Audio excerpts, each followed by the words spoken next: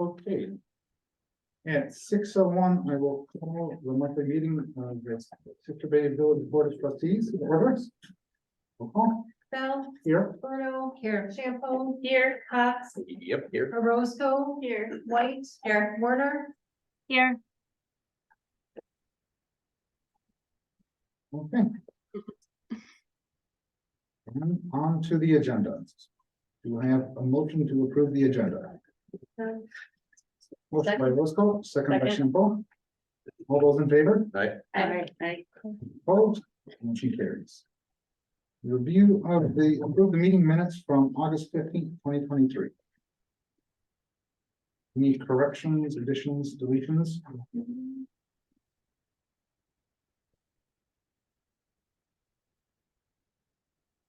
Make motion approved. Motion by Cox, second. second by White. All those in favor? Aye. Opposed? Motion carries. Comments, correspondence, concerns from the public. Is there anybody in the public that would like to speak? Yes, please state your name. Jim Erzinger, 2370 Parkview Drive, Sister Bay. Okay. Speak now? Yeah. Oh, okay. Yeah, I was just reviewing the plans of Mill Road, since I guess you'd be talking about that. One of the things I hope that the professionals address is the safety issue on the corner of Mill and Highway 42. You have parking by on deck, you have parking by Husby's. People are backing up onto that road.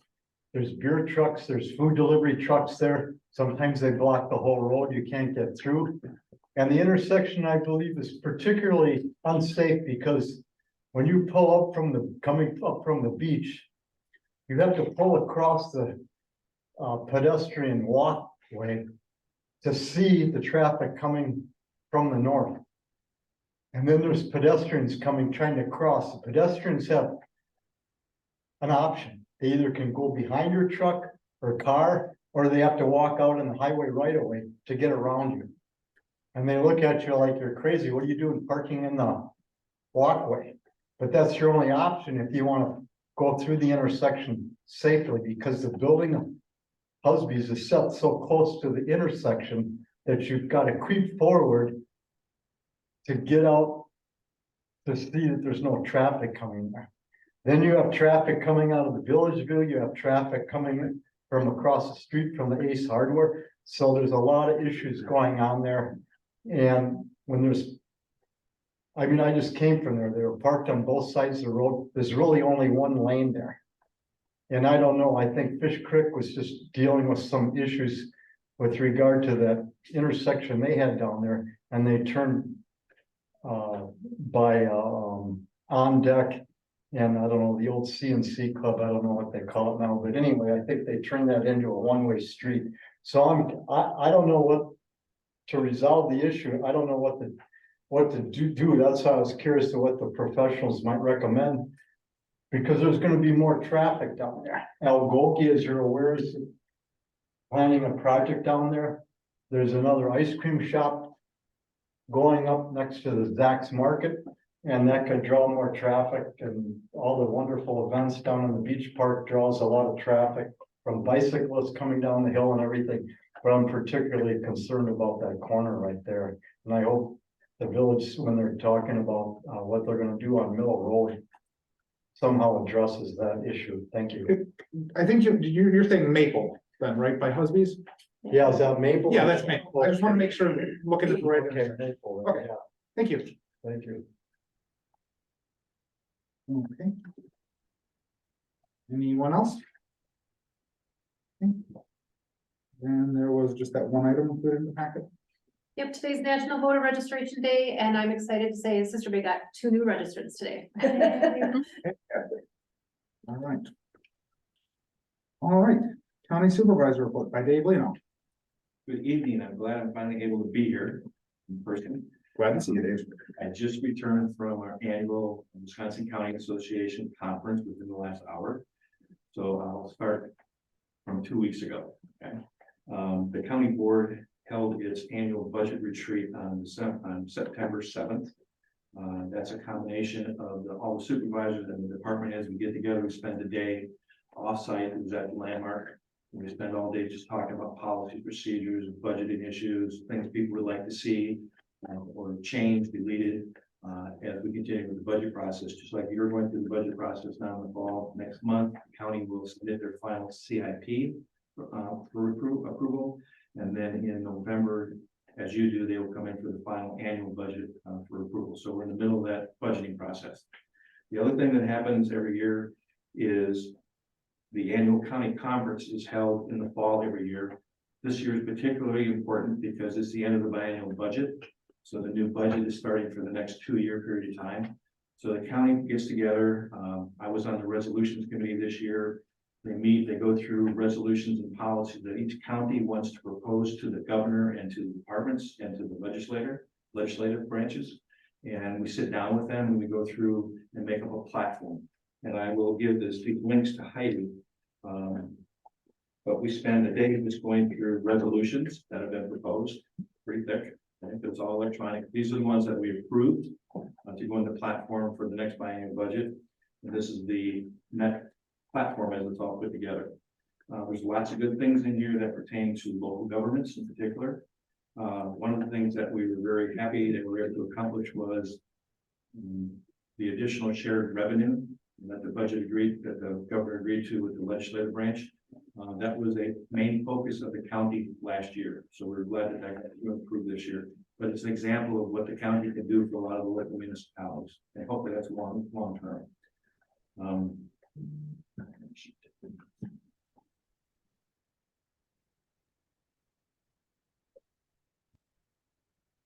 At the conference itself, there's additional educational workshops that are held.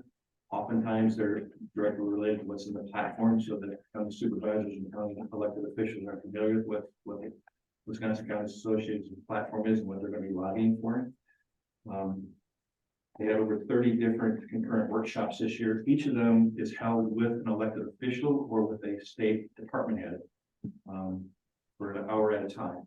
So this year, out of the 30 ones I selected that I attended, this first one was Wisconsin DNR update.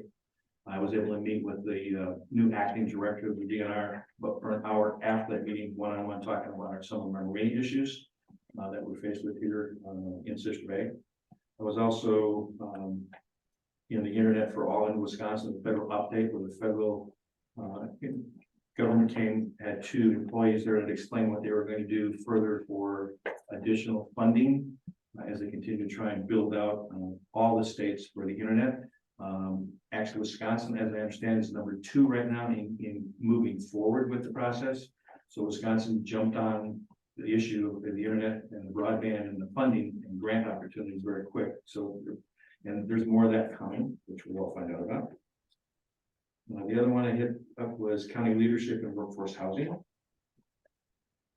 Wisconsin's transition to electric vehicles and what it means for drivers and taxes. An update on the next generation 911 implementation. And the last thing I attended, which was later this afternoon, early this afternoon, was non-traditional partners working for clean water and resilient farms. And that's what I've been doing the last couple of weeks, the last couple of months. If you have any questions that we haven't answered, but again, I would encourage you, all this information, all these concurrent workshops are podcasted, and you can also go online, and they put these all online as of midnight tonight. They'll all be online, and you can go on the WCA website, take a look at it. You can watch, you can go through the synopsis of it, but it fills you in quite quickly and pretty well as to where the county association is trying to move everything forward at the county level throughout the state. I have a question. Sure. And this is maybe we'll show a little ignorance. The resolutions that you just mentioned that happen at the county level, how do those get incorporated into the Sister Bay? Well, it depends on the issue, you know, sometimes if it affects village practices or rules, we will bring it forward as an amendment or as our own resolution.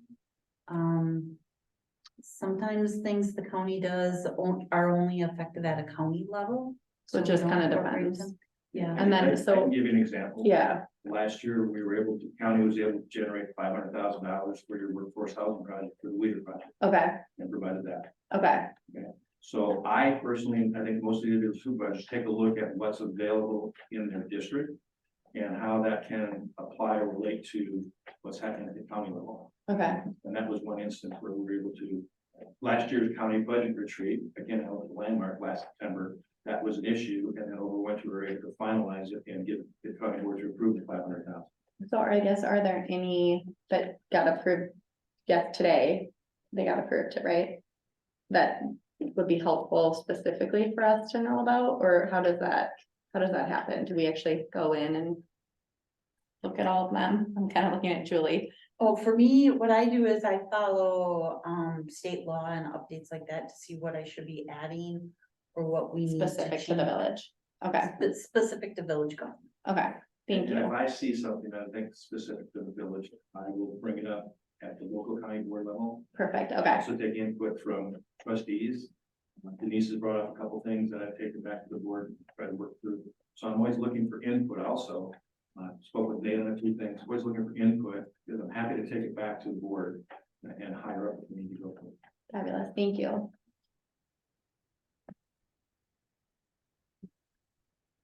Well, if nobody else will ask, I'll ask Dave. Okay. So we've had a couple of different people have talked to you and some other county board members about the library situation. And I know you've been working through that, and you've told me this, but I want the other trustees to hear this too. I have to be careful, okay? I can't go in and direct somebody to do something, but I can certainly pass information and give information to the appropriate people on the county library board. I've spoken with Julie gave me some information. I've spoken with Denise. I've spoken with two of our county supervisors, Mrs. Norton in particular, because she's very involved and familiar with Sister Bay. They intend to bring it up at this month's library board meeting again, to try and get another letter and try and get it approved at the county level. The other opportunity to do something with the library is at the actual budget meeting itself. I hope it doesn't have to come to this, okay, but it may, is we can bring up a resolution from the floor, motion from the floor to amend the budget. And that, it doesn't happen regularly, but it happens often enough. That situation like this, maybe one of those things bring it up. So the budget would be set and we're waiting for final approval that day. I would bring it up, or Bud would bring it up, as a motion from the floor to try and allocate the funds that have been requested. Thank you for advocating for our state. We appreciate it. I just need to know where you want to go. Anything else for Dave? Thank you. Thank you. Okay. And you're gonna stick around for E, hopefully? That's it. Okay, then on to ordinances. 7A, the sidewalk. Chapter 66. So this did go to plan commission. They made a recommendation to, for the board to approve it with all the changes that you've seen in red. I can answer any questions for you. Otherwise, it's pretty self-explanatory.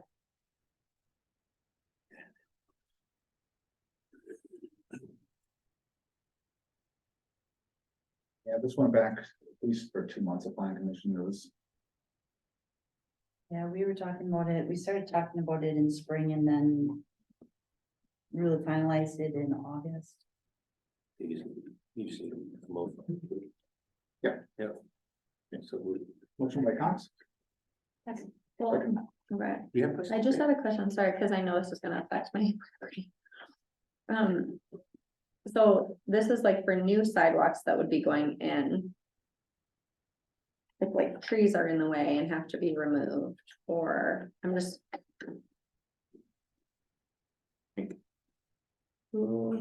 Is this really more about?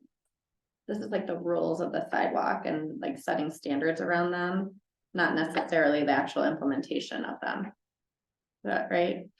Because like, we are going to be putting more sidewalks in to become more walkable and. Which Yeah, is what we all want to do. To be honest, I mean, I've gone through this so many times, I did not reread this today or from today, but we went through multiple iterations of it, and it's really about setting the framework for the sidewalks. Okay. The standards on there. I guess I was wondering the same thing. Is this where does this apply? Well, it's separated by zoning district. Mhm. And we did remove some sidewalks from some of the zoning districts, like it doesn't make any sense in CS1. Right. Single family is to delete, R3 to delete 5 and 6, countryside to delete. I mean, the logic on the R1, I'm obviously a big proponent for sidewalks, but in R1, those kind of roads are slow traffic that people can actually go on. And Don, I see you on roads on R1 all the time. So that was some of the logic behind it, but there was a lot of back and forth. Good plan on that. There's also a mechanism that says that we can have the plan commission override the standards if there's, what is it, like 2/3 majority. And that's just so if we say we can't get a 5-foot sidewalk, but we can get a 3-foot sidewalk. And that's the only thing we can do. We can say, okay, yes, we want that because something is better than nothing.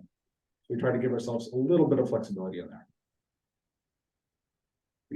You're at 3/4 of the vote, the plan committee.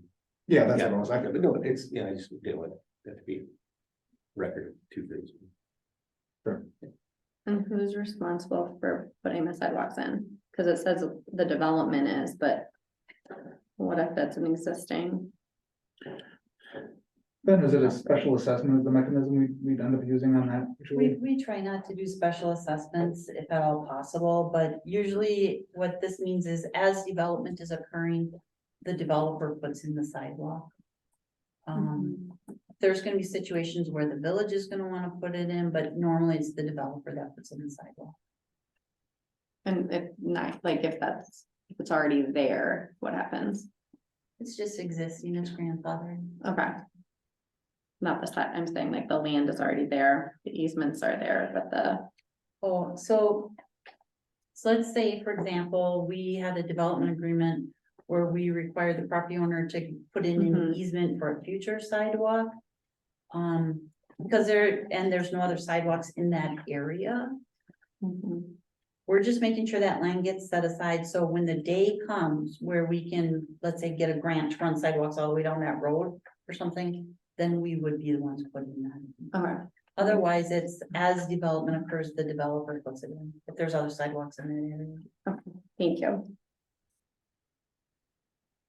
No, sorry, go ahead. Sorry. Make a motion to approve. There was a motion by Cox, Yeah, second that. second by, did you already second that, Lily? Yeah, I really did. Yeah, I'm sorry, second by Rose Call. All those in favor? Aye. Opposed?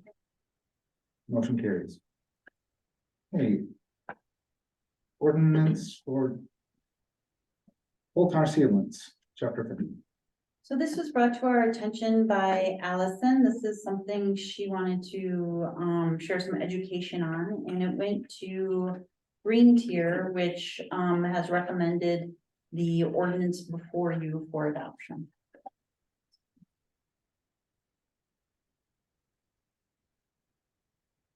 Distance. So I have a lot to say in this. Oh, really? Yeah, I do. Oh, this surprises me, okay. Not that I don't think it's a good thing. Mhm. I just don't think all the research has been done. First of all, the way the ordinance is written, the county and Northeast Asphalt do not use coal tar sealants. They really haven't been used since the 1970s. There's been this big push, you know, in lots of municipalities to move this forward. The way that it's written, it does not give the village any way to police it.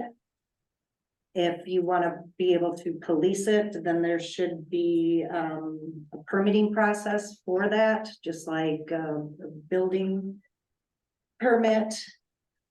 So I see a problem with that. And I did some research. And, in Texas, in the city of Austin, they got away from this. And there was a new gem seal product called Black Diamond. And I am on the website of Coal Tar Free America. The results showed about a 2% PAH compared to the average coal tar sealer, which is closer to 7 to 8% of the average for traditional asphalt-based pavement sealer is 0.005%. The product site claims that it has all the environmental benefits of asphalt emulsion sealer. But what they failed to mention is that it contains nearly 400 times more PAHs. And so then my next concern is, what are we telling people that they can use? Or what are the contractors currently using? And do they have PAHs in them? So without saying what people can use, we could unintentionally be getting more of this chemical in our sealants. And I one of think, the other I'm problems sorry, sorry. is that there, a lot of times, just like with the PFAS situation, there are companies who develop these chemicals, and because of proprietary rights, nobody knows actually what's in them. And when some of the PFAS have been banned, then the companies just create another chemical that acts like it. And again, proprietary, and nobody knows what's in it. And there's thousands of these chemicals in our everyday lives. So I just think that it should go back to green tier, maybe do some more research, especially if none of the people up here are using it. If we want to prevent this from the driveways being sealed and something that has the PAHs, then we should be recommending something that contractors can use. Allison? So I went to the presentation by Dean, I forgot his last name, who is pushing this, and he said, and in this ordinance, it does say coal tar and high PAH. So I feel like that would outlaw these new products that are coming onto the market that are high in PAHs. I made sure that was written in when I read it over, that is included in here.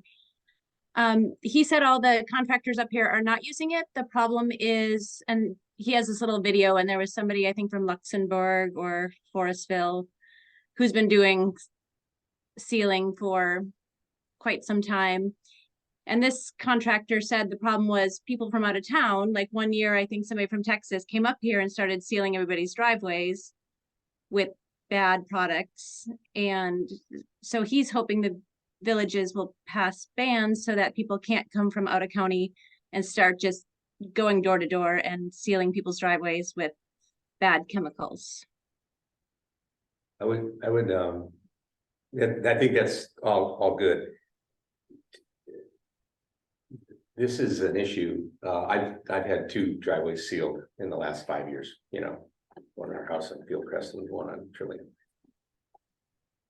I would have had zero idea that I needed to run this through the village to see if I could do that. I just called the guy, right?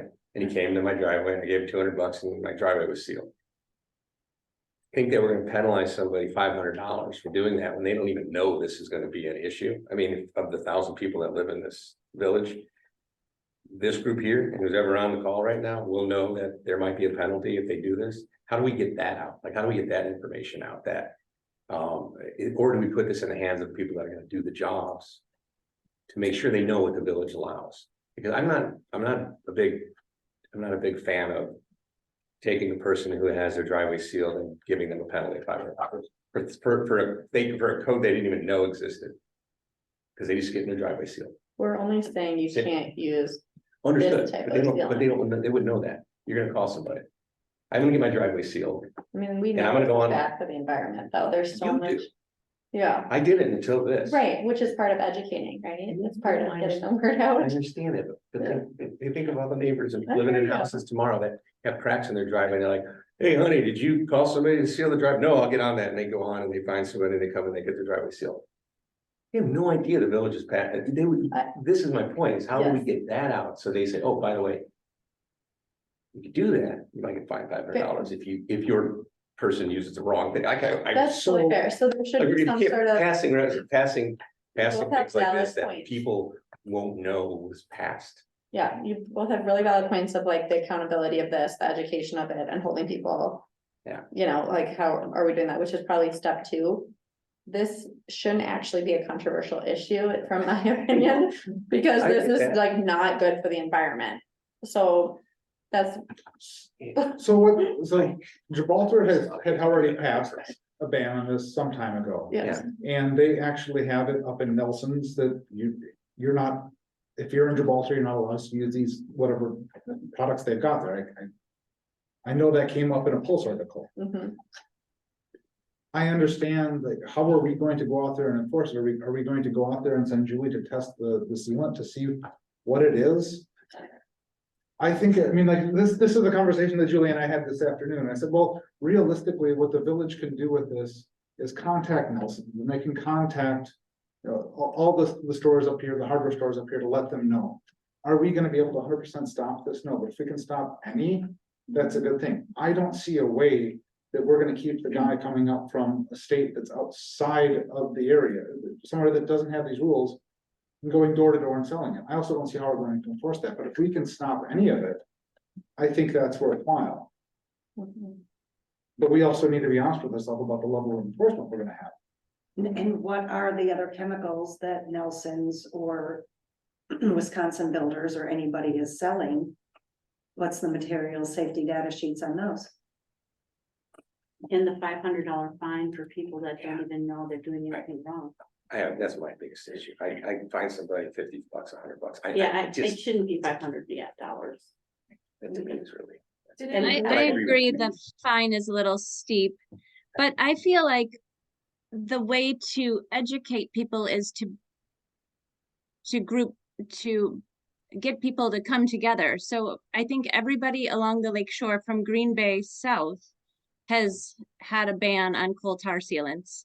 And so that's just, I think anybody coming up from some other state will be like, oh, maybe they would know that there's this whole ban. And if the rest of the lake shore in Wisconsin bans it, all of Minnesota has banned it, the whole state banned it. But for some reason, our state government had issue. They thought they'd put small contractors out of business, which the small contractor said they wouldn't go out of business.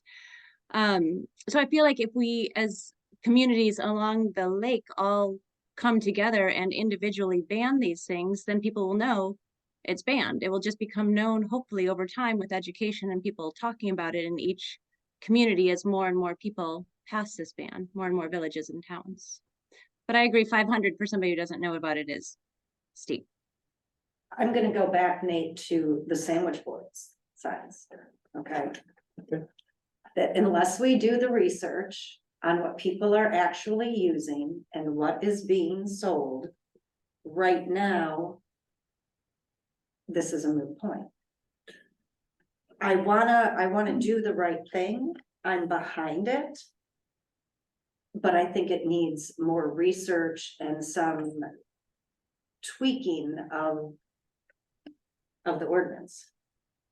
So for everybody else that maybe doesn't understand that reference, sandwich boards is something I've brought up so many different times, because when I was on the plan commission in the beginning, we had allowed sandwich boards, and it really had a lot of unintended consequences, and I've always remembered that saying. "If we make a Negative change, consequences. Negative consequences.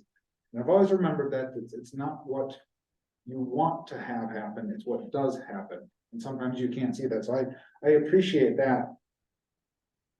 I guess I can understand, if we cause something that's going to be worse out there, I mean, it looks like that gem tar is slightly better than coal tar sealant. It's 19,000 instead of 50,000, so it's slightly better, but that's a fair point on there. I also think that effectively, if we get enough people together to pass this, it's gonna be a de facto state legislation. I mean, eventually the state legislature isn't going to ignore what 80% of the municipalities, eventually counties do. Yeah, that's high hopes there, Nate, I'm sorry. I mean, I guess my whole point is, do we want coal tar sealants allowed in our village? If we know that there are negative health consequences, and there is research out there, which Ally and I both had the opportunity to. She actually went to the presentation, but the Green Tier Committee, we all watched the video. There was multiple videos actually. And there is research out there. So I guess and nobody up here uses it. None of the local businesses that do this service actually use coal tar sealants. So that was one of the pieces of research we did, was contact the local community to say, is this an issue for any of the businesses that actually provide the service? And they all said, no, we would never use that. We don't use it. It again goes back to people from out of town coming and providing the service potentially. Like, I don't actually even think this is that big of an issue from the research that I've had a chance to do with Green Tier. So I hear you that like we need a way to enforce it, but like, I don't want coal tar sealants around when my kids are running around Sister Bay drawing chalk on the sidewalks or on people's driveways. Like, I don't even know why this is I guess from you've had more exposure to this information than I have. They haven't heard gas passing. It's not So- that we think that coal tar sealant should be used. Right. For me, it's the penalty. Well, we can change. It's not the penalty for me. I mean, like, For me, it is. What would you feel comfortable with? Zero, and I'll tell you why, because no local people use it, none of them, everybody. Okay, so you're saying It's- If you get duped by create- somebody out of town, that's the person that needs to get fined. If they go to an elderly person's house, knock on the door, tweet 2 years, yeah. And you're gonna, here, this person that's lived in the village and is 90 years old is gonna get a fine, $500 from the village. I think that's quite unfair. I'm just trying to be fair with it. I want this, yes. Oh, no, go ahead. That's it, really, that's it. For me, I'm good for this, but I don't like that. let me finish my thought here. So what you and Ally have got more information on this, because I did not sit through that. I was not able, I wanted to go to that. I was not available that day. They've been sending me mail all the time. I just got some mail from them on Saturday saying, and we want you to do this.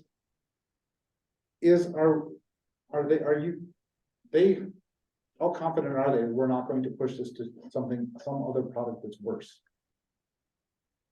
'Cause I'm sure I this is think something by we could- saying high PAH in this, the other worst product is these new PAH sealant products. But since that's included in this regulation, it says no coal tar sealant product or high PAH sealant product within the village's Sister Bay.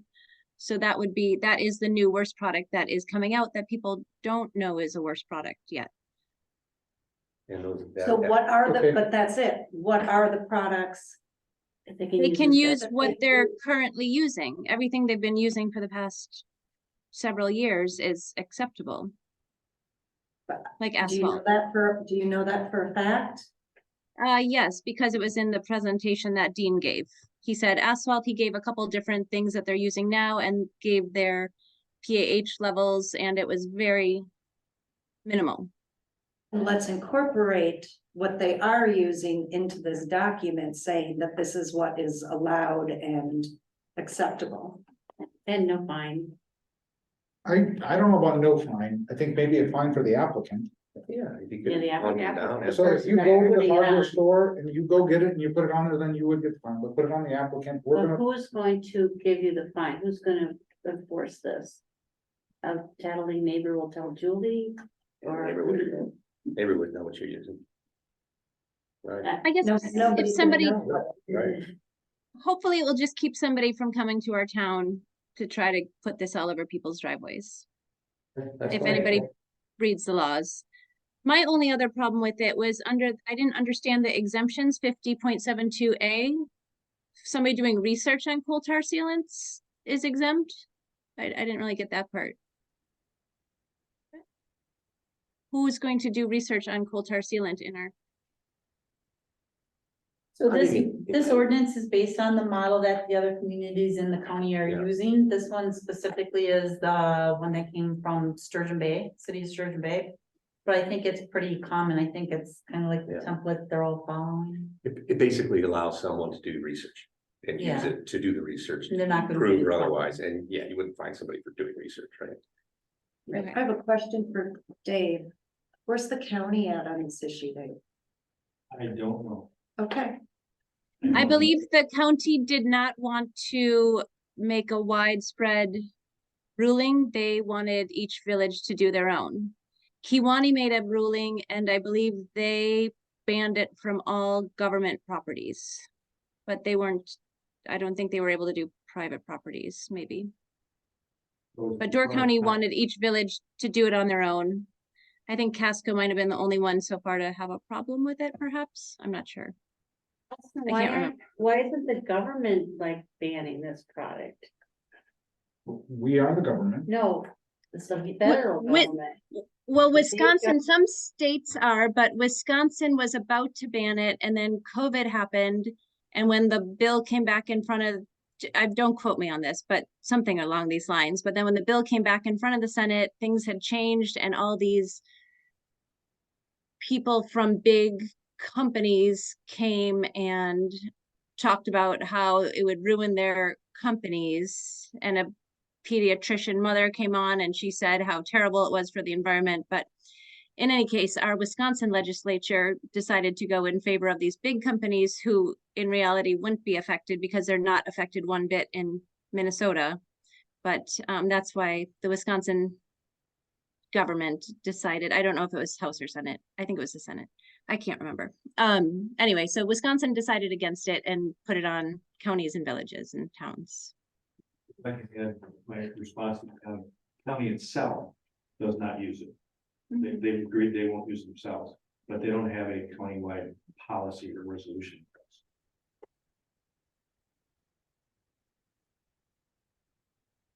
So it seems like we know that these sealants are not used in the county, right? And like Allison said, maybe this will help keep others away outside of the county to try and come in and use them. I mean, I like this, same with the fee, I don't feel comfortable with that. And then just the enforcement part, but I. No, So there seems to be a consensus that there's not, people are not comfortable with the fee as it's written here, then what would everybody be comfortable with? well, with the fee to the applicant, yes, not to the person that. So if we had $500 fee to the applicant, Or the person actually that hired. The company Or that's. the, Yeah. yeah, Yeah. use it, whoever is using the, Yeah, if they get caught in violation of using a banned substance in our village, then I think they should be penalized just like anybody would for using any banned substance. Yeah. If we decide to ban it, and yeah, that would be kind of normal. Mhm. Could I be mean, 'cause pesticide and second, whatever, and then you would be banned, right? We just make DDT across the, out to the tree. Can I just make a Major one suggestion that- under 50.73 that maybe it's knowingly. Any person who knowingly violates section 50.71, because I don't think you want, from an enforcement standpoint, I don't think you want to totally let people off the hook, because what if that person knows it's bad and they still put it down? I mean, are you just exempting a property owner just because they're a property owner?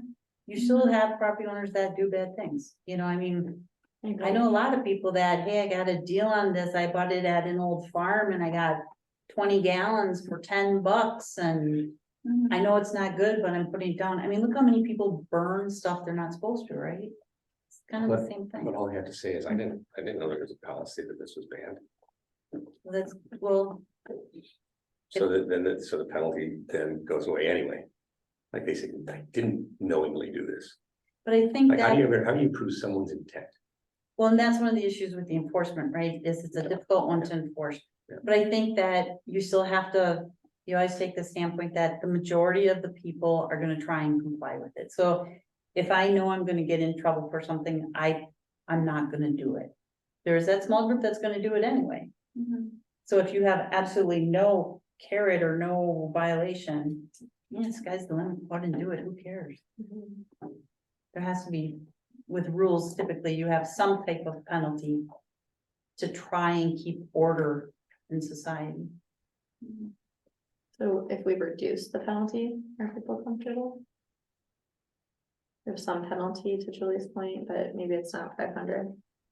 I think it should be written in a way that if you're gonna charge somebody $100, they have a chance to come in front of the board to actually let the board know that they don't feel like they should have to pay because they didn't, either they know there was a ban in place or they were manipulated by the person that came and sold them the You want service. them to come in front of the board?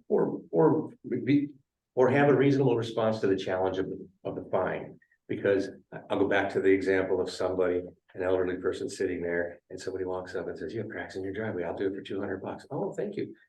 And then this person gets a fine. And what's their resolution? Well, they wouldn't get the fine, the applicator would. No, you're saying they would because they're Yes. property owners, and guess what? You just said, I think the property owners have to bear some responsibility. Because there's going to be some property owners that are gonna try to get away with it. No, there's a difference. You have the property owner who applies it, or you have the applicator and she's not the one applying it. If you look at how it's written. So whoever applies it gets the fine. Yes, if I'm the property owner and I'm applying it myself, Self-applying it. I'm gonna get a $500 fine. Right. If I contract somebody and they're applying it, they get the fine. Yeah. That's how it's written.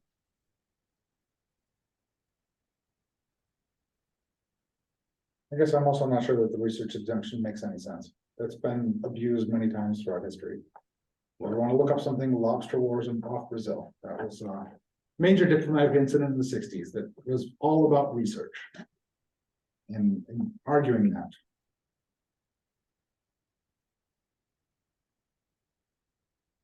And if the person's not applying it within municipal boundaries, why is it our issue anyway? Part B of that exemption. Yeah, I didn't get that whole exemption part. I'm comfortable removing that exemption too.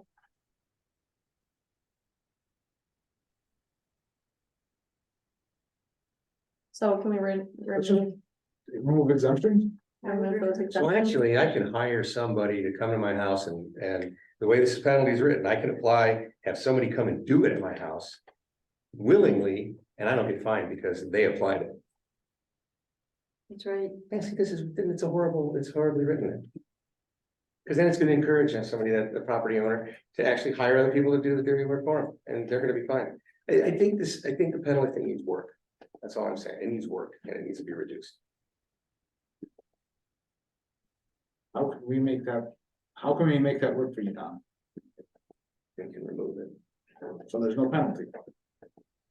So Nobody uses the stuff in town, in the county. Nobody sells it. Did you say Nelson's didn't sell it? Nobody sells it. Nobody sells it, nobody applies it. And we don't want anybody to come in from out of town to apply it. Right? So where would the property owner get it to apply? Drive out of state and grab some? So if they can't do it, then what's your objection to this, if this is impossible to have happen? You can't do it, then Why put things in that if it's impossible, why have it in? To make the statement that we are taking a stance in protecting our environment. Yeah, I like that. Yeah. I like that part of it. So- I like the ban. I'll just get this through. The other problem is just these new products, like Denise mentioned, these new products that are coming on that are not coal tar. So that people are aware of those. That we should. That's fair. Okay, thank you. Allison, Gotcha. please. Oh, Again, I was just saying, the coal tar is not used, but there are these fairly new products that possibly will make their way into our county. So that's where the problem is. We have to stop it before those products get into the county. These new high PAH ones that are no longer called coal tar, but they are high in PAHs. So in the future, it could be a problem, even though right now it's not a problem. Take your point out then. Well, there's. Oh, also- just, there's we're also saying that the- there's, Yeah. So, What yeah, would we're you say? putting the ban in the There's PAH, also which we HPO. currently don't have, but could potentially get up here. Could probably keep it out of our county. There, So I guess, there's a whole new family of products, which of HPO, which has a high concentration, which has high concentrations. And again, there's a company that is using this. It's called a New Force product. And their product is labeled environmentally friendly because it does not contain coal tar, but it does contain HPO. How much? That I'm reading again from the website. This information was requested beginning in March, but no lab results have been made available. And then they go on to show the correspondence with the company. It's just we need to add more to it. So we're actually protecting what we want to protect. And we list the chemicals and we say what can be used. So maybe Sarah, you can go back to Dean and ask what the acceptable products are, what people are using, and what specifically we should ban. Yes, I'll work with Julie. And make sure. And ask about HPO. And let's not I'm limit there, okay let's with just say, that. I think that whatever. makes sense. let's make sure that we're, so we don't have to fight it down again in another couple of No years. fighting. Add more things to it. Just protect, just trying to protect everything. Okay, so it sounds like, is this motion worthy? I don't know that we. We're need just to do gonna, that. okay, so we had discussion, Right. We're sending it we got back. some stuff we'll do. Good feedback, we will bring this back, Julie, you and I, we can work together, Green hearing you. And the nice thing is, in all seriousness, the nice thing is, since nobody's selling this, nobody's using it, et cetera, et cetera.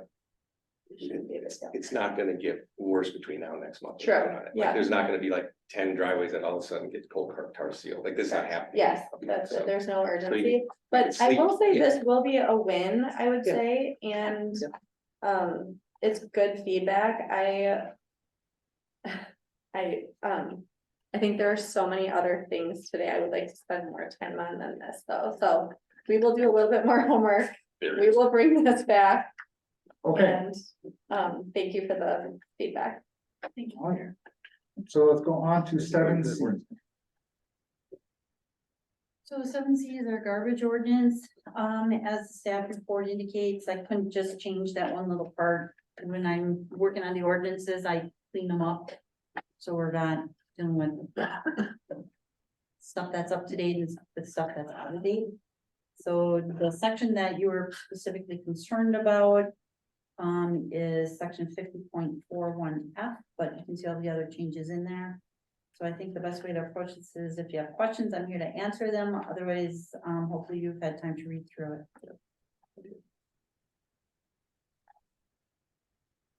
I had a couple questions. Okay. Well, just going line by line. The first is why is wildflowers hyphenated? That is at the top of page 30 under natural laws defined. Not.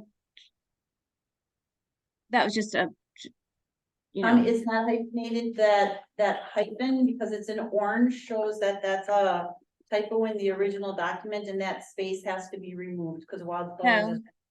Okay, got it. So then my next question was about part B there. So it says for that reason, in the middle of that public nuisance declared, for that reason, any non-agricultural lawn, grass or weed on a lot or parcel of land which is in violation of section 50 is hereby declared a public nuisance. How strict are we going to get on weeds at the edges of people's lawns? Like where lawns meet forests, there's often weeds and high grass. I just was questioning that part. So that's the part that's been in the code for many, many years. What we typically do, I think it says in here, if they're more than 6 inches, I think it says they become a public nuisance, and then we require them to be mowed or send in order telling people to mow their lawn. So that's, there was no proposal to change that, but yes, that's in here and something that's been on the books for quite a while. Just as an example, Allison, where Beacon Marine or the Boathouse is building their new building on 42 next to Lambert's. periodically, that property, the grass would get extreme, or weeds would get extremely long. The village would send them a letter, they would go and cut it. I just was thinking this was on people's residential lawns, and sometimes it's hard to keep the grass to a minimum where the grass meets a wooded area. It just seemed a little. That's not what this is. No. Okay.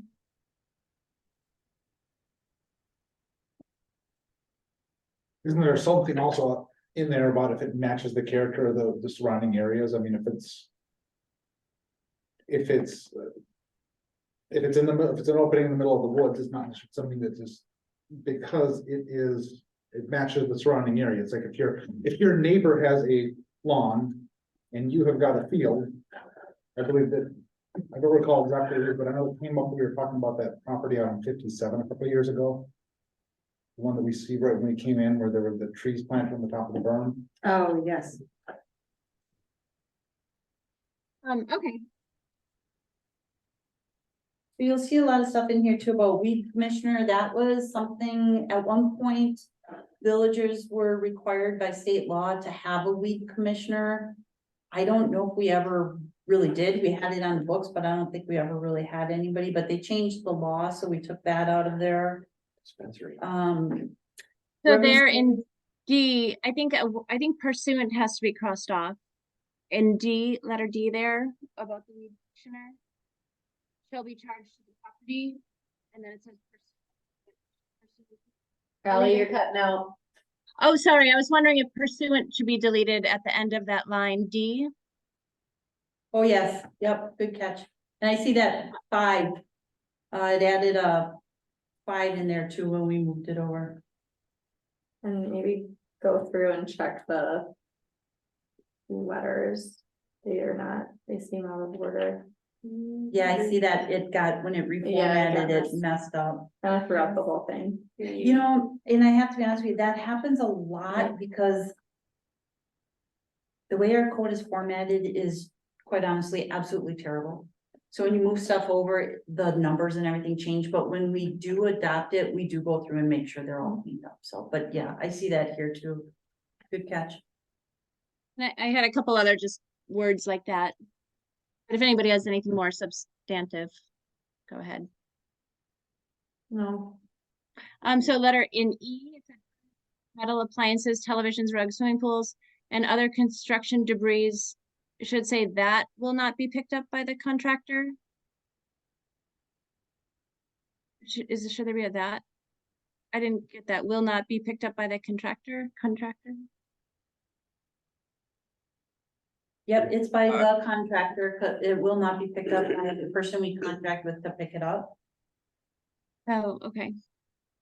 Oh, and my last one was down in F. It said neatly stored adjacent to the primary structure on the property. Does that mean it can't be stored next to a garage? Is a garage not a primary structure? Well, so what happened is, so that's what really brought this on, right? And the board said it was the residents, and I got to thinking about it, well, what if there's not a residence on that property? Does that mean they're not allowed to then have them in public view? So when we talked about it, I think the intent, everybody, when we talked about the intent was, yeah, big deal if it's in front of their house, let it be in front of the house. But if you don't have a house, that doesn't apply, but I think you still meant for it to be in front of the main building on the lot, right? Or the garage? I mean, the garage isn't really the main building if it's detached, right? That could be, that's not what we talked about last month, but that could be, we could change it to say that. Last month, we talked about the residents specifically, which in my mind was you were referring to the main building on the property. But if it's any building, we could change that. We just gotta know what the board wants and we can change that. In my head, I think I was thinking primary building when I was looking at this, but I have a hard time thinking of a place, at least in a residential area, where you wouldn't want it next to the primary building. No, with a detached garage, you could see where you might have garbage cans by the garage. So I think we could just add that. Yeah. Primary building or detached garage, because zoning code does not allow an accessory structure to be built without a principal structure. Okay. Then F there, is there anything that could a compost area run afoul of that? Because there's going to be food waste in a way that it's not scattered about, but it's in a pile outside. And I wouldn't want to have that caught up in there. I don't think it's running afoul of that, but question. Which one you're looking at, G? F. All garbage, food waste and refuse shall be placed only in such covered container so that weather elements will not result in refuse being scattered about the premise.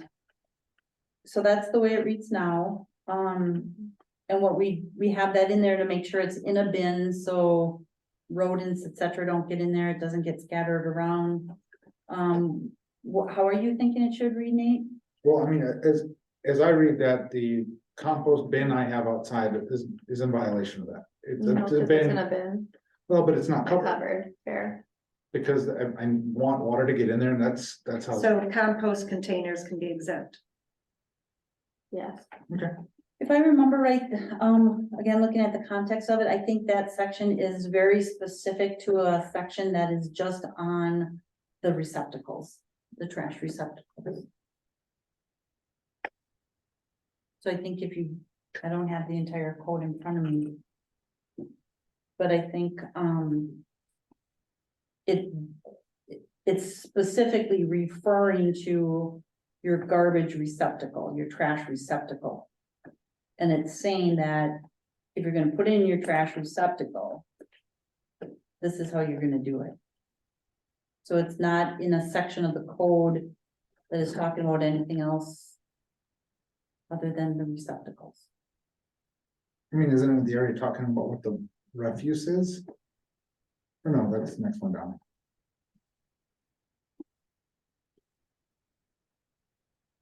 See, if you go above that, it says amend section 50.41 FG, preparation, storage, and placement of solid waste.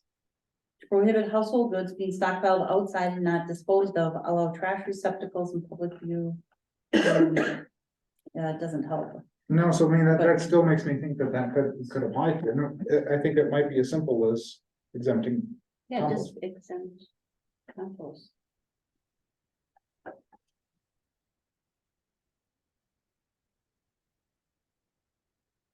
Yeah, that makes sense. I have a Well, question. you still want to exempt your compost, because you still don't want refuse being scattered about the premises so as to constitute a health hazard or nuisance, right? Isn't it just for one place in like a compost bin or something? Yeah, Yeah, I mean, some people have compost piles. I don't think we wanna, Put it in their garden? yeah, I mean, they can be doing that. I mean, I happen to have a bin, contains it. But So you want a section added to the garbage code regarding compost bins? I don't want this to catch the compost. I'm not saying we need to overcomplicate it, but I am concerned that this will effectively make compost in violation of the ordinance. Which is something I think we should encourage people to do. great.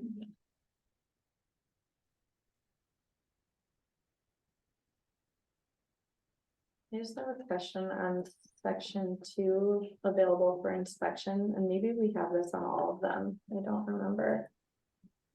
When we say a copy of this code shall be permanently on file, open to the public inspection in the office of the village clerk 2 weeks prior to and during normal business hours after its enactment. Why don't we just have this available?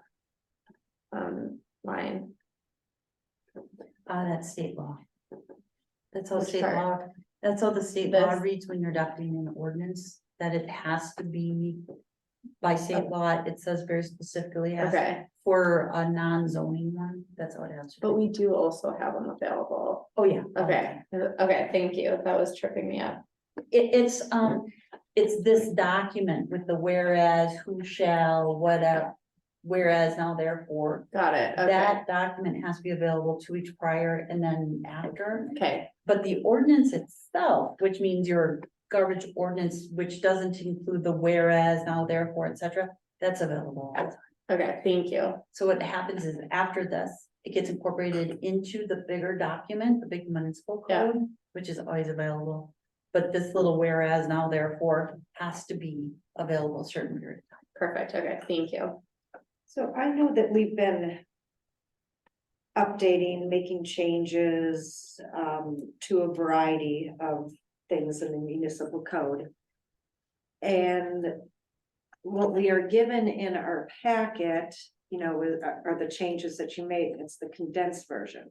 So now Nate comes up and we don't have a copy, a full copy of the code to know what section that's really from. I think that if we're changing the code in any way, shape, or form, we should have the whole entire code in our packet. We can do that. I know that there's been comments from this board in the past about not having lengthy packets and excess stuff in there, but we can certainly put them in there. Like a, I mean, Yeah. but it's, Or you can look it up. 500 page. but then we would have an answer to that right now, for Sure. Nate's question. What I think we should do is like you have, when we got those, you know, like we got the facility study, that wasn't in the packet, it was a link on the packet. And if we just had that as a standing link Yeah. on there, that would, and then as it gets updated, we. We could probably just put a standing link on the agenda to the municipal code. That would accomplish it. Yeah. Betty, do you want to remind me, just put that standard on every agenda, a link to the municipal code? Well, I will have to do that because it's going to change every time we make an update, so it will not always be the same one. Okay. Make sure. They should be able to make that a static link somehow. I don't know. Not to our website. SharePoint is challenging.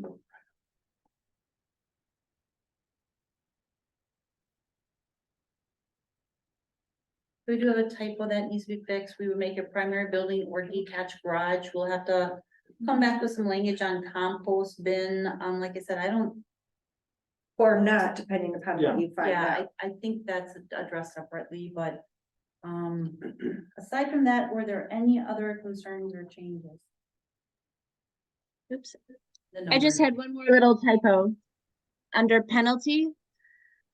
Pay a forfeiture established annually by resolution of the board. I think of is missing. It's like the end of the second line under penalty. Yes.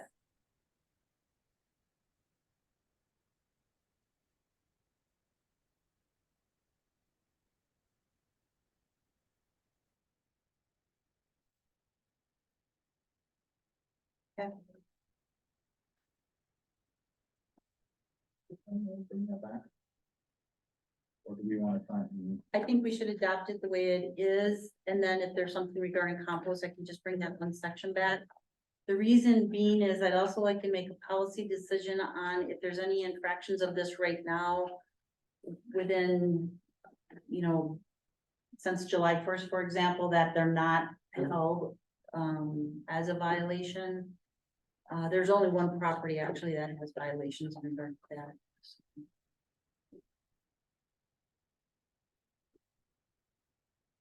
There a motion to? I'll make a motion. To adopt and to not enforce it on. Number one property with violation. Okay. Motion by Roscoe. Second by Cox. All those in favor? Aye. Opposed? Motion carries. Okay, on to resolutions. We've got 3 resolutions here that are all related to the TAP grants. Right, so these are, we have 3 trail projects that are in the planning phase, so to speak, or things we're talking about. And it'd be nice if we could get a grant to pay for them, of course. The TAP grant is not something that's offered annually, it's only offered once every couple of years, I think maybe 2 years and 3 years. And so what we want to do is apply for the funding. So in hopes that we get at least 8, hopefully at least one of them is funded or get a grant. But in order to even submit the application, you do need a resolution from the board. So I would request that you do these individually, Nate. I was planning on it, I just Thank didn't think we needed to go over each one, but okay. So do we have a motion for the Highway 57 trail? Motion. Second. Motion by White, second by Roscoe. All those in favor? Aye. Okay, then on to the Highway 42 trail.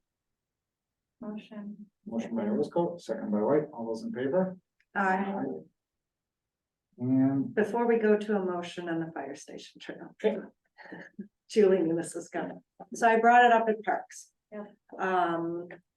And I voted yes to move it up to the board, only to raise my questions to the entirety of the board.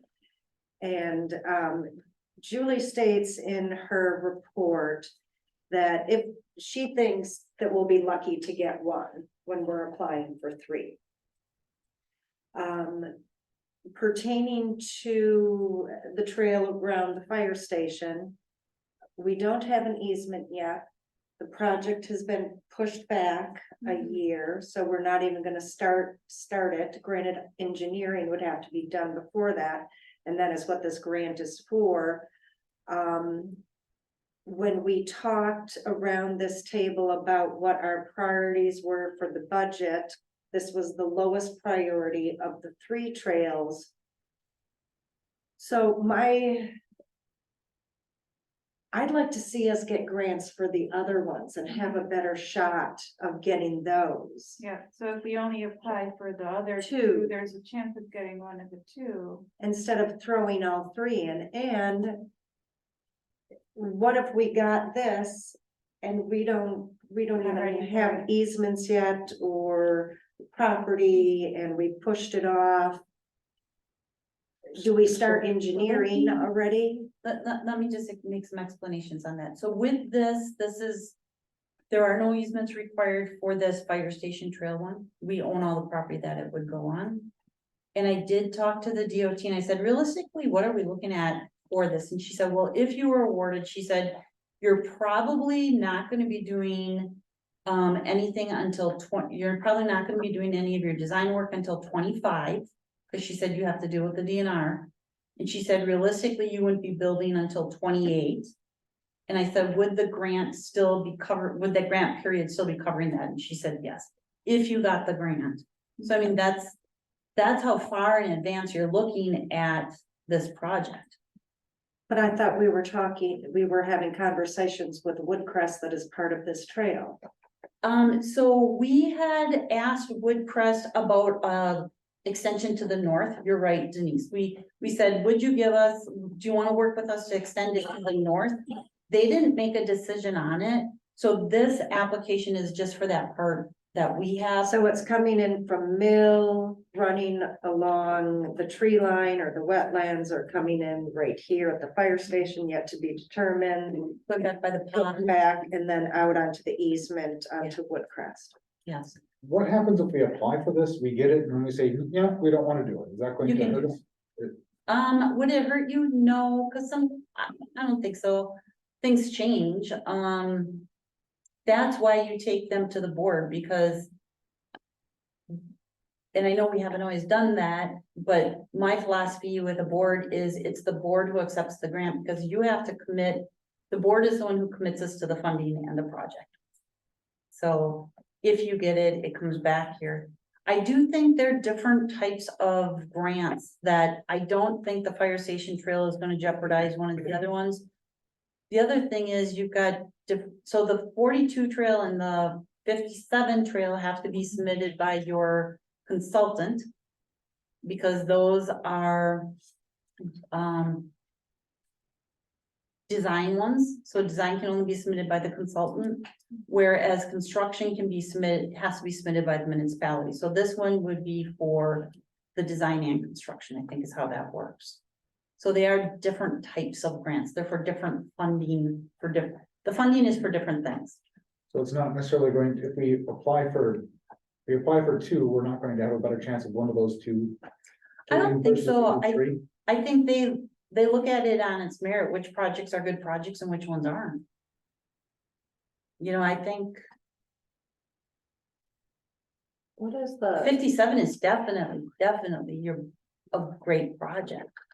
what's the funding cycle? So you mentioned like if we got it, it would be the in 2025 and then 2028 potentially construction, but like our TAP grants annually we can submit? They're not annually, I think we looked them up, I think it's like every 3 years. Okay, so we kind of have like 3 or 4. every 3 or 4, Ally? I, Well, I they think were we looked them showing- up and they were, some were 2 and two some were cycles. 4. Yeah, like Okay. different cycles, Right, it kind of looked like 4 years, but it was like kind of overlapping. every into 2, different there was numbers. overlapping. Yeah. When we looked it up at Parks. So if you apply now, you're looking realistically, like on the Woodland Trail, you're realistically looking at expending that funding 2 to 5 years out yet. If you get the grant.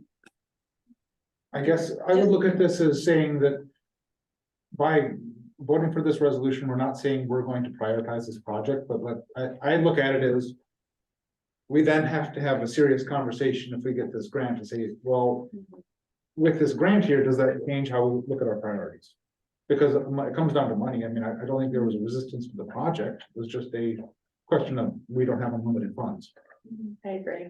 That's a really bad point you brought up. I agree with your logic.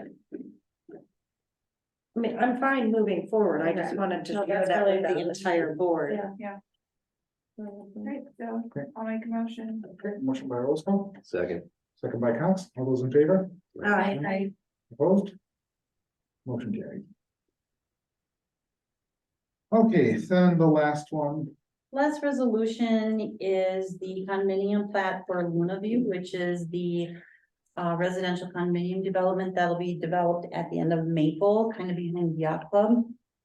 So with the condominium plat, kind of, our role is kind of odd in this because you cannot dictate ownership. So if somebody wants to do a condo plat, if that's how they want to own their property, you really can't say anything about it.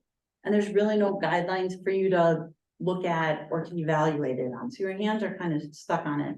What we do is, the state statutes do require that it goes through this process of approval. What our role is, for example, we looked through the condominium plat and we compared it to what was approved on the development agreement to make sure everything was consistent. To make sure that there's, that they don't try and pull a fast one and have like another unit in there or something to that effect. With that said, we have to be aware that regardless of this condominium plat, and I'm getting this on the record, the developer is still required to adhere to that development agreement. There is nothing that exempts him from that development agreement. So that is still our overriding document. The development agreement is the land use or allows him to develop the property. Condominium plat just allows them to own it as a condominium or as a unit in a condominium. Really confusing, but trust me, we want to have it on the record. They're still always bound by that development agreement, regardless of what's in that condominium plat. But you really don't have much to do on the condominium plat. You don't have leeway, you can't change stuff. I shouldn't say that. We have done it in the past. But you're really restricted. What is in his condominium plat is what was approved in the development agreement. I'd like to just make a comment about this whole project. I know the planning commission has moved it forward, but I would like to go on the record and say that this project is wrong for Sister Bay. It's too big. It doesn't fit in the Maple Mill Road / historical district. The architecture is not turn of the century. It's destruction of our Sister Bay bluff. It doesn't have enough infrastructure. Mill Road is a mess right now. Maple Road's a mess, especially Maple. It disturbs the Sister Bluff neighbors. They're gonna be right underneath the Sister Bluff neighbors. This all adds up to not good for Sister Bay. I believe as a board and a community, we need to remember why residents and visitors come here. For the unique beauty of our bluffs, water and harbor, the heart and soul of our village. As Sister Bay continues to grow, we need to be careful to take care of what picturesque village that we do have. Here before it is all gone and built up by 3-story hotel condo developments. Leaving us with a bluff that has been replaced by mega buildings. This is shattering for Sister Bay. And I'm disappointed that it's gone as far as it has. And I realize there's nothing anybody can do. And I realize that they're all within the law and with all the zoning and all this. But hopefully in the future, the zoning of Sister Bay and the planning commission and this board can be more thoughtful about what we're doing to what we have left. Just as a follow-up, well said, I agree wholeheartedly with Patrice. The zoning was changed in, the B2 district, which is the transition district. And condos and hotels are no longer allowed in that area.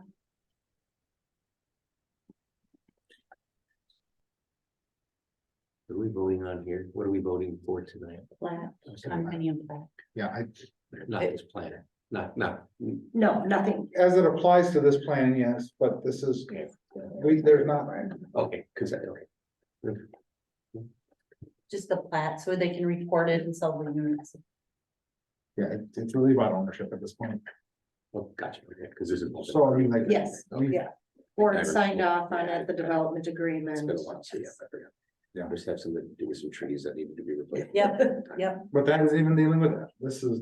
I understood, I remember the project and yes, the trees, I agree. I agree, Patrice. I think it's unintended consequences when you write zoning code, and I can think of other ones that were worse, but. I have a good question. correct them So afterwards. to Patrice's point, there will be no more of these In that zoning district. in that zoning district. And remind me which district is this? So it's Bluff Lane, Maple Road, Mill Road by the beach. Okay. That Which is whole. Park View. Yes, okay. Right behind me. You're right, yeah, okay, Sister Bluff Yacht Club. okay.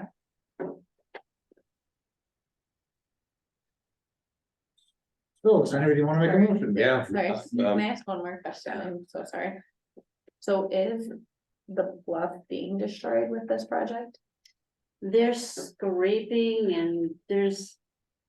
Go take a drive and look at it, all the rocks and the dirt's coming down like this, and Sister Bluff condos are like right sitting on top of it. I mean, they're gonna be stacked. Is that the one old house that was Yes, torn down? Yeah, I just at the drove very by there end of Maple today and I Street. couldn't help but notice. and there's a like, historical home that's in disrepair Yeah, right next to it. Sadly, they don't take care of that. yeah, I remember they were really upset when they tore that down, or that property was sold and torn down. Yeah, yeah, that was upsetting. Okay, so there was a motion by Cox again. You gotta move, look. It's hanging there. We gotta move forward. Second by White, and I guess what I We would can't not say make is, a vote for this is not necessarily is not disagreeing with anything Patrice said, it's just accepting the reality of Right. the rule of law, so I don't. Yeah. I don't think that everybody's going to, Right, whoever second. votes for this isn't saying, we disagree with Patrice, because you have a lot of very valid points, Patrice. Yeah. Second, So, all right, all those in favor? Aye.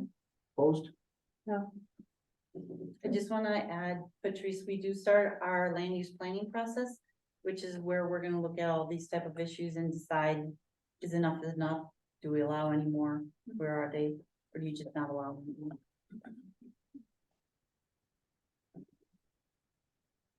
Does that have that plan commission?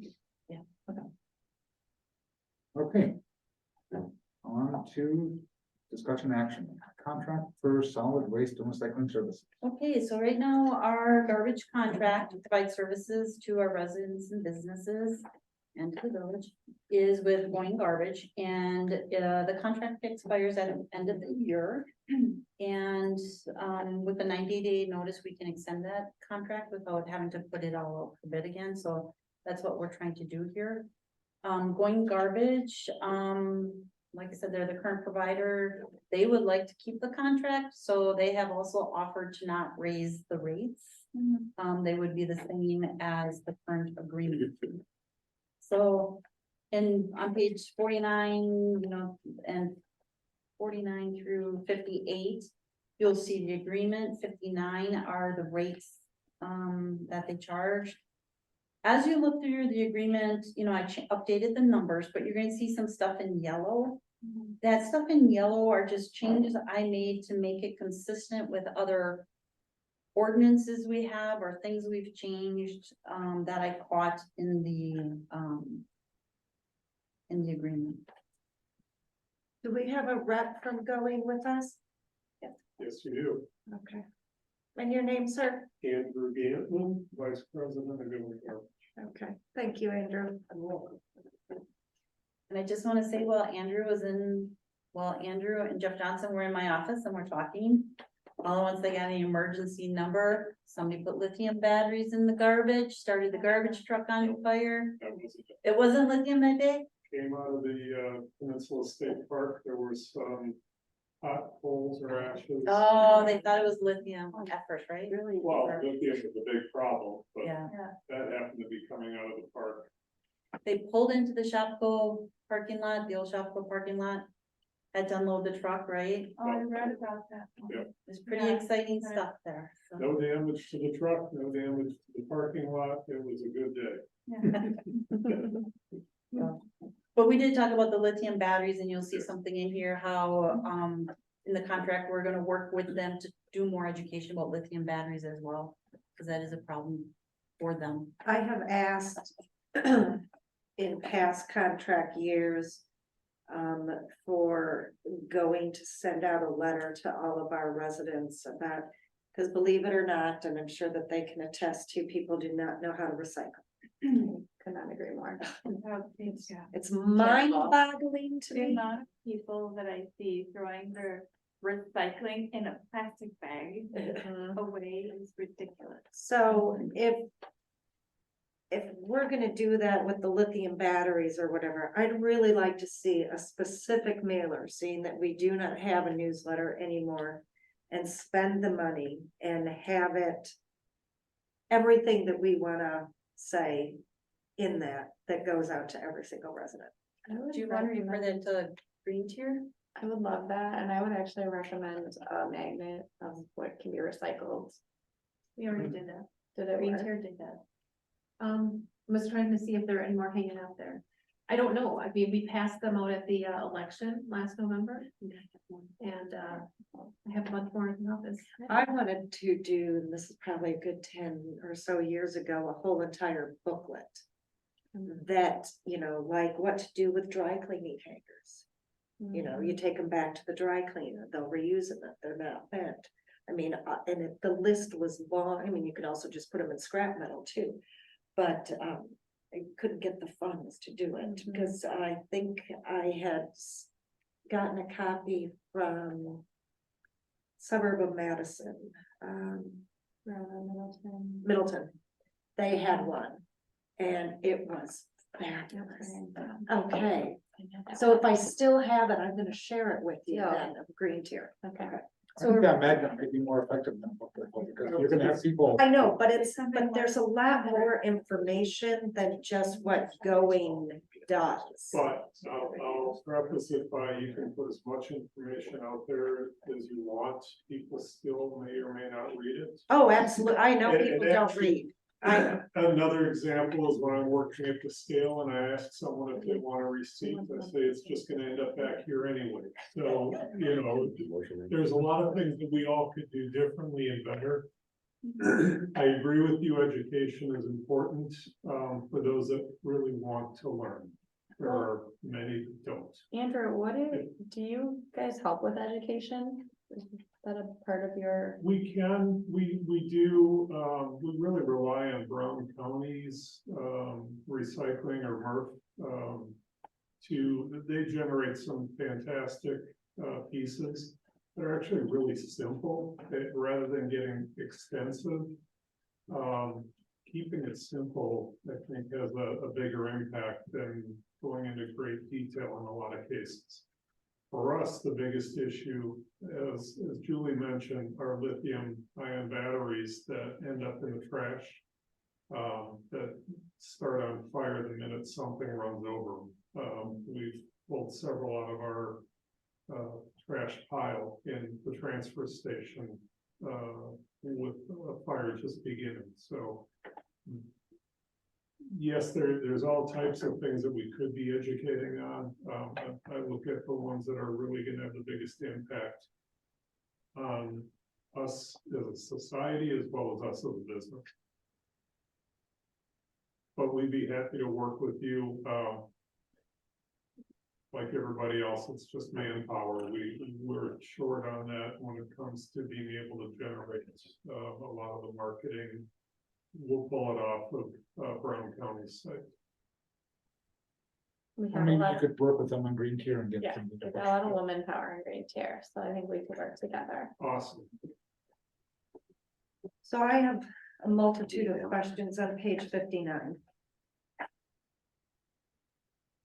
So for the multifamily solid waste, they are being charged $23.48, but a residential solid waste is being charged $19.75. Why is there a difference?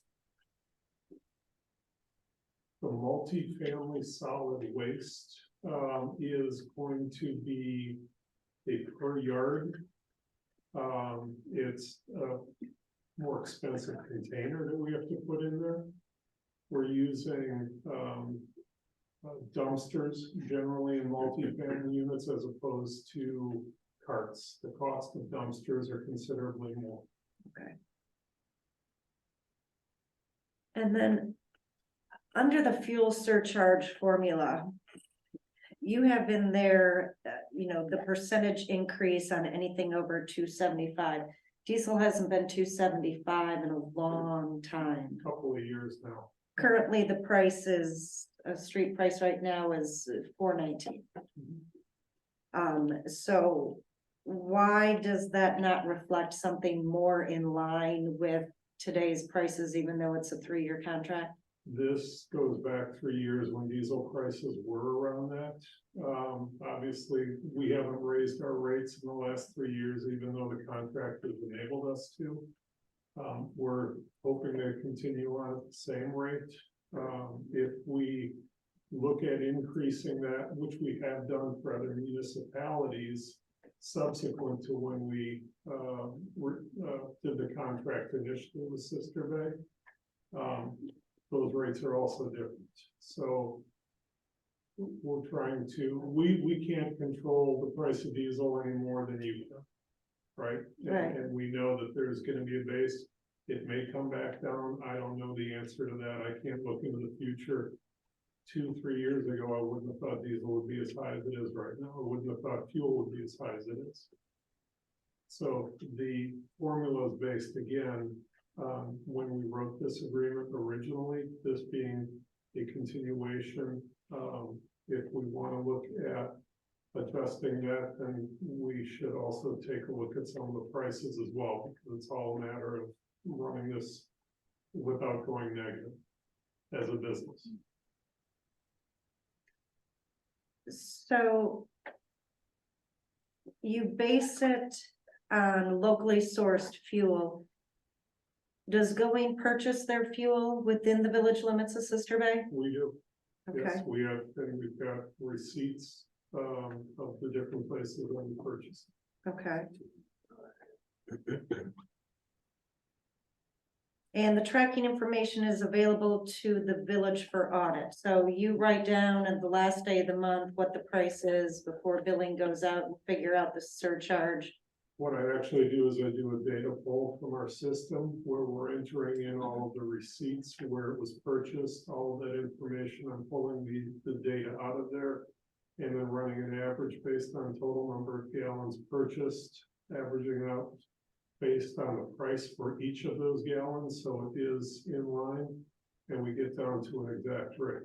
So if I purchase 100 gallons at $3.99 versus 100 gallons at $3.79 or 50 gallons at $3.79, we're averaging it based on the actual per gallon price. Okay. And you do know that Dovetail is not in the village? I do know that Okay. dovetails, we purchase fuel all over. Okay, all right. Yes. Okay, so you're working off of your receipts, okay. All right, So at a diesel price of around 405 or 415, let's just say. If I'm doing this math right, that delta is $1.40 above the 275, which would allow you to then take a 14% fuel surcharge Correct. increase over the monthly bill.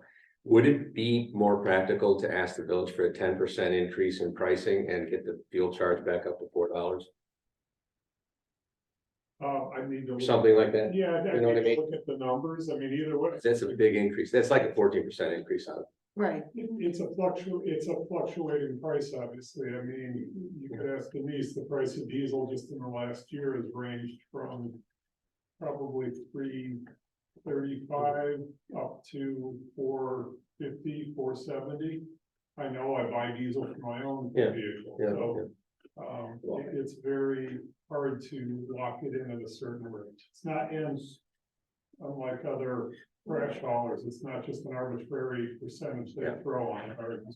But see, what I don't I'm thinking from a finance perspective, and we're working on budget, and we have that meeting tomorrow, it's like, you know, when we're talking about over a 14% surcharge, how is Tasha coming up with a number?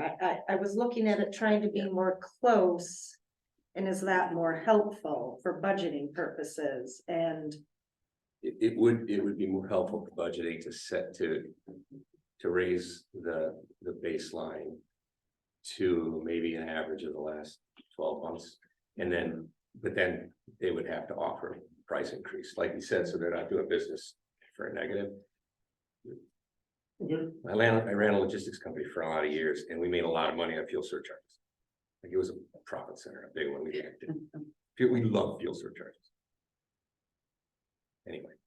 So you're the man to look at it, for the person to look at it. Well, I mean, it's one or the other. You either raise your prices or you take a fuel surcharge. You have to make money. Let me play the other side of it, and that's how we charge the village is actually per cart lift. So it's not per home. We are charging, if a residence doesn't put their carts out and we are not emptying their garbage or their recycling, we do not charge the village for that. We're still putting in the same miles, we're still putting in the same amount of time, we're not getting compensated for that necessarily. So, you know, what we're trying to do is be as fair to everybody. We're open to changing that formula as well and going to a per house fee. It would be a lot less work for me then. I just did notice one thing we had talked about, going back to the education. There is this clause in here about educating all taxpayers in the village at no cost to the village. So I just want to call that out, because I know we had talked about that. I know, I missed that last time, so. Maybe Andrew, we can figure out how to provide that education. Sure. Sorry, go back to fuel charge. No, it's not even just that, it's just the pricing. We're gonna need pricing. If we can standardize it, we can budget for it. More accurate, yeah. Because you're right, no, we're not speculators, nobody, I don't have any idea where fuel's gonna be, not zero. I would never get. we wouldn't be sitting around this table if we did Nope. that, right? Right. So if we wanted you to change that, I mean, now we're within this 90-day window, is that something we could have you come back with next month, or I mean, if we don't hit this window? I mean, I don't have a problem keeping it, but I don't either. I also just thought, Well, let's ask, let's see if it's gonna make it really complicated, maybe we just do it, maybe. There's many things we could do to simplify this. I mean, again, going back to a per house model versus a per lift model. That has a big influence on the fluctuation every year as well. So depending on who's up here at any given time, as we know, there's a lot of people that leave towards the winter. The amount of per houses that get picked up at different times of the year has an impact on that budget as well. The prices will vary throughout the year. So I'd be open to looking at all types of ways to simplify it, because that would just mean a lot less work from my standpoint as well. yeah, I only put my trash out like once every 3 weeks. I didn't realize I was saving the village money, but Yep. yeah, that's Yep. good, I mean, that's why I did it the whole time. Well, Can I make a recommendation? If the price is something we wanna look at, let's at least approve it with that. Pricing on attachment one, good for 1 year, evaluate it next year. But if it's something that we're seriously not gonna look at in 2 years, let's just redo it for the 3-year contract.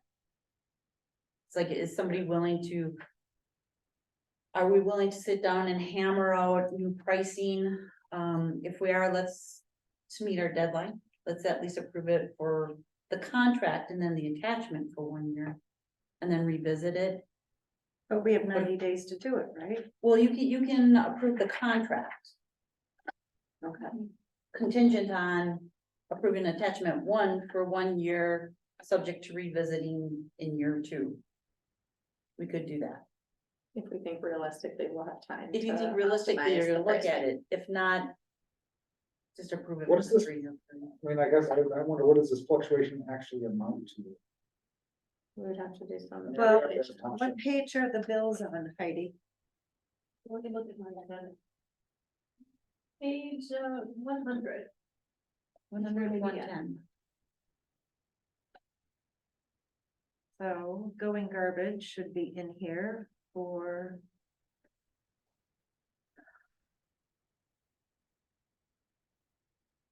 $21,000. But that's for the wastewater treatment plant, parks, marina, that's everything. Give or take. I'm looking in July to see if I can get out. So 21,000 times 14% done. Can you do that in your head? 21. $2,800. Give or take. Where are you getting that from? For all the lines. Village garbage, village recycle, recycling was in there, well. Okay, But take that, But fuel surcharge might. it's still would on be- that. Would be in here. Yeah, The surcharge is already in there. The It's baked in. other thing to consider is that fuel surcharge helps to get the garbage all the way down to the landfill, which is 100 miles plus each way. okay, so then we would take that number and we would multiply it by 86, taking that 14% off for a rough number, $18,000. So $3,000 in surcharges. Yeah, but then again, but then that if they raise our prices 3,000, we're same spot. And if we haven't raised them coming into this year, that means we'd be at the same pricing for 6 straight years then. And there's nobody that's doing business without getting increases over 6 years, I think maybe we just have to look at it on the finance basis, so let's, Fine. yeah, let's make sure we're not taking it to. We'll have to add that in with the different Tasha. I mean, she has a Right. history of the numbers Right. anyway with the fuel surcharge in it, so we should be able to do this without any issues. If we all believe that the diesel prices are staying right with it. I believe Tasha's an accounting ninja, so I think we're okay. So we should probably just go ahead and approve the, I think that's what we should.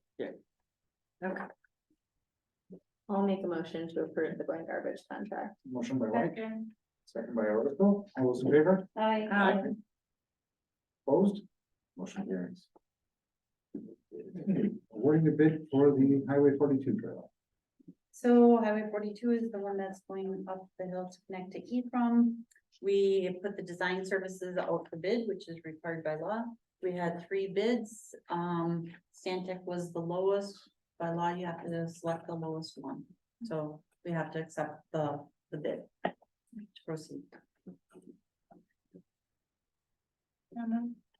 Motion by Roscoe, Second. second by Champeau, all those in favor? I'm Opposed? Motion carries. Okay, the Mill Road reconstruction project. So you do have a copy of the plans in here, and I know they're difficult to read, but basically it's how we're gonna rebuild Mill Road from Highway 42 past Waterfront Park, past the Yacht Club to Maple Road. And it involves redoing parking lots, it involves putting in curb and gutter, ramps, things of that nature, which you can see in here, and hopefully if you have questions, I can answer them, or Dan can answer them. But in order to make this happen, what had to happen was we had to have a land exchange with the yacht club. Right now, our right of way goes into their lawn, and we wanted to straighten out our road and straighten out our infrastructure there, so they agreed to a land swap. We've talked about this before. We give them our right of way, which they've actually are using as their lawn. We in turn pick up some brushy area on the south side of the road, but it allows us more room to work with and clear out or fix our road. To do that, there has to be a land exchange agreement.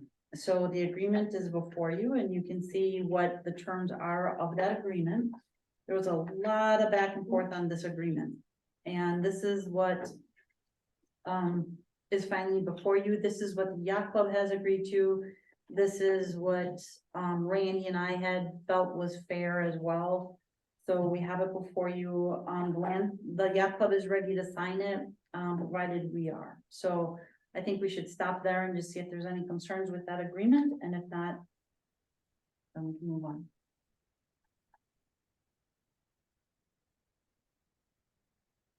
Reviewed by Randy? Reviewed by Randy? Oh, yeah. Can you explain the no's on 75, page 75? No sidewalk or parking? Sure, when we talked with the yacht club last fall and proposed the idea to them of the land swap, they had said, okay, but we don't want a sidewalk on our side of the road. And they have no parking signs out there, so they didn't want parking out there either. And we said, we tentatively agreed to that, tentatively. And, that is upholding our end of the deal, that we're not gonna put a sidewalk or parking in front of their property or run it across their lawn. So where is that? The yacht club? I know the yacht club, Oh. but Yeah. where's the sidewalk that we're saying there be no sidewalk. sidewalk Here. On this side, All across their by the property. water? yes. Oh, We're putting okay. a sidewalk in on this side, Non-water side, correct? okay. So the sidewalk would run south side of the road, but not on the north side where they're. Okay. Which for us actually makes sense, because we want our sidewalk to wrap around and go down Maple, we want it to wrap around and go down Parkview. So keeping it on the south side works for us, so. Really, the only people it's going to impact are people at the yacht club, and if they really don't want a sidewalk there, then I guess that's their choice. If they walk downtown, they're gonna have to either cross the road or walk down the road. I don't particularly like having encumbrances on future boards. I've heard many times, particularly from Udinese, that we don't want to tie the hands of future boards. I understand that this has been, a lot of work to get it this far. I don't love that part of it, but I think I'm willing to accept it in order to get this done.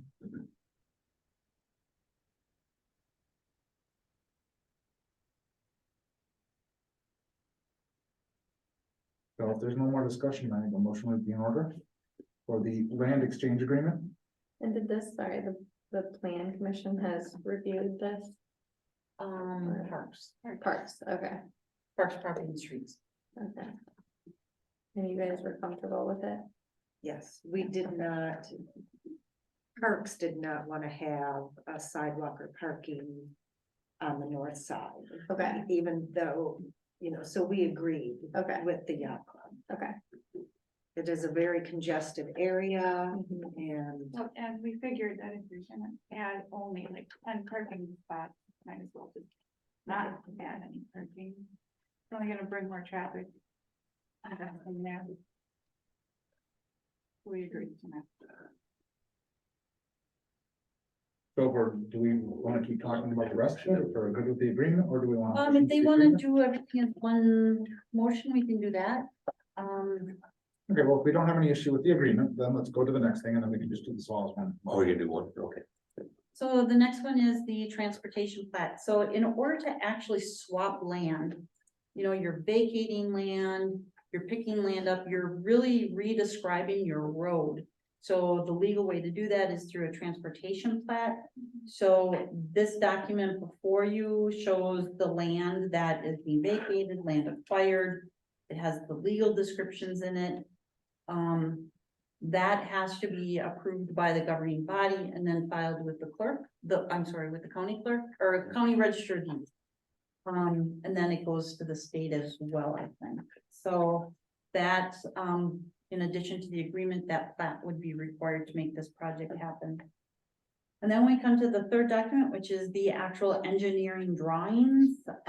Like I said, they're a little hard to read if you're not familiar with reading them, but as Denise said, starting on sheet 3 of this document, of the actual engineering drawings, you see that the sidewalk will run on the south side of Mill Road.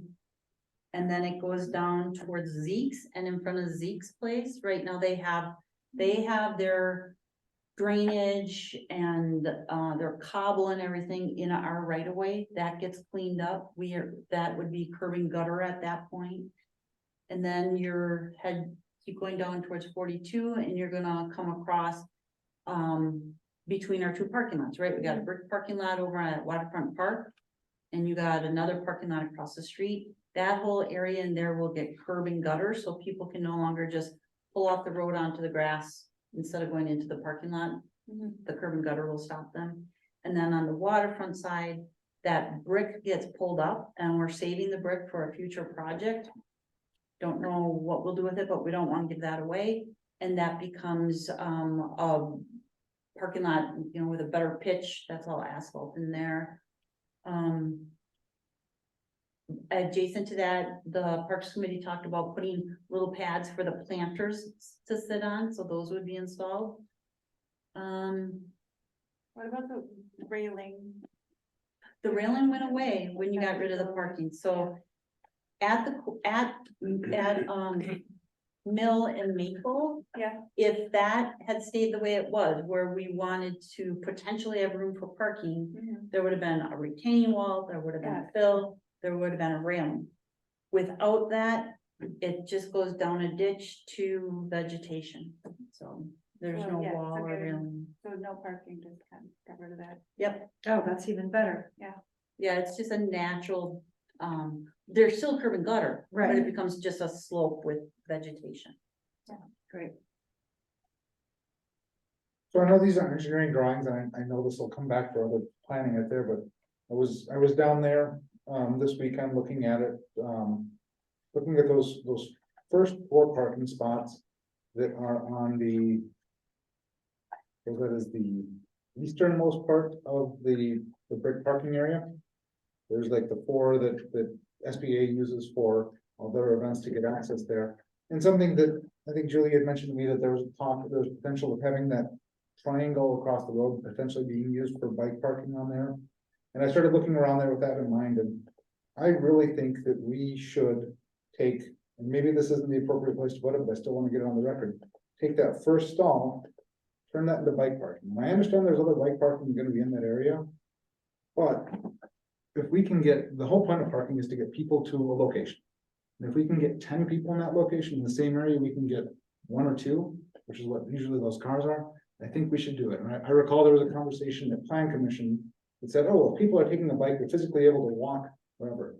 That misses the point of it. We need to make it so it's an equal form of transportation, so people can make that choice.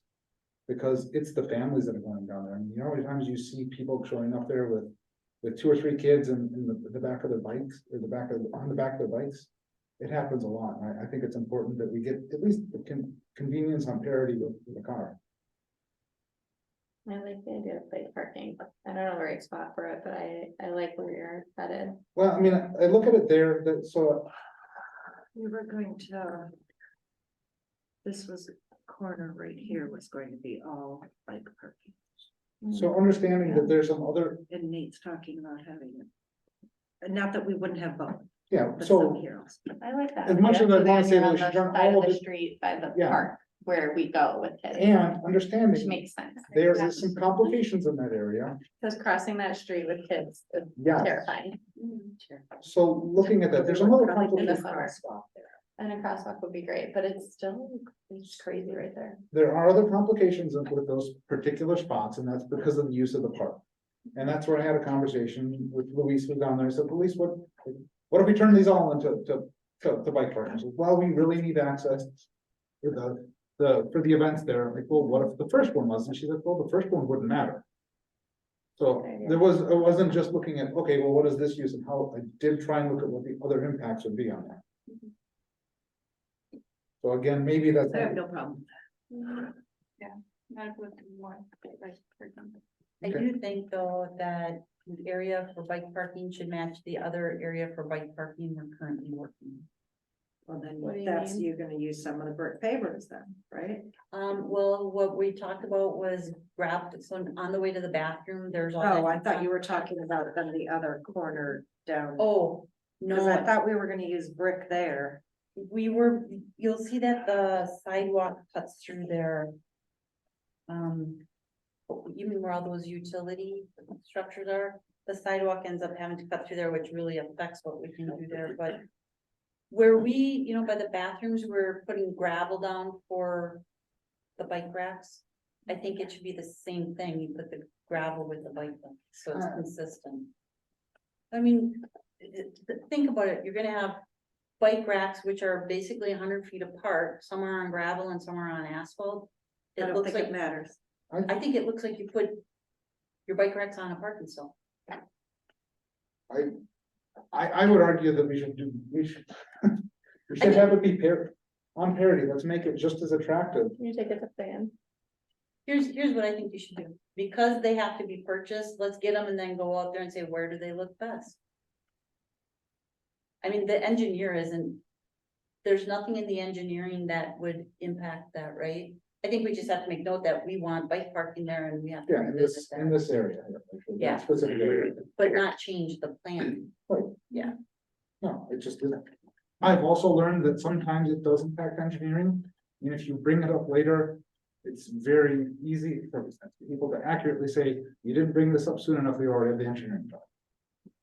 I think we have to make note of that and make sure the minutes show that, so we get that in there and it's not forgotten. Because we also have to buy the bike racks. Okay. Which is what? 10 grand for 5 bike racks to be consistent. Which, how much is that relative to how much is the cost for a parking spot? In the village assist rate, $3,000 is the value we put on parking. Maybe instead of gravel, it's concrete. We can address that later on, but we've got a spending here. Okay. Any more discussion?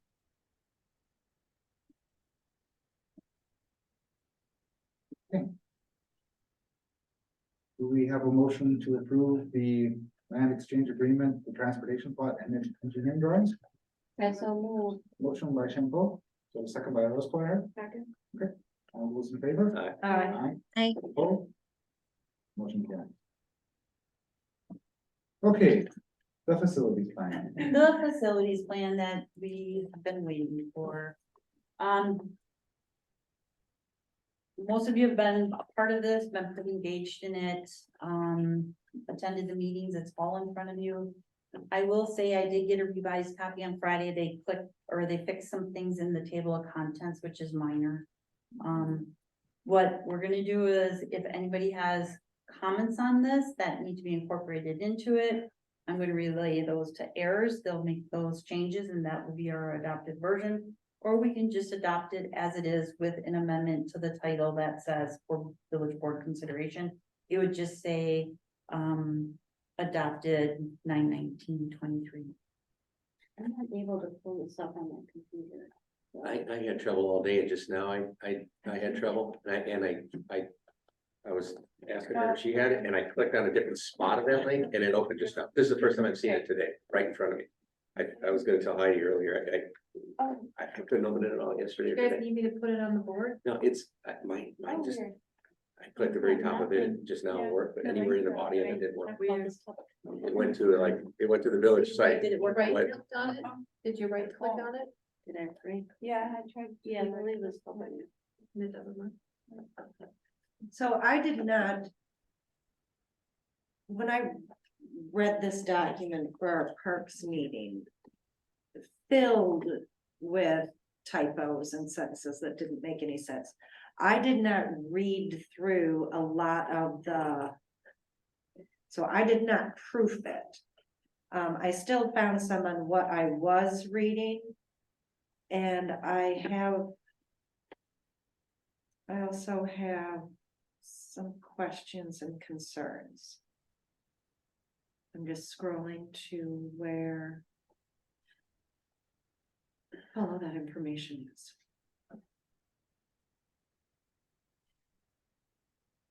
The only found this whole process very interesting. I got to interact with a lot of public.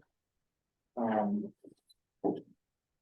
had some negative feedback, but I have come to learn that negative feedback is still really good feedback. Absolutely. Because it's somebody's viewpoint out there. And I have to say that some of the things going through this process has changed my mind on some things. I thought for sure that the post office should not be where it is. And it should be moved out as far away from downtown as possible. I'm not so sure of that anymore, and I'm not so sure we should do anything with the post office because the post office is so uncertain. That is really, I mean, like talking to Emil when he was here for the facilities open house. It's really, there's so much up in the air from the US Postal Service.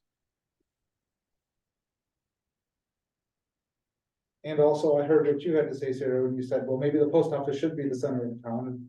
I talked to some of the people who share that viewpoint as well, so I'm like, okay, well, what does this mean? And I still haven't landed anywhere, but I'm really not sure about saying, well, I'm certainly not gung ho on building a new post office somewhere else for them to move to. Well, I don't know all the politics behind it, but I like the idea of the post office being by the library and it is accessible and it's off the main strip. So I came around to actually liking the recommendation in here.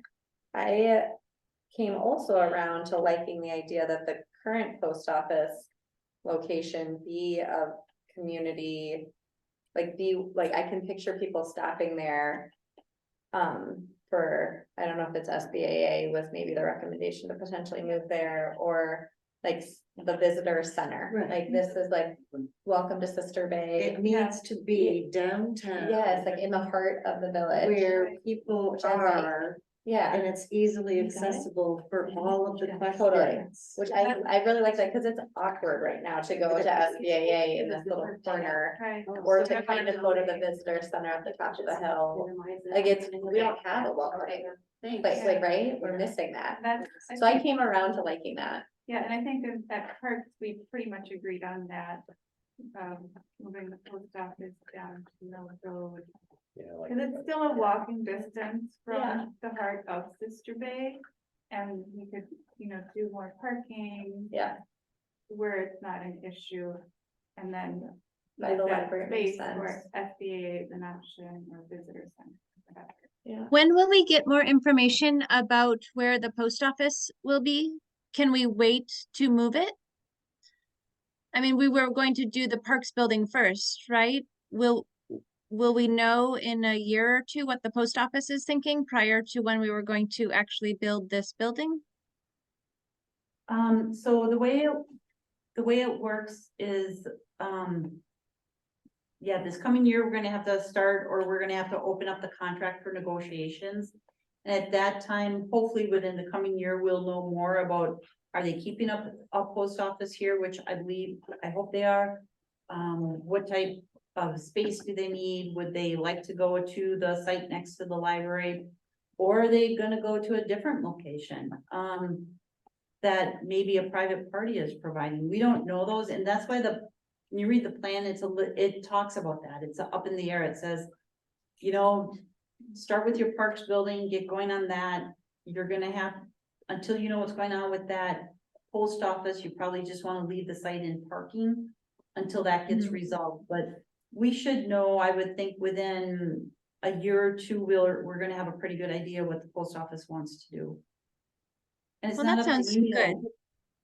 The challenge is we're dealing with the federal government, we're not dealing with email. He's easy to work with, but Mhm. we have to deal with the people that are higher up than. So we don't have answers now, and we probably won't for about a year yet. So my questions start on page 54, pertaining to the dog park. Because there were not, when Parks looked at it, there was not square footage associated with what we currently have and what was being proposed, and I thought that was a key component if we are going to be working towards a goal of this plan. Are they planning enough? Are they proposing things for growth and big enough? So that was an addition in here that I was happy to see, although they did not do it for everything. I currently do not use the dog park, mine's in heaven. So my question is 60,000 square feet, and a similar size is being recommended. When they're talking about proposing, you know, a small dog and a large dog, do the people that own dogs think that that is appropriate, the same amount of area that we currently have? I can't answer that question. I was surprised that was in there because they had talked about projection that they had estimated, or I thought I recalled them saying that it needed to be doubled in size. Hey, Yeah. you are officially our village dog lover. Are you gonna assign me the task of going and sitting at the dog park and asking people? How much space would you like for your dog? Great job, Heidi. Yeah, I would love it. I'm gonna ask you what you think. Do you think that park is adequate? I know that there's issues with it. We don't separate small from large. It's not fenced, there's not the fob, we don't have the equipment, we have to do all Okay, that. I'm just talking about square But just footage, the size, especially probably if we're doesn't need to be larger. separating small from Well, large. I have not seen it when it's had 25 dogs in it, like the utilities guys report, but based on the, you know, I think I've seen 8 at the most. It's pretty full with just 8 dogs, depending on the size of the dog. So I mean, it could be expanded a little. and I thought that. I used to go a lot. I used to go to the dog park a lot and I thought it was adequate. But if you're going to make it into 2 sections, I don't think you can take that same size and fence it off. I think the large dogs need that whole area, and then you can give the little dogs a little dog area. And I think Sturgeon Bay has one that's more 2 narrow lanes, and I don't really like the narrow lane. I like having more of a square. I don't think dogs want to run. Like, I don't think you can just put a fence down the middle. I think they need more of a square type of, like it is currently, and then maybe adding to that. So I would make it a little bigger. Maybe Okay, not so double the 2 size. So have them, so change this to say, 60,000 for large and then an additional 30,000 for small. I think that would be nicer. 30, 40, yeah. Under the ice rink, it says the second bullet, a new warming house community space should be built that can accommodate medium-sized events. I thought that throughout all of our discussions, we were looking at a place, not in the administration building, but in our community center, where we could have 250 people. Yeah. A medium-sized event, that's not 250 people. No. So I'll be honest with you, I don't remember that. I remember us talking about Boy Scouts, birthday parties, you could put a dividing But line we- there. when we were talking about the village hall and the amount of the people that that building could only hold, and we're going to keep it, you know, we needed to build another Bigger. space. And so when the warming house came up or whatever, I thought that was going to be the space, and it's not. Are we gonna build another one someplace that holds 250? That seems ridiculous to me. What are we doing that for? So I For question the that. ice rink, so basically the idea is to build where that warming center is, get rid of that for the bigger one. Where it could be a warming center downstairs, concessions, blah, blah, blah, and then have like an yeah, 2-story, right upstairs, have like a big open space that we could use for multiple things. That's cool. Just a multi-use, but bigger, like Denise said, because if we're gonna keep the village hall, that has a limited capacity, so if we can do something bigger for the community. That's what we had talked about at the park So meeting. We could- change it to 250. Yeah. That's the number we did. So. On the top of page 55. The last bullet point in the first section, the current community gardens area is approximately 20,000 square feet, which is 20 sites, so there's only 20 people out there. And AIRS is recommending expanding that to 35,000. That's only 35 people. I mean. Is it, So I had asked how many people last month, because we didn't know the size of it. How many people were on the waiting list? Well, it didn't show up in this document, so I called Heidi today. And Heidi said that at any given time, there were about only 3 people on the waiting list, because when people would find out that it's a year or more wait, they just say, forget it, don't put me on the waiting list. So I think that there is an awful lot more potential, thank you for the word I couldn't think of, than 15 more people. Whether it's all in one area, I'm not the one to say, but that seems pretty small to only increase it by 15. I don't know how I guess- anybody else feels. I mean, so. I believe, right now, the community garden is open to anybody. You don't have to be a resident of Sister Bay, correct? You know, I honestly don't know who are the people using the community garden. We don't maintain that list at the office. So, I mean, I do think that we should expand it, but I also think that. We should keep our residents in mind, and if we have a resident that's been waiting, Just like the marina boat list. Residents come first. And this document does say that needs to be brought under control, because right now, we have no control over those community gardens. And this says you need a board, you need to get control, you need to know who's in there, you need to know what's going, who's paying what, where are they? So that could be a subcommittee of parks. Yeah, green tier. but just because I said, I mean, I kind of like the idea of it being broken up as well, because that is going to be inherently green space. And And right, and that's what I'm saying. Is there enough, then is there another, 25,000 or 20,000 square feet someplace else, that another pocket can be put in and it's. But I don't think 35 sites is sufficient for the growth. For the interest that's there and the growth that we're continuing to have. I think also if we add more sites, it's not necessarily going to add a significant cost. Right. Yeah. So out of everything else we're talking about Right. here, this is pretty cheap. But, And yeah, even if we set it aside, it's gonna be hard to take that land that's being used for something else and allocate it towards that. But if we have it set aside, even if it's laying fallow for a little Right. bit, that's okay. How about if is changed to say a minimum of 35,000 square feet, because you only have so much room, right? And and the dog park's next to the community gardens, and you just doubled your dog park. Is there enough room left over to give more than 35 to community gardens?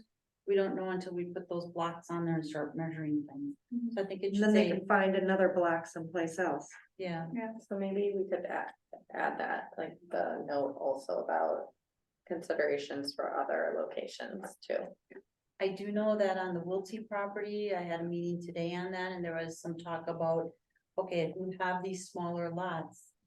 Should there be an urban garden plot somewhere where these people can But that actually? can be for them. Right, on that property, but what I'm saying is. That puts less strain on this one, so I guess I'm just saying that because as we add housing.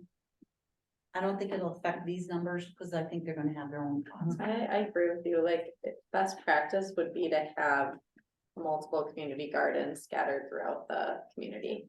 Close to, within walking or biking distance of the people who are doing the gardening. So I like. And we do, Yeah. we do need water at each location too, just Yeah. to make sure we can get water there. But as we're doing a development like that, and we're doing, like, I really think these will likely be cluster developments.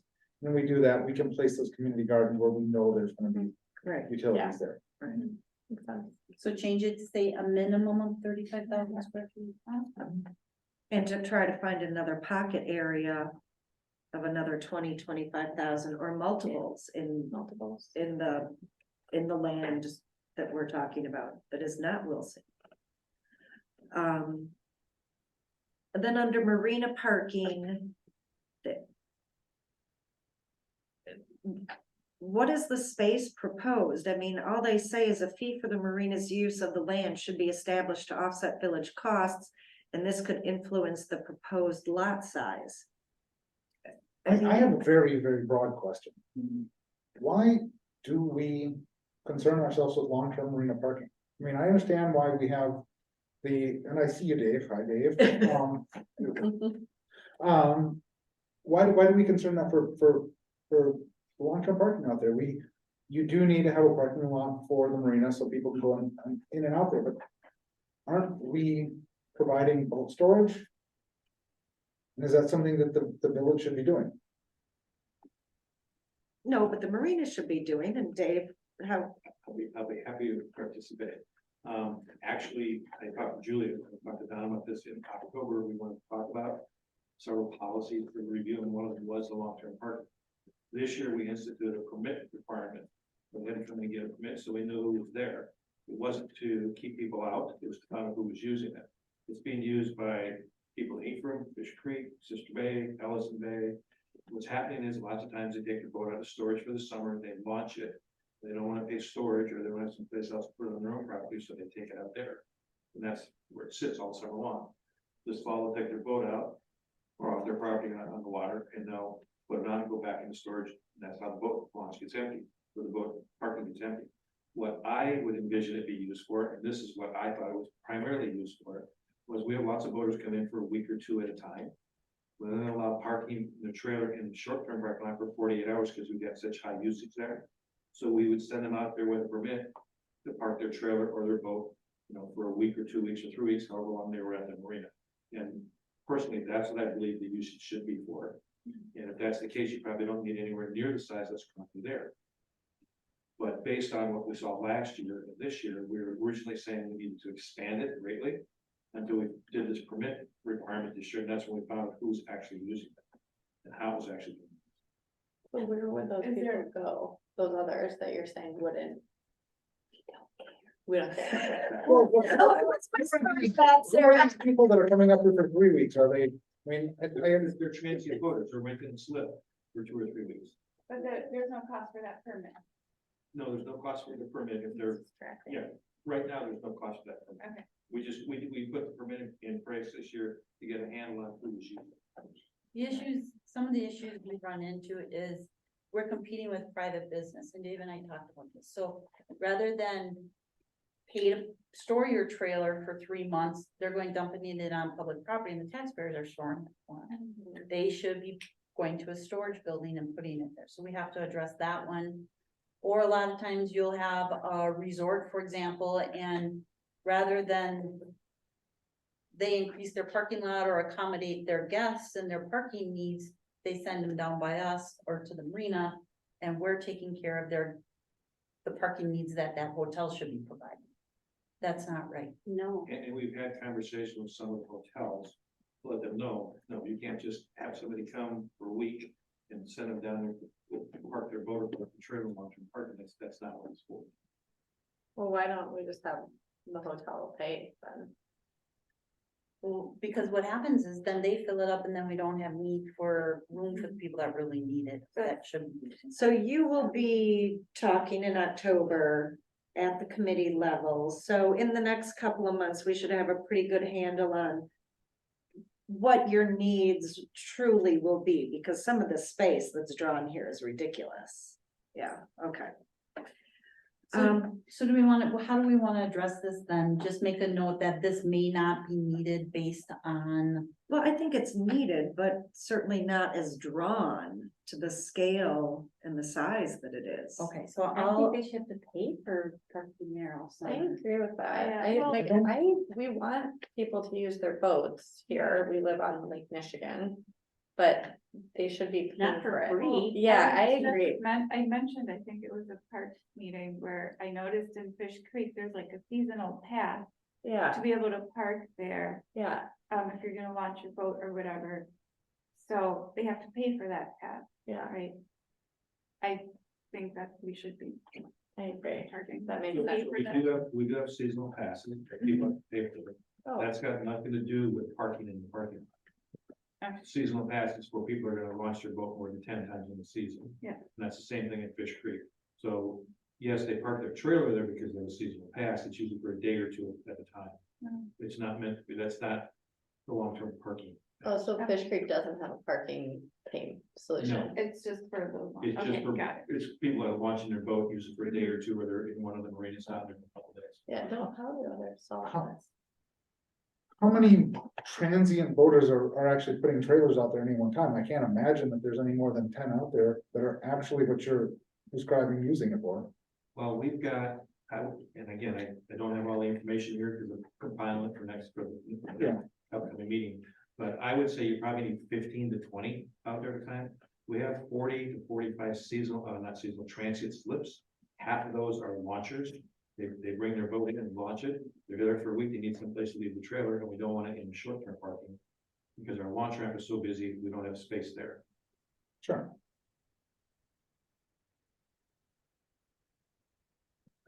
So I think that we say that let's allocate 20 spaces to it in this plan. I would say, shrink it to 30, and if we have to shrink it some more, then that's okay too. Because I And think, what if, I guess I would ask, let the committee take a look Right, at it. right. Compile the information and see what we really come back with, because as I said, if you're talking about residents being able to use it, and we have a lot of residents that have water frontage, and in the spring, they launch their boat. They take the trailer out there, it sits there all summer, their boat is in the water. In the fall, they come back and take their boat up, put it on a trailer, and off it goes, storage wherever. So if you're gonna do something with residents and you wanna charge them a fee for storage out there. You know, I don't know where the committee's gonna go, what the recommendation would be, but I wouldn't want to close it off right now and say just 20 spaces or 30 spaces. Okay, I'll make a note in the plan or have them revise it to say, the marina parking, basically is not as large as needed and is yet to be determined or something. How Are binding we- is the plan then, if we have it in there like that? I mean, Well, it's just a plan is pretty fluid, what it is it's a guide, so what it's telling us when we look at this and hold this up is.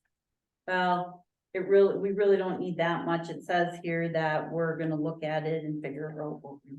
so if we so let's just say we come back and Marina says you need 28 spaces. Then do we go and amend this plan to say that, or do we? No, because if this is changed, this isn't that specific. Okay. So, Okay. Yeah, how many spaces does this drawing? it doesn't So you say, know. Yeah, okay. it just looks like a Because huge this is only, spot. I know, but my point is, if it's only, this only represents 25, it makes it be bigger than this. Based on, They this is my said- point, I don't know. yeah. What if we have said no bigger than what is currently, They Okay. said they want double, that's what they said. yeah, but I But don't, I- I'm not saying we want that, I'm just saying that's what the plan. let's is. just say what's currently out there. And then we can go from, I don't know, yeah, I don't know what the number is today, so. Forty.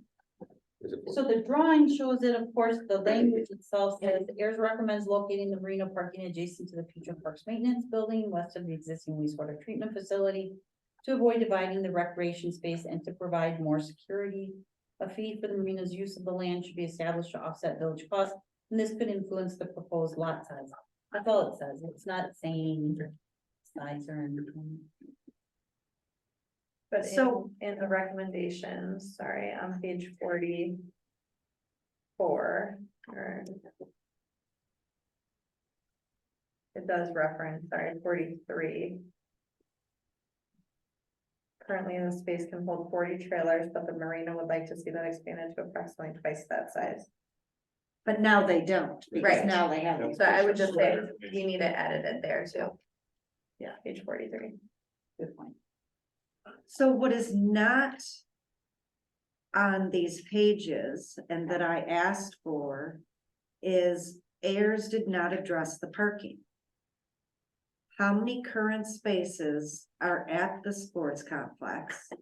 And how many are being proposed? If we are talking about more intense use of a new ice rink at some point in time, of a larger warming house, community center that can hold 250 people. Where are those numbers, Amanda? Well, you can't determine the parking until you know the size of the building. The Well, current they state. had, at the warming house, they had medium-size events. They should know what a medium-size event is and plan for the parking. You can't put blocks on the map and have them not mean anything. So how many parking spaces do we have there? How many are being proposed? And if we, double the size of the warming house, well, then that's our issue to move things around and find additional space for parking that would be required. I agree We're with, still legally not here. I agree, like overall, actually, it's helpful to see all of this compiled in one document. I do feel a little bit like it was information just regurgitated, which is okay, but like, what'd you say? Regurgitating. Like the information, it's just 88 pages of all the interviews and. Oh, you a know, lot of it, yeah. Yeah. Yeah, Which like is helpful, but like kind of to your point, Denise, like, where's like our executive summary that walks us through? Here's current state, Right. here for each of the pieces that we want to move around. Here's our recommendation, here's the cost, because it's like scattered throughout. it's scattered. Yeah, It's and- messy. Yeah, we It's need like very a messy. one-page exec summary. That we can go through and say, because even the costs on here, it's like. Written out and you kind of have to piece it together. So I would ask for a 1-page or 2-page. Exec summary with current state of all of this, what their recommendation is, what the cost is. Like what the implications are. I mean, that's what I was expecting. So it's not quite there yet. On page 57, I wrote, this map is incorrect. And I'm trying to figure out what was incorrect about it, because I didn't say what was incorrect. Admin building? No, I have the parks maintenance facility, so it's narrow and goes back. But then when you get to. Oh, the next page, if you look at it. The parcel goes the opposite way. It's elongated versus Those don't take what me it to shows here. So that map doesn't even coincide with the next page. Well, but when you look at page 58, they're showing you have two options for that building, right? It can run east-west or it can run north-south. So when you're looking at page 57, I think they're showing it going north-south. If you did east-west, of course, then that would be south of where you have your marina parking. Okay. All right, I'll get rid of those notes then. Basically, the designer's gonna have to look at it and tell us when they're actually designing the building, what room we have and where. Well, and because it's marina parking, it's not like a structure, so that's easy to twist and turn. Page 58, second sentence, during final design is may be determined, typo. You said 58? Yes. Second sentence. During final design. It may be determined.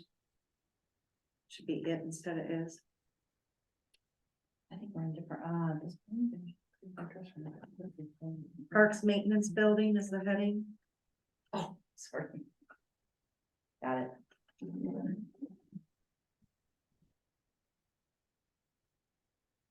Final design, it may be determined. Okay, so you're saying, it says during final design, it may be determined that not all areas have to be cleared. Right, it was just a typo, just the word. Maybe But- It says is, and it should be. maybe you have your updated version. Oh, yeah, that's why. Oh, I'm okay. sorry. I have a question, I'm skipping ahead here. Why do we have to, tear down the existing administration building?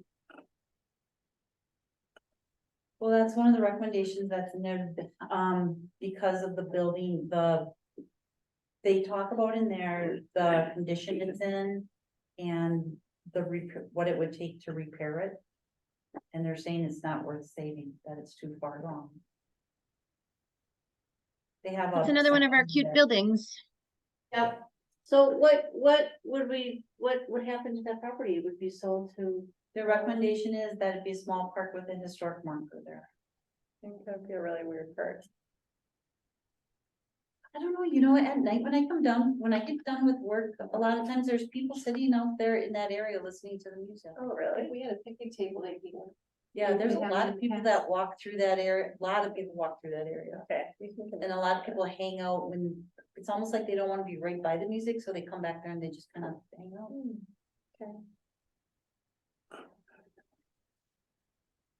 You have them change the picture on the recommendation page.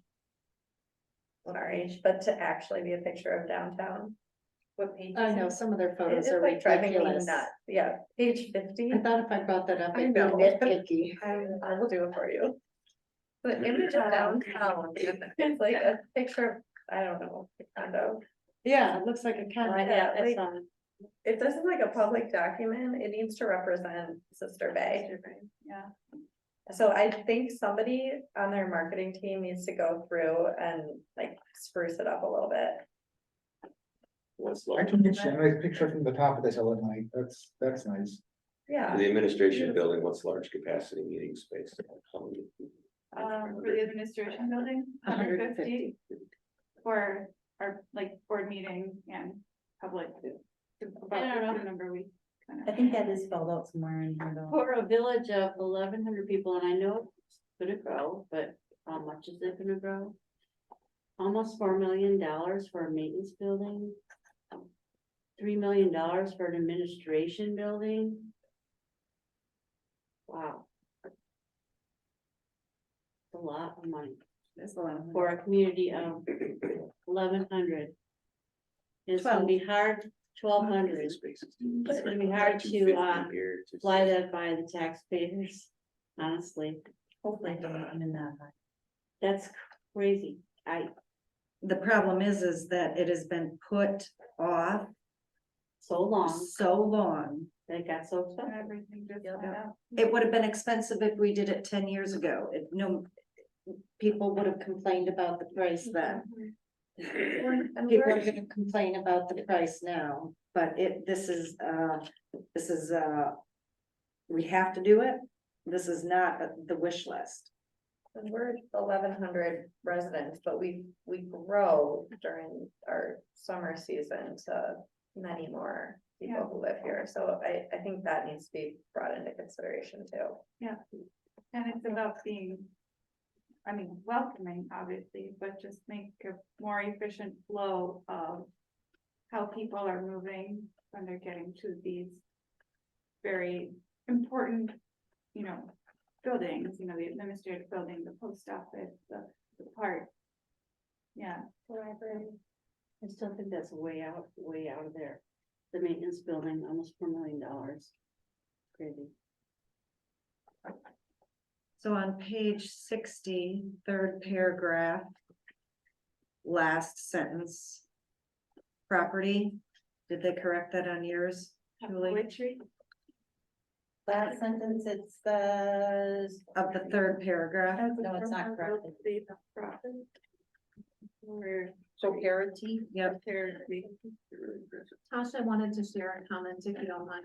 She said, please remember, we are not a community of 1,200, we're servicing 5,000 to 8,000 people realistically. That's helpful. Thank you, Tasha.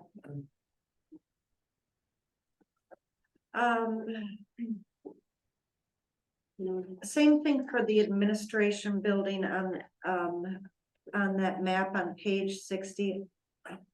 I don't know if they're drawn to scale, I don't know, but how much parking do they have for our administration, proposed administration building that can hold 150 people? And I do remember we were very adamant about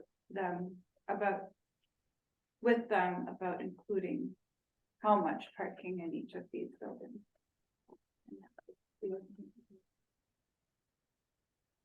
Yeah, and that can be said, and think can be said for all of these things, because if we build that warming hut Right, and have a space for 250. right. There's no way we're gonna get 250, I mean, parking for that many people there, Yeah. so it's gonna have to be, you come in different means, walking there, parking somewhere else, getting there.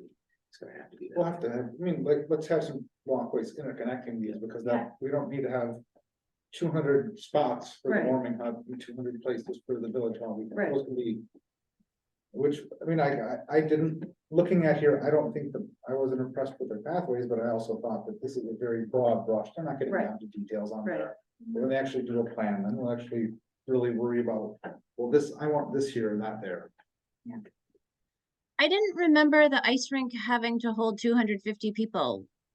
Yeah, this. I didn't realize, I thought that was just a small youth space, not a community center for the whole community.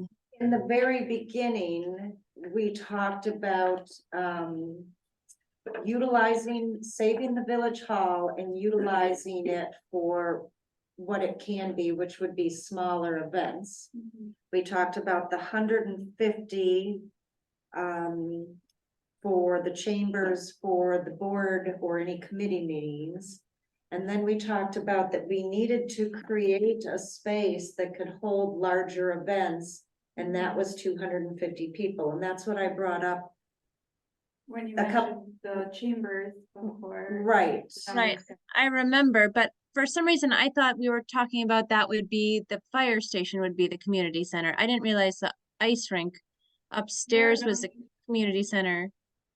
Anything for the fire station, because we're not sure what the future of the fire station is yet. There is no date, are they? And this is a relocating or very not? choppy building and you can't just Yeah. gut it to hold 250 people.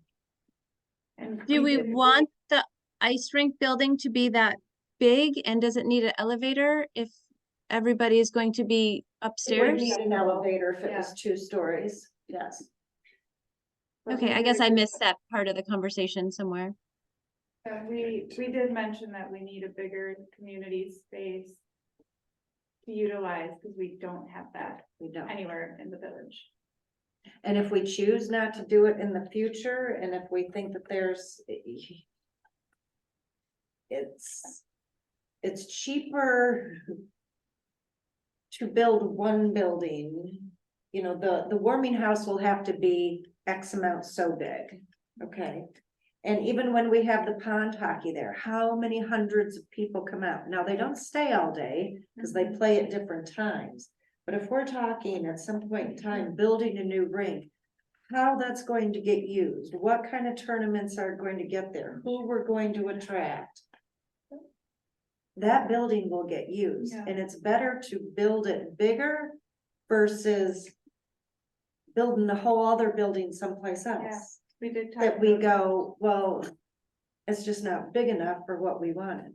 I mean, that Yeah, all to if be we're- determined if we're in the gonna future. Do a new ice rink, that's just going to mean it's gonna be utilized a lot more than what it is now. I guess I look at this as, again, broad strokes, and Yeah. maybe that 200 doesn't, when we actually see the ice rink come in, well, maybe we'll decide that's not big enough, maybe it'll be way too big. Right, can- once we get into the weeds. Yeah. But you also have to have. Gotta have space, and it has to be laid out that this is a possibility, if this is. What we want.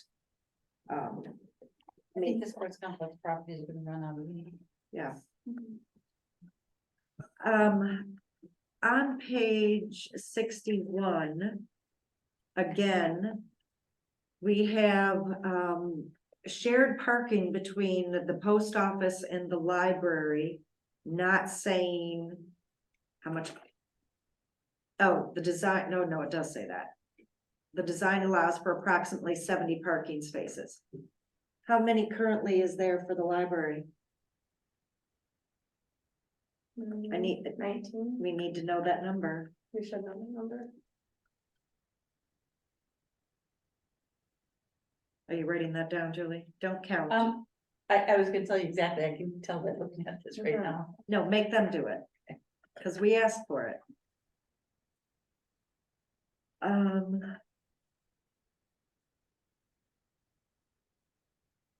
Okay, page 62, Parks Maintenance Building. Is Dan still with us? It's there. No, he went and got some lemonade out of the fridge.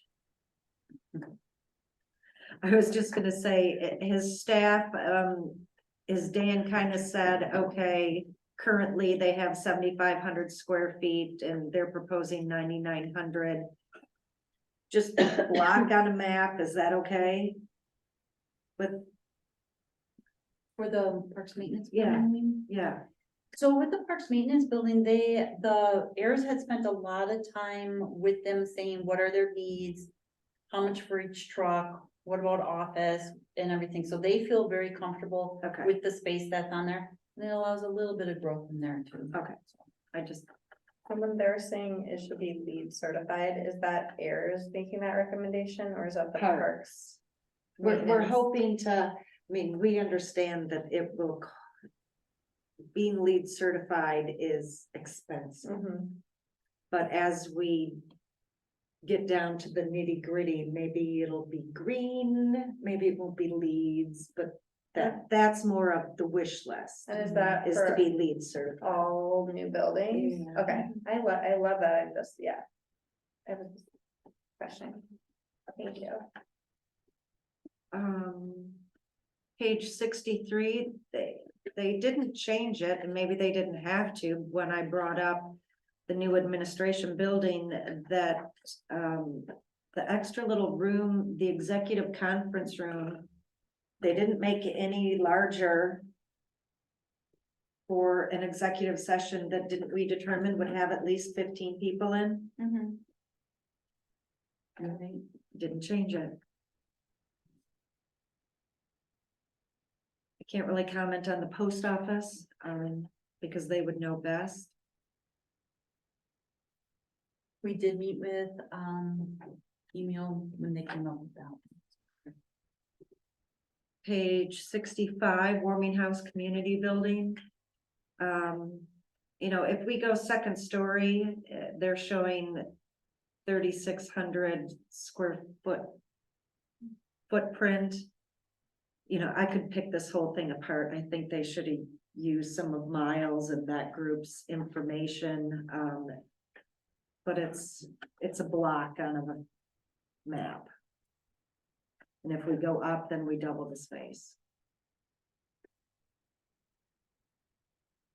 But I just don't think they gave, I think that was almost an afterthought for them. I mean, they have no tables for concessions. They don't have enough benches, and I know it's details, but we paid them $80-some thousand to do this plan.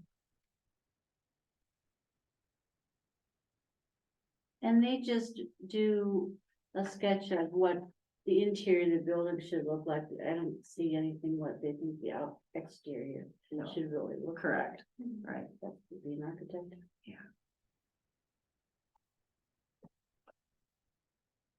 Now, the Parks Committee did come up with some design ideas, which they did incorporate in here.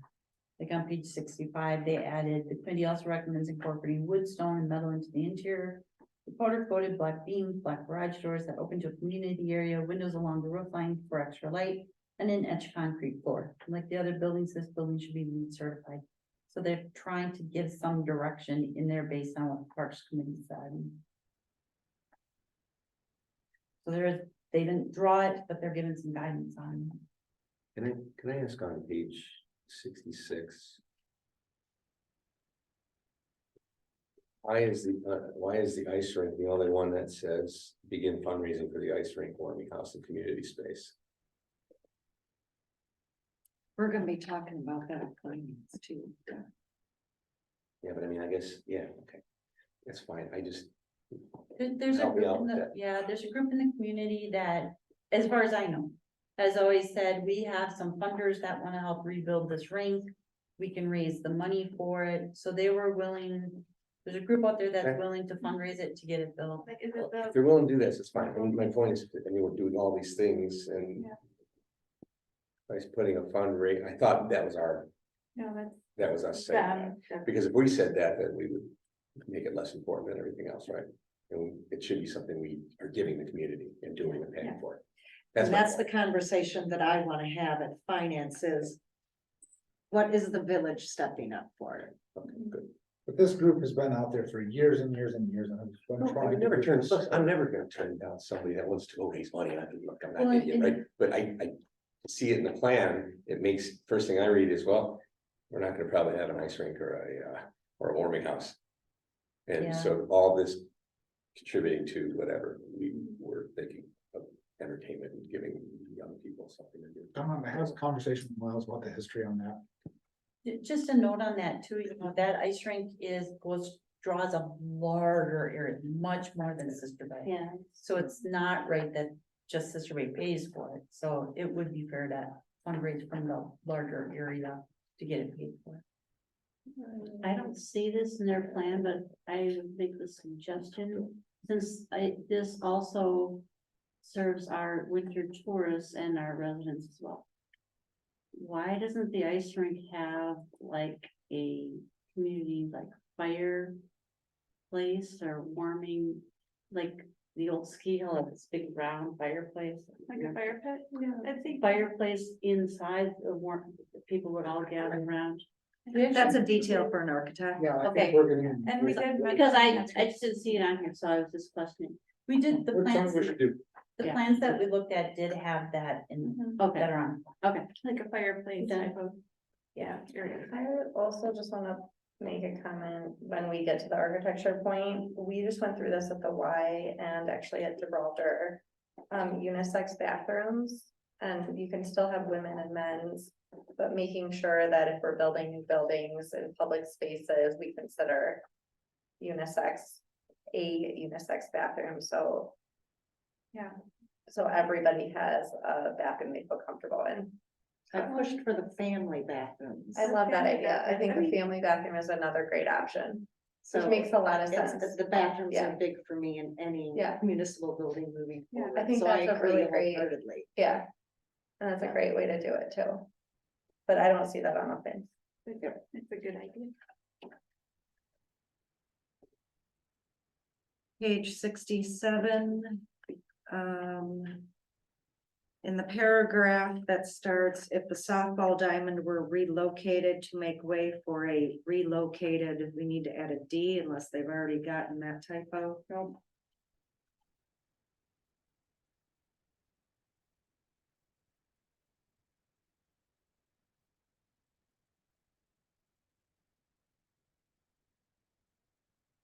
I think that's all I had.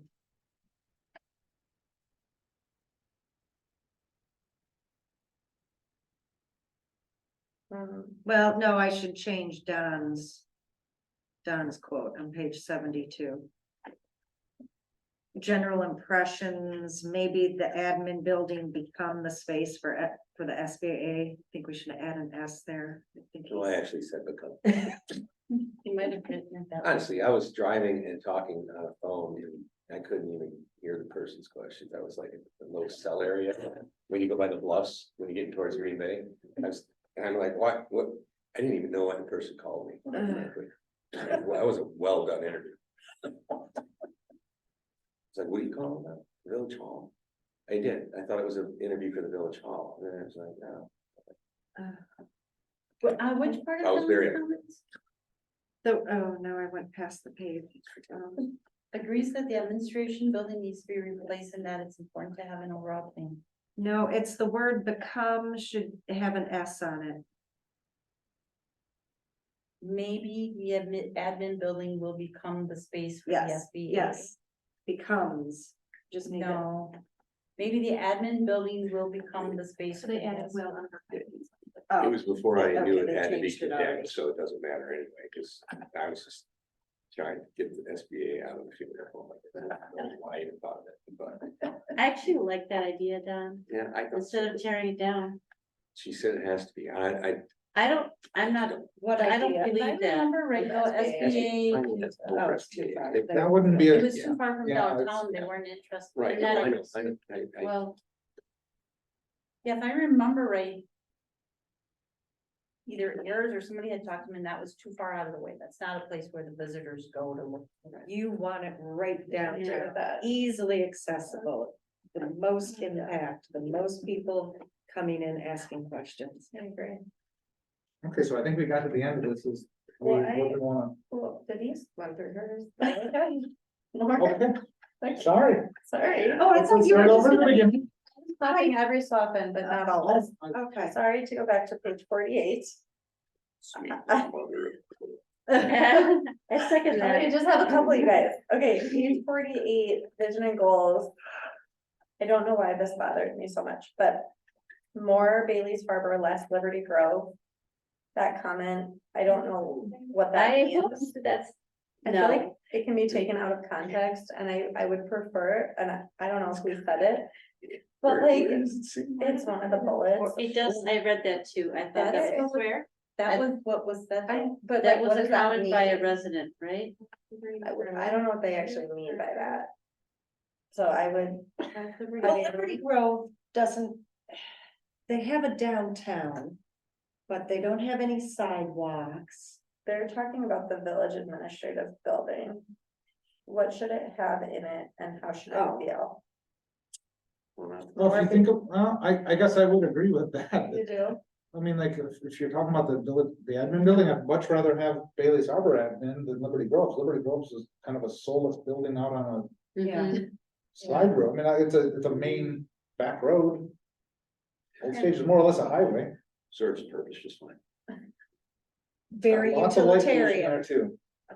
Okay, all right, if you guys are comfortable with that, that just, okay, No, it's. It's a weird thing for them to say, okay. but Bailey's Harbor has way better bike racks. And then Okay. this whole 49, the vision and goals. So is this, are we like, by kind of going through this document, are we saying, yes, we all take hands and agree with these vision and goals? Because they are calling this a vision statement for the village of Sister Bay. So I just like, I don't think I'd had an opportunity to review this until this document came out. And I feel like a vision statement is a really important thing to make sure we are all aligned in. So I think it'll guide us in a lot of our decisions. So I feel like it's worth us talking through this at some point. I don't think we have to do that now. Do you think we should pull it from this then? Because I mean, I guess when you say vision statement, I start thinking, okay, this is another hour that we're gonna spend on that if we're gonna do it, even at least an hour if we're gonna do it right. So I'd rather not do it all than not. I will say this on the vision statement, that was like the first thing they did. The vision statement was like one of the first things they did, and it was at every presentation, it was at every draft. Is this the first time we're seeing it as a board officially? No. Well, a board, I don't know, we saw it. As the board, As a board. however, you were all invited to the meetings where all of that was sent out and on a board. We just didn't get everybody in attendance at them. Working. Yeah.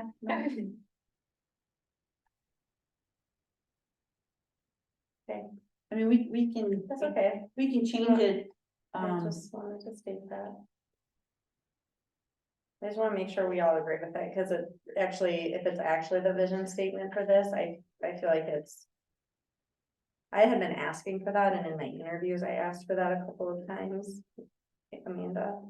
So I didn't realize it was like a blessed thing, that's all. Well, Sarah, keep in mind, it's just the vision statement for this plan. Mhm. It's not like a Where all vision the statement for the facilities should be then. village. It's That's just when it not our comes to white paper. Okay. it's just when it comes to rebuilding our facilities, what is our vision?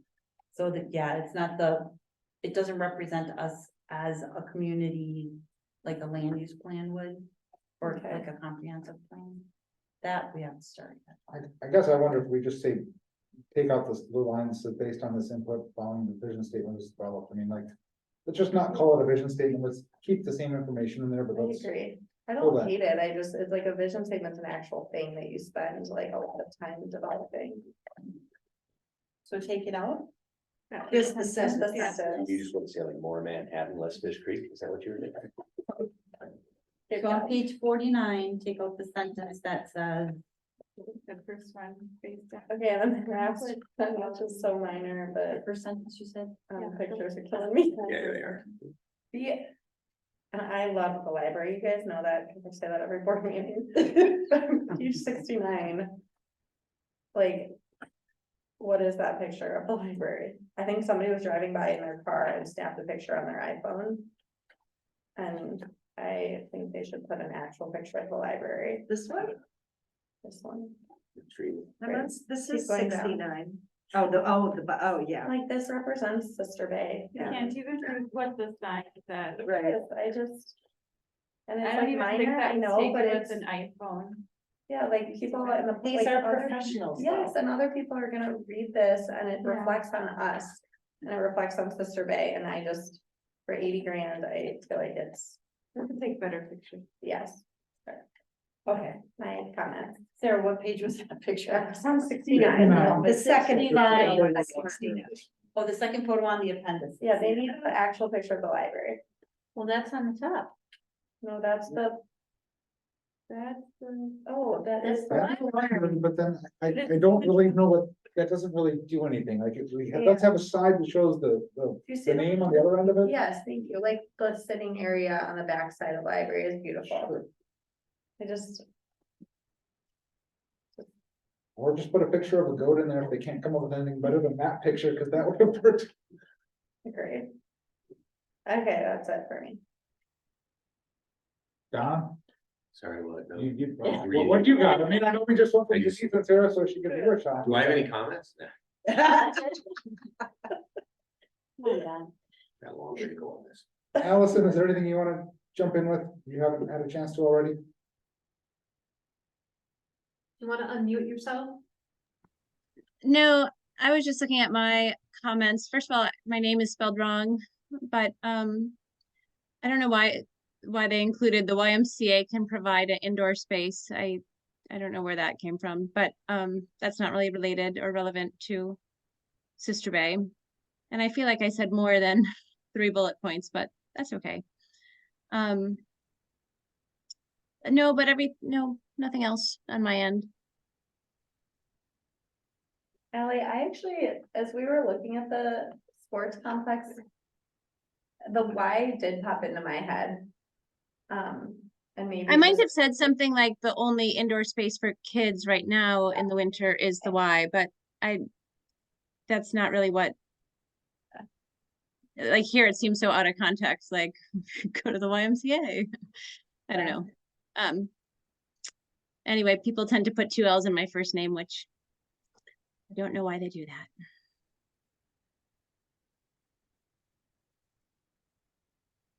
Lily, is there anything you wanna throw in there as well? I mean, I think one of my priorities would be the sports complex. Just the fact that, I mean, I'm personally very involved in kids' sport events. And I utilize that a lot, and I see how many more families sign up for soccer or baseball or whatever sport is offered every year. And I would really like to see that space get better, just because it is utilized. And I think it will have more of a impact on our local community rather than tourists, if it's available to use year round. And in the summer, I mean, I spend a lot of time there almost every day, and the majority of people that I see there are locals. So the bigger benefit is definitely gonna be for our local community. Any pictures you don't like? But that, Are there any pictures you don't like? I don't like any of them, Thank you, right? but. Right, and the post office is the first one on page one. Right. Patrice? Yeah, I just would like to, say again, I hope we can save that administration building, maybe the Historical Society would have a use for it as their office or something. I just hate to see it being torn down. It's kind of a unique architectural and historical part of our heritage here. I was kind of thinking it could be an indoor place with picnic tables, and I think it has a fireplace, doesn't it? I thought it could be like a nice little, like, keep the building as like a picnic space. Instead of knocking the building down to have a picnic space, keep the building. But I guess you said renovations were too costly. But yeah, I would be in favor of keeping it if possible.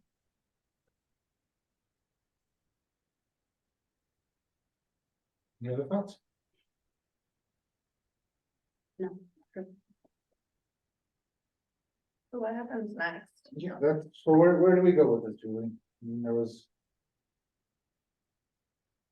We asked for, Hold on. So what I'm gonna do is I'm gonna give these changes to errors, so you can either approve it with the changes discussed. Or you can wait till the changes are made and then look at it again next month. I personally don't have faith that they'll make all the changes correctly. So I want to see another copy. Did we include that, what Sarah and Denise said about having a more, The executive summary. an executive summary that's easier for us to navigate and just more straightforward than having to read all of these and the information all of those ways. I have that in here, so. That would be very helpful.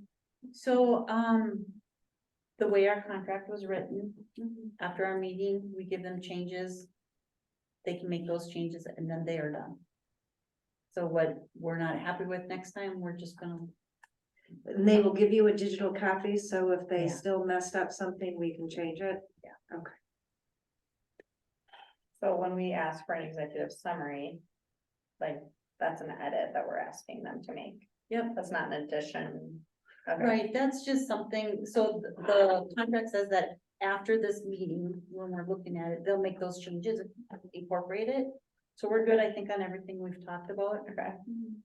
But like, if we have more changes next month, they're gonna be like, you can't keep changing this plan, you know, you had your chance.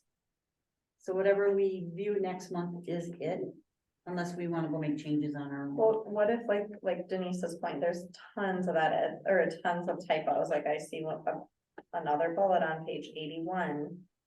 I have that admin goes, it should be, I hope the admin goes to the sports for parking reasons. Like, it's not our job to go through and edit all of this. And they had their editor go through it. Tuesday or Thursday, I think. Okay. Well, they're not doing a good job. Yeah, I What think if they're there's- probably using some software. Of course, it's not catching words like Mhm. hop because it's a real word. Yeah. It becomes. Yeah. So it's missing the. It's For not $80 reading your for content. $80,000, They somebody should be can read the understood, document. Understood, I guarantee you. Yeah. It's It's probably a little- just reading for spelling and not for context. Yeah. okay, so then we'll have this come back. Sure. Okay. On to 9E. The Marina Office Building Design Discussion. Leave your up. Okay. This item is on the agenda, not to talk about the design of the building per se, everything that's in it. It's whether or not we're gonna elevate a discussion within the village, whether we're gonna build buildings with employee housing in the building. And this came up because when the architect first came back with this, they're involved in a lot of waterfront practices and marinas, et cetera. And they came back originally saying you might want to consider putting employee housing on the building. So we're at the point now where we've had all the input from the public, from the voters, et cetera, where we need to go back to the architect and say, okay, here's the final direction we want you to go. And the question remains, do you want to put employee housing there or not? And that's the purpose of the discussion. I can kick it off because I'll be consistent with what I said the first time it was proposed. Personally against it, for a lot of reasons. Mostly because we have, people working for the village now who commute here from other towns. I understand it's, not, easy to come up and find a place to live right where you work. I don't know that it's our job to solve that for someone who takes this particular job on. Otherwise, you set a little bit of a precedent to maybe, if Julie's training someone to take her job next. In the future, we build an apartment for the next administrator, we build we could do this for everybody. I don't know that why this one's more special than any other employee that we have as a village. So for me, I don't think we set a precedent of building apartment for our village employees. Personally, that's. Is this a hard to recruit for our position? It's a.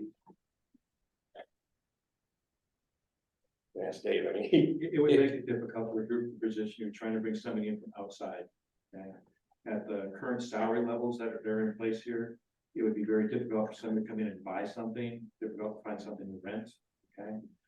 And by the way, I want to say this is not for me. I've heard that said a couple of times. No, This is not for me, okay? I'm just looking forward for in succession planning, et cetera. Yeah.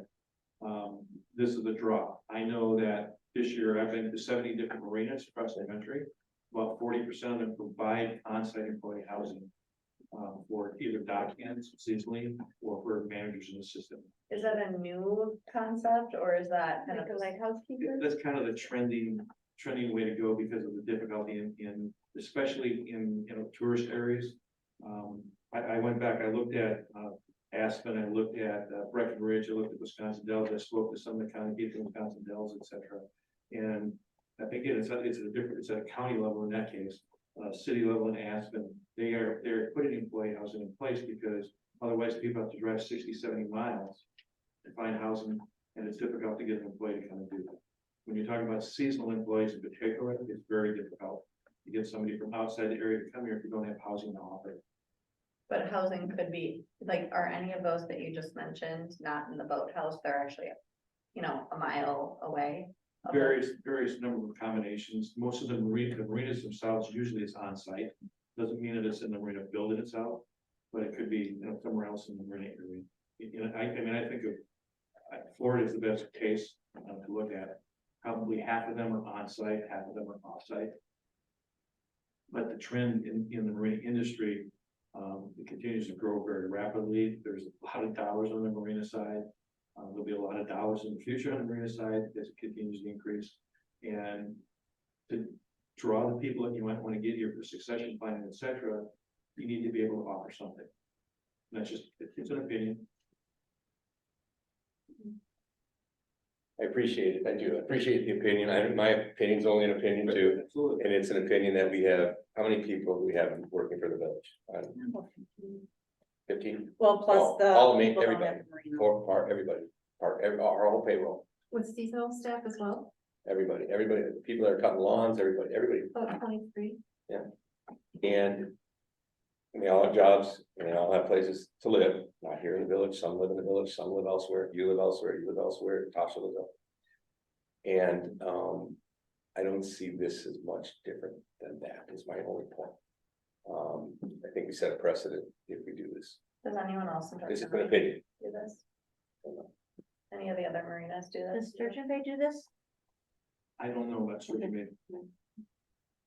My opinion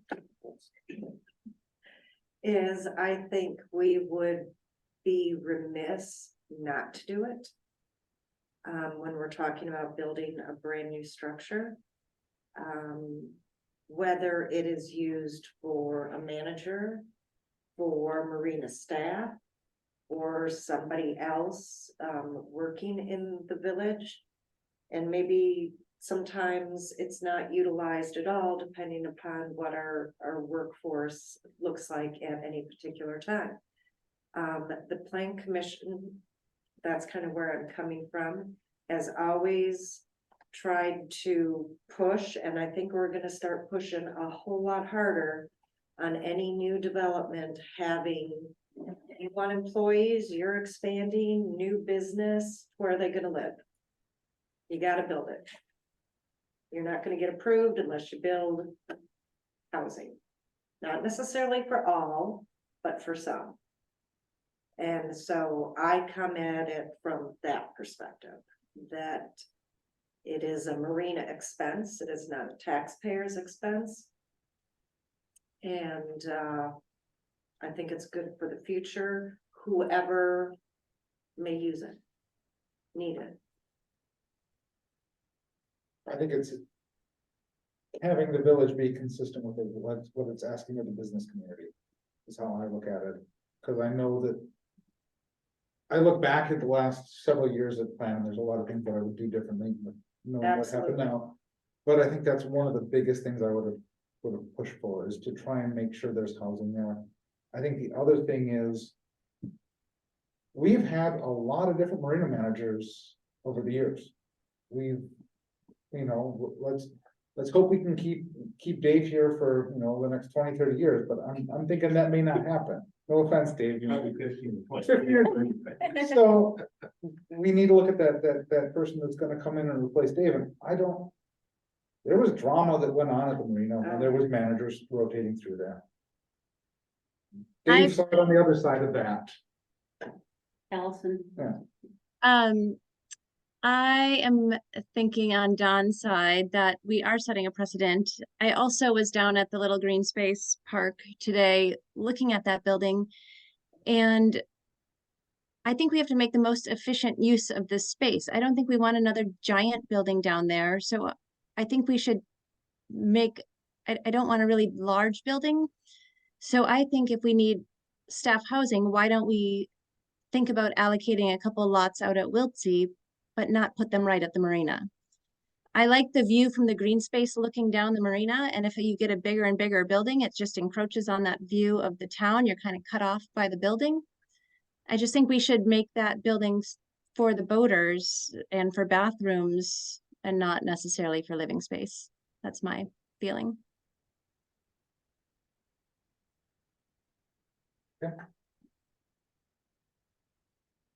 Please. yeah, I appreciate a lot of what Don said about you're setting a precedent, yeah, you know, providing housing for, all the village workers and Allison as well. But to me, the one difference is the marina manager who would probably be living there would be there 24 hours overnight. That position, he'd be able to monitor what's going on in the little village he's got going down there with all the boarders, and it's busier all the time. And I just think the way it's going with housing and affordability, that this is unique. It's not a lawn cutter, it's not a landscaper, it's a marina position. I think we should have some staff housing there for that purpose. I think would serve the village well. Sorry, but is the purpose of the marina manager to work 24/7 just because No, they'd be I'm living not- on site? Well, That's kind they, of how it sounded like. obviously will get a day off or whatever, but, it would be nice, it would be nice to have that presence there is what I'm thinking. And I mean, I like the way it looks. I think it's a great addition. Is this a seasonal position? No, Year round. Around. And then the backhand side of this would potentially be vacant for 4 months, 5 months, potentially. The only other thing I wanted to say is I don't believe that we need to provide a luxury lounge on the second floor for the boaters. I think the boaters want to be on their boats. They don't. Boaters want to get off their boats if it's raining, or if the mom's doing laundry, she needs a place for the kids to hang out. I think occasionally they need to check in on business. They'd like to sit and read a book and look over the water. But the That's money my that it feeling. would cost to provide them with a luxury lounge, instead of providing marina staff housing, which would serve the village much better, I can't see it. Well, I don't know, luxury lounge, where, are you seeing that somewhere? No, it's something I heard in the past. Oh, what I would. I have been to a handful of marinas outside of Wisconsin. And it is, it's been many years since I was there, but the difference in how the marinas are, especially the state of Michigan. This is not. Would not be considered a fancy marina building in other parts. Well, that's ultimately what we're competing with, because you can go. You'll cross there, but I mean, I hear what you're saying, Patrice, and I was a little surprised at Menominee, Michigan. Yeah. That was, like, I looked at Menominee, Michigan, and I looked at Sister Bay, and this was about 7 years ago. I was a little embarrassed. everybody loves Menominee. I think they're high up there. But I mean, I've also heard that's not an anomaly for the state, for Michigan, because they've got what the safe, some sort of Harbor's program that the state. Yeah, the state of Michigan has a very large harborage program where they do a lot of grants. And that's why they built up the marinas. They decided as a state that they wanted to increase their access to water, increase their access to boaters on the tourist side of things. Are we putting the manager in any strange position? I'm kind of going off Patrice's comment and Lily's, like, by being there and that is their home. Like enforcing or policing activity, like, I know that's not the intent of that role, but if there is there like an expectation of that person to actually be working 24/7 because they're on site? Well, Dave, how many times are you called down to the marina? Outside of when, I mean, like, you work a tremendous amount in the summer. But I mean, like, would you consider yourself on call? If there's an I event always at the consider marina? myself on call. I have my name and number on the door for after hours emergencies, etc. In the last 3 seasons, I've been called twice. And one of those had to do with when does the bus run? And the other one had to do with something actually happening at the marina. I mean, it's a pretty self-sufficient operation as far as after hours calls. I get more questions about security, cameras and that sort of thing. But as far as actual after hours calls, there's not that many after hours. Am I allowed to ask if you have a strong opinion? Well, I'll answer it this way.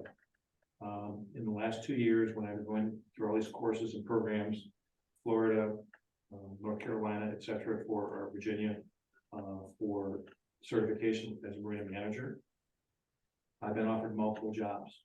Okay. I have 9 jobs in the last 2 years. Out of the 9 jobs, 8 of them included housing. Some were on site, some were off site, but they included housing. That's part of the offer as the manager. Now, you may say that's everywhere. No, when I Association of Marine Industries, it shows about 40% of managers or assistant managers, dockhands have space available or housing available to them in one way, shape, or another via the marina, whether it's on site or close local. I think that being on site is probably largely gonna be viewed as a positive by the applicants, but there's gonna be some understanding that you're living where you work. Nothing in this world is completely good or completely bad.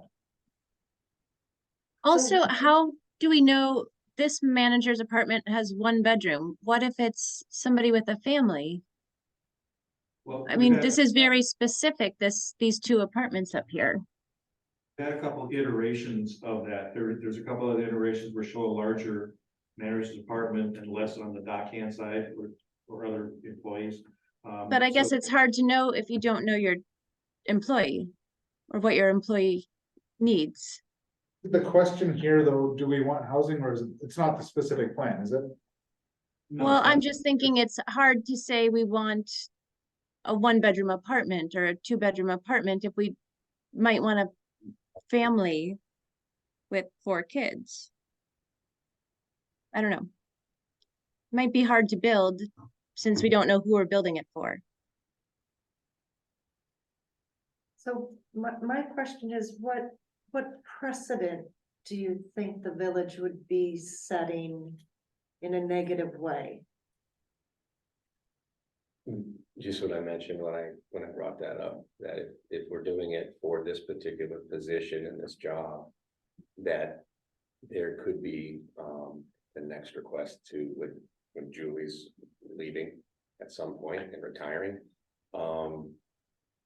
Do we have a discussion about building employee housing for the next administrator, the next director of finance, the next name one of the positions? I mean, and because today they all live out of the village, they all come in for their jobs, which if this person liked working as the marina manager in Sister Bay, Wisconsin, because it's a very nice marina and a very nice village, this person might decide that commuting is okay.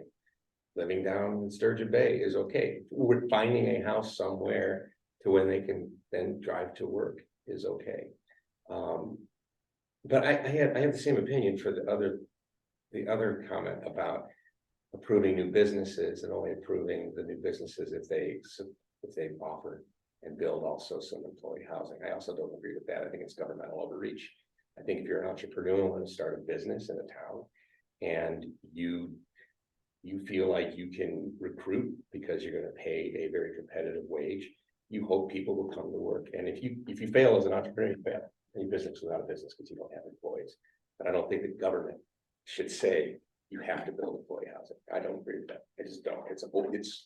It's not who we are as a country. I mean, say it's a nice business idea, but you're gonna have to build some housing for your employees. To me, I just will never agree with that. And it's okay. I mean, I don't care if I'm outvoted, so 6-1. I really don't. I just have to let you know I'll never agree with that.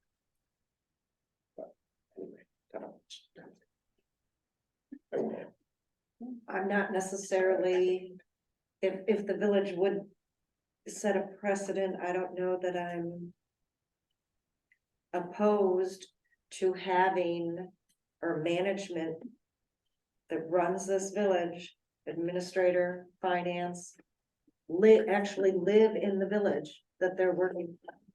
I think that would be a great thing, and if that meant that I think that'd be a great thing. some point in time, we become the facilitator of the housing that they're going to live in. I'm not opposed to that. I'm more fond of putting this out at Wiltsey. Going to really necessitate this, but that's a long way off, and we have that housing challenge today. Allison? Oh, I'm sorry. I would prefer not to put it in the Marina building, but discuss it when we're thinking about developing Wiltsey. Maybe having housing for some staff out there. But I don't really think it belongs in this building personally. I don't want more giant buildings downtown. I feel like the space could be better used. And I think it's too hard to determine who's going to live there and make it specific for the next manager. So but most likely the footprint isn't going to change. If we don't have housing, it just doesn't become a 2-story. So the footprint will stay the same. It's just the height that will change. Right, Dave? Yes, and yes.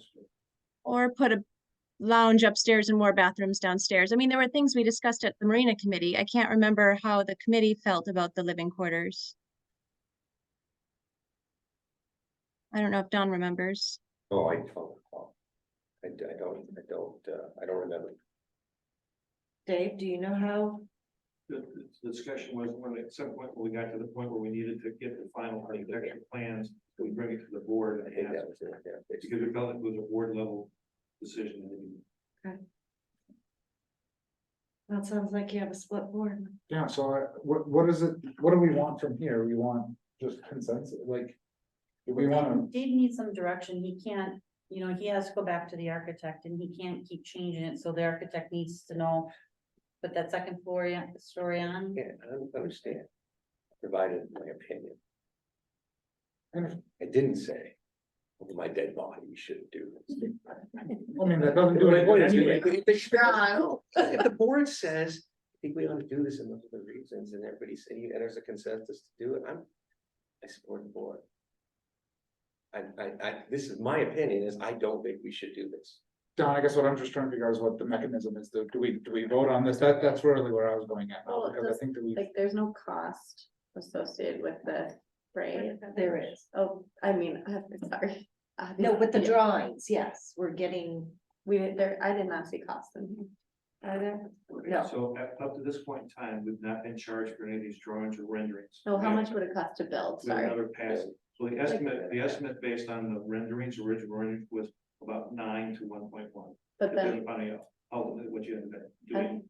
and then if you wipe out a floor, you take all the housing out, Probably still gonna be 7, 8. what's the cost? Like, what's the difference? Couple of 100,000? Okay. So, and would be. Depending upon what you would save if you didn't have there, what would it cost us out at Will C to build? More than a couple of hundred, more than 3, depending upon the size, Depending on the size, but you're not gonna have a. we were talking all different types of price points today when I met with them, from like 250 to 350. Julie, I think before you said you didn't know if it was legal. I think when I first asked you about this a couple months ago, did you find out more if we can have housing in these buildings? Or We'd have to amend the code in order to proceed with it. I don't, I think the board would approve that. And the plan commission, but the way the code is written right now, we could not proceed with it. We will have to do some amendments to make that happen.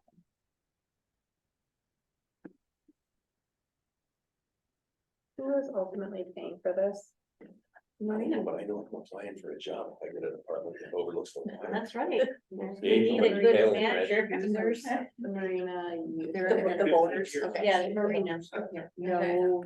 The base Yeah. properties. Yeah. Like, what is the marina, like? I'm not really a voter, so I'm I'm learning right now from all of you guys who do vote a lot. We are a voting community. Right. We wanna continue to be attractive to people who vote. And that would include a nice boathouse. I just don't know if a nice boathouse requires that people are manager and. What are they called? Staff, what are they called something? Marina office building. Doesn't Yeah. require it. If, like, I don't. Yeah, but if that makes us a more attractive community for skilled boat hands and. Like, I I had a question Kinda I asked Dave the other understand day. Would we have a better caliber of talent? Yeah, Would we be that's able the to recruit a question. higher Thank you. caliber of talent yeah, at the marina? Well, my opinion would be yes, and I base it on my experience the last 2 years at the other marinas and the other offers I've had. You can attract a better quality of candidate. You can attract a better dockhand, if you, like for right now. We have nobody dockhand wise, there's nobody there in May or early June. We have nobody there from the first week after the first week of September till October 15th.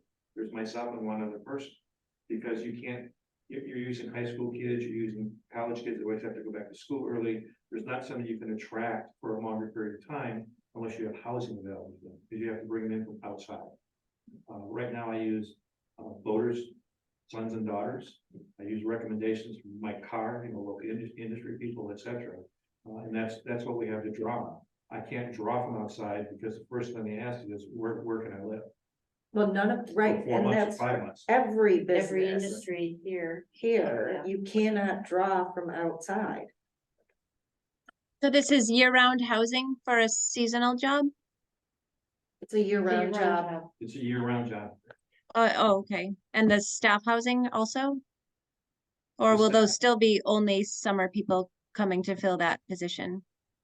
If it was marina only, it would be just seasonal for the staff. So having housing available is one thing.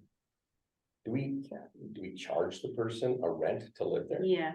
I don't think you. That's my question, I guess, as well. This isn't like part of the package. Is you get free housing. We're gonna build, you get free housing, here's your salary plus housing, or do you say? You have to pay and the rent will be X and that rent goes to the marina. I think that we asked Tasha how the best way to do that, because it's gonna be a matter of how the finances work. Well, out. I think we can ask other.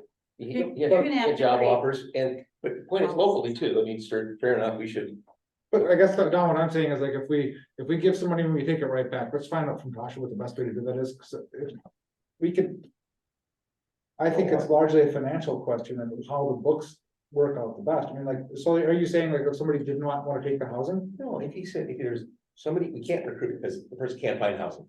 They can't buy anything, they can't find housing. So what we do is we have an apartment to rent that comes with the job, and rent is X. It's not $3,000 a month or anything crazy like that, but it's a reasonable it's a reasonable rent for the wage that they're earning, that we're paying, because it's a bad wage.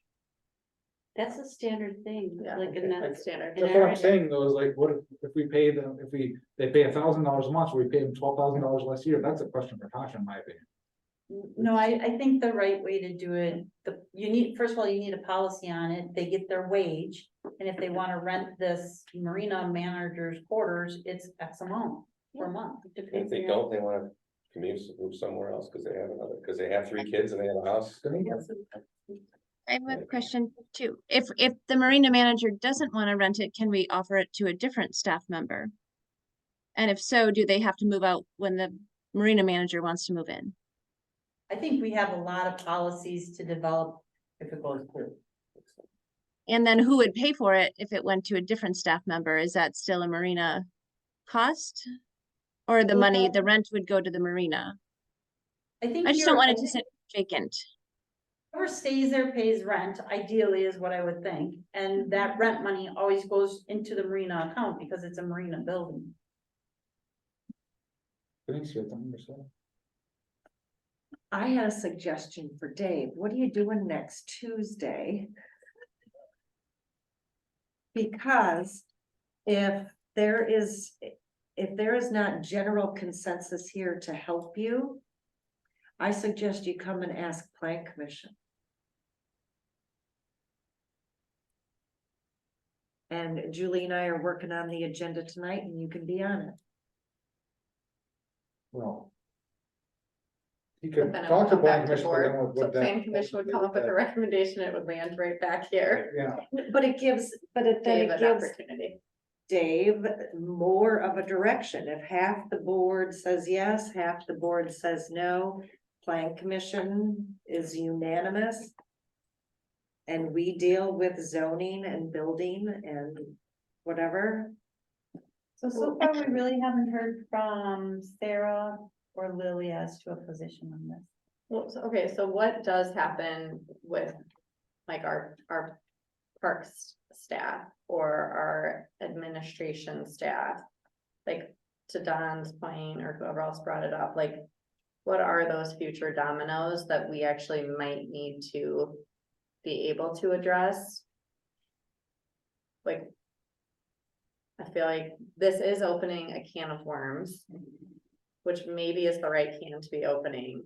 But I'm just thinking through equity and I'm thinking through what stance are we gonna take on more of these opportunities or issues as they arise? And I don't know how we're thinking about that, so. I have mixed That's what I'm feelings thinking about through. it, yeah. Like, I understand why. you Want to offer employee housing. But I agree with some of Don's point. Allison. I don't know. Like, why not the Wilsey property? I don't, like Ally brought that up, that's not, why wouldn't we consider that? cost and timing would be my. Okay, cost, okay, thank Cost you, and timing, on it, But because I this think that we would can do be- this. faster, Well, this, like, if it's on site, who covers that cost? The marina. But if it were a Wilsey property, the village covers that cost, right? Or Well, would I the think marina we have have to to cover that? Well, as far as the rent goes, regardless the person renting or owning would either. They still have to pay for it, right? So if there's a unit above the marina office, they pay that, it goes into the marina. If they buy a home out at Wiltsey, I mean, it's a mortgage, right?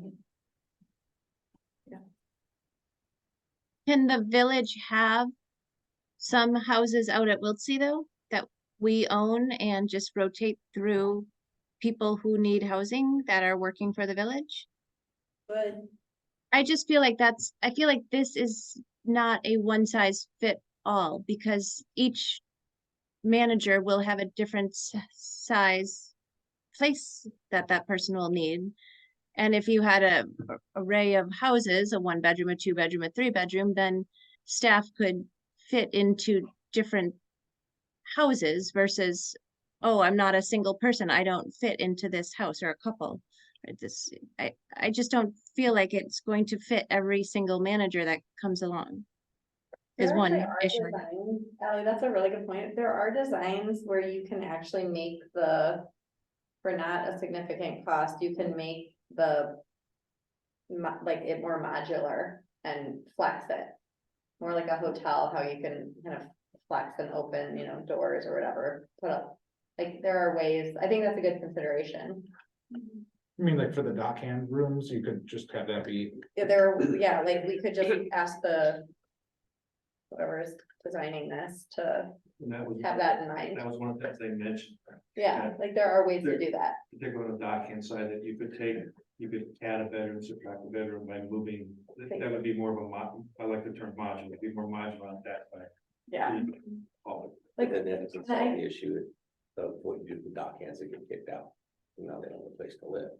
If you make those adjustments for the manager, Yeah. then you lose the ability to have the dock hands live there, we're back to, we But can't the have dock hands. manager is actually the priority, Yeah, right? Like, but who we're trying to but attract. all the employees are, that's Yeah. they're not I mean, coming in.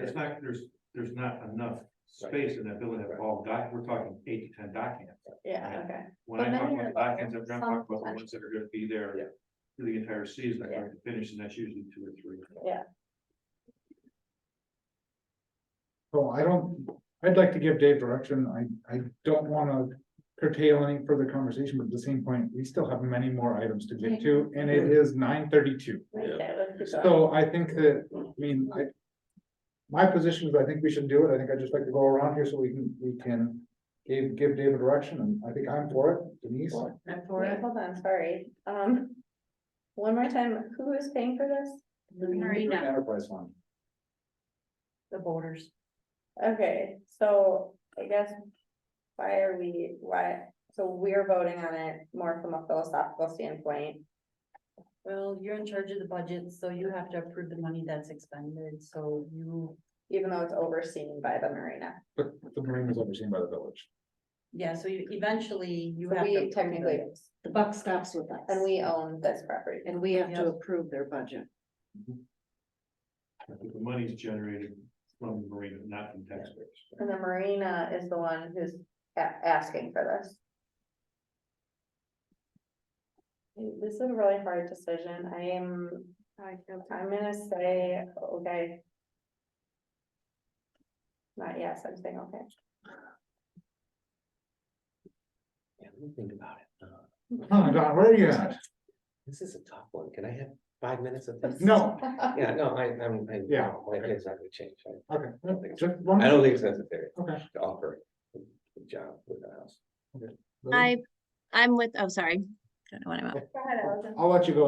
Oh, you already know, Yeah, I agree with Don. I would not, I don't think it's necessary. Oh. Go with. I'm not sure that it's necessary. I'm leaning more towards. well, I mean, like right now, we kind of need to give David direction, and then, like Don has said, I mean, like if the board decides what it decides, and it is what it is after that, so. Yeah. So I mean, it sounds like. We'll come back to you, so Patrice, I think, I heard- okay, Yes. So you got 4. so we have 4, so. So I'll be done.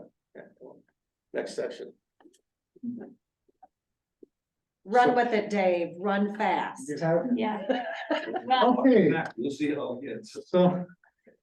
Let's go on to 9F, the draft ordinance for liquor licenses. the draft liquor license ordinance in your packet has been revised for the discussion last month, but there are still 3 issues to address. One being, you had all conceded a $20,000 license fee, but then additional discussion talked about time and consideration given to looking at all of the applications. Does that warrant more money? So a decision is needed on whether or not that fee should remain at $20,000. Do you want to talk about that one first? Sure. So- 4-3. We voted 4-3. You did vote on it, and then there was additional discussion later that maybe it should be more based on the fact that once you get these applications, you're gonna have to spend some time reviewing them and debating them, and should that cost more? My vote is still 20,000. Yeah, absolutely. Anyone want to change their vote? Yeah, 20,000. 20,000. so here's where I came to on this, after thinking about it, is the amount of money we raised from this, $10,000 or $20,000, isn't nearly as significant as the direction we have that business headed in, or the things we ask from them. So I don't think the money is that relevant, but I know, Don, you're not, you probably haven't, I know what you're saying. what we're asking from them, them being a good community member, and the things that the framework we're judging them on there is far more important than the dollar. Yeah, I'd rather have, Agree with that? I'd rather, we can't give it away, but I'd rather give it away to somebody that is going to be a pillar of the community and be a good community member. That's more important to me than the dollars. So the then we can framework- stick with 20. Sure. That was Okay. a long way of saying that. Okay. 20, yeah. Section 6.21B prohibited activities, there was some debate back and forth over whether or not there should be a statement regarding noise. There was no, vote. Did we say like just include the? Well, that's whatever basically the- what it says. So there was no clear direction on to delete that line or leave that line. Well, isn't that covered under the, Delete make Noise. reference. I thought it was Yeah. redundant to Yeah. the Yeah. already existing policy. Yeah, agreed. That says Your you can't. opinion Yeah. is made very clear, Don, but there was no consensus Okay. one So way we or the just other. I agree with strike that. off then? Cause So it's strike that line. strike that. Yes. Well, we actually, I thought said make reference.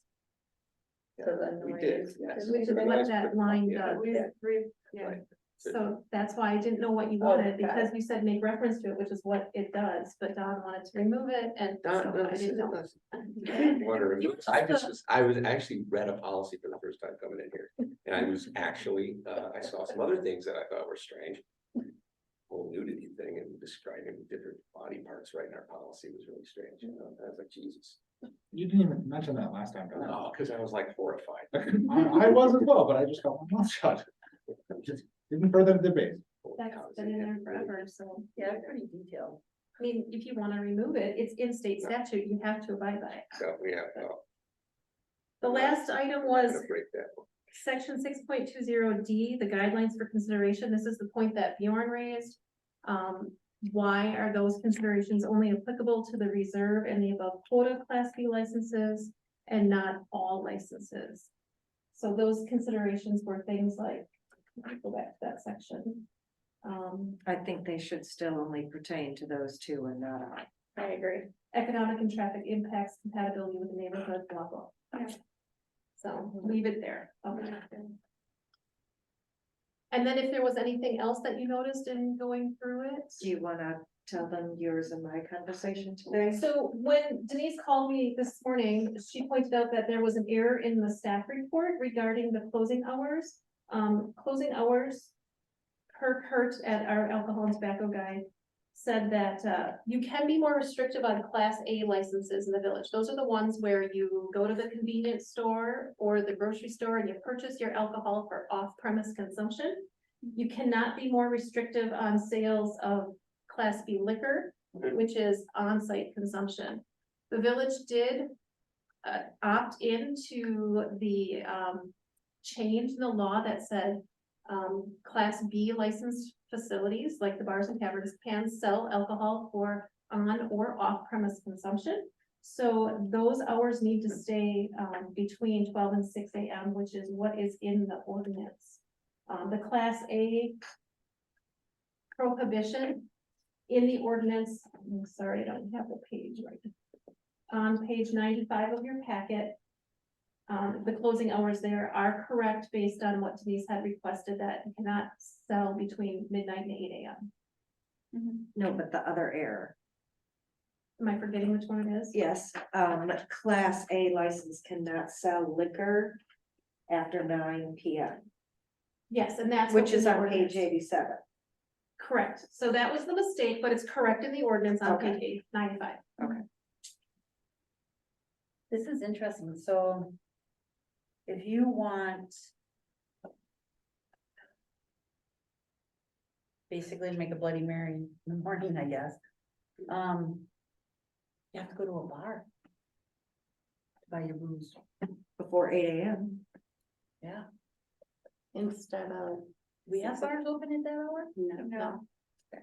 I get it, so it's all, makes it look like you can go to, but you're. Well, there are a lot of bars though in manufacturing communities because Yeah. of swing shift or third shift or whatever, Just not here. just not here.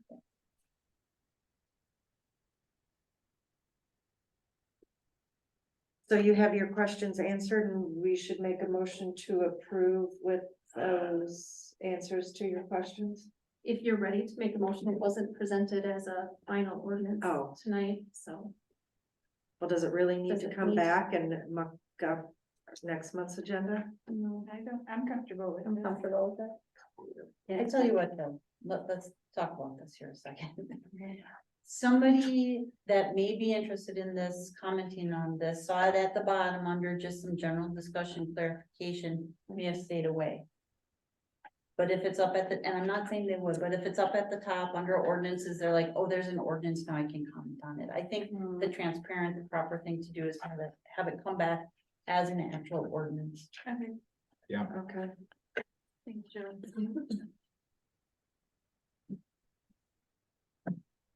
So do we need No, I think. anything?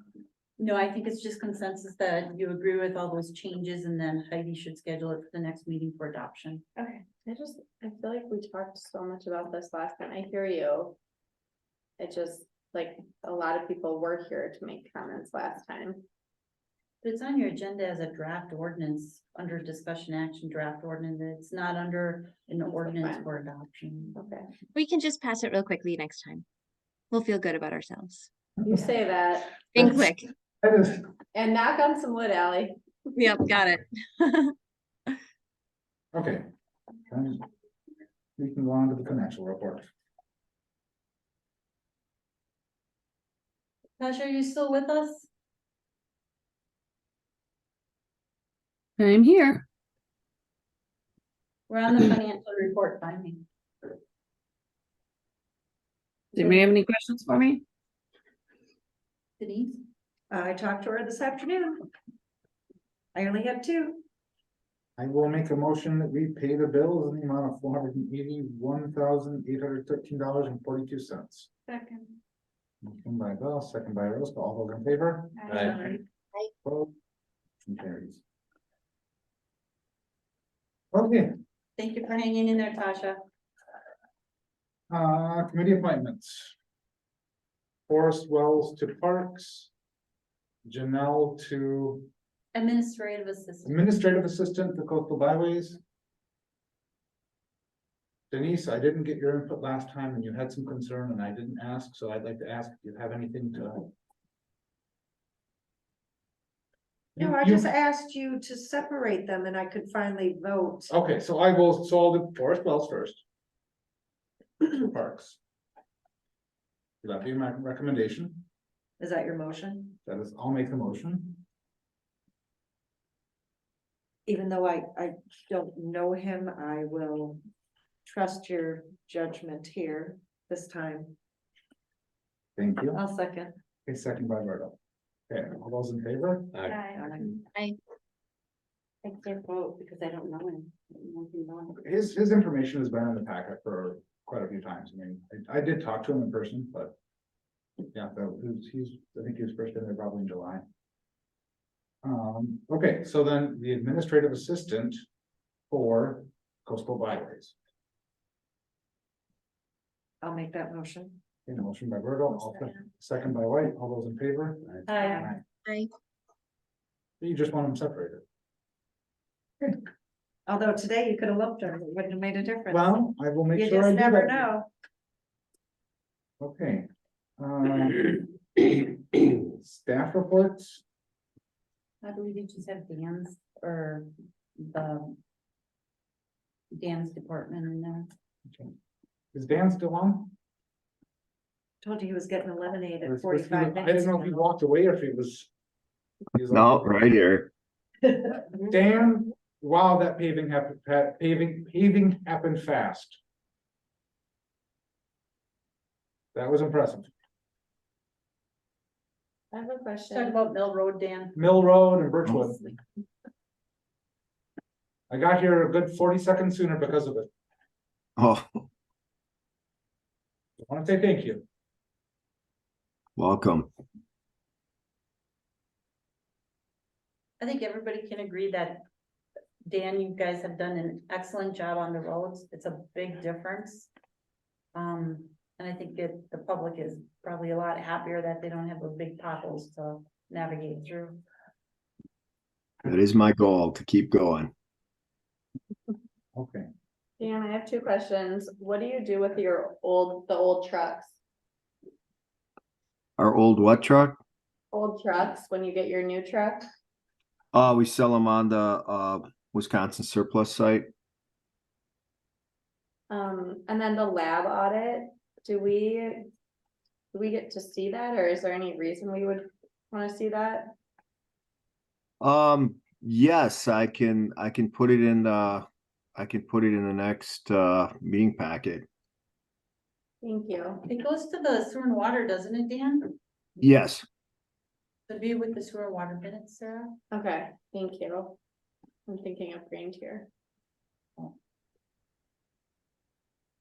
Thanks, Dan. oh, Any other okay. questions? Any other questions for Dan? Thank you, Dan. Thanks, Dan. Have a good night.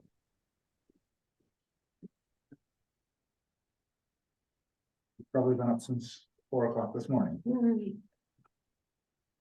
Okay, then on to committee reports. Sure, I'll start with coastal byways. So Janelle did go to that one on Monday. They are still working on, the coloring book. They, Julie? Are you reading from the minutes that we've all read? no, Oh, no. I'm just like tired, I'm like looking at it, like thinking as I go, I'm making, it sounds like I'm reading, I was making it up, I was thinking it. no, I meant reporting on what's already in our packet. Yeah, well, it's the same thing. I mean, we read it. I would say this though, like when you look at these, it would be nice if we could remove 2, which is DCDC. We don't have representation on there, we don't get those minutes. And same thing with Marina Fest Committee, because it's done, like maybe take those off so that list gets shortened up a little bit. Let's get rid of that and then we'll deal with DCDC at We finance. do have one Marina Fest meeting that needs to happen yet. Do you wanna know what those minutes are? We should. How about after that, we just automatically take it off? Yeah, it'll go away. Okay, so anything else for coastal bylaws coloring book? That's it? They're reaching out, yeah. And finance. We've been, when's the last meeting we had? 2 weeks ago? Yeah. We're meeting again tomorrow. You're gonna see the product of our work when next month for the budget. Any questions on that? No. Fire board? Why were there 2 meetings on the same day and nothing really happened at the second meeting? Fire board. So basically, we had to meet because they needed the minutes from the meeting. How did that work out? Oh, they There was a grant and they needed the minutes and then, so then we had to approve the grant and then Yeah, for that. adjourn the meeting, write up the minutes and then have another where we approve the minutes, where we approve the thing, just for the grant.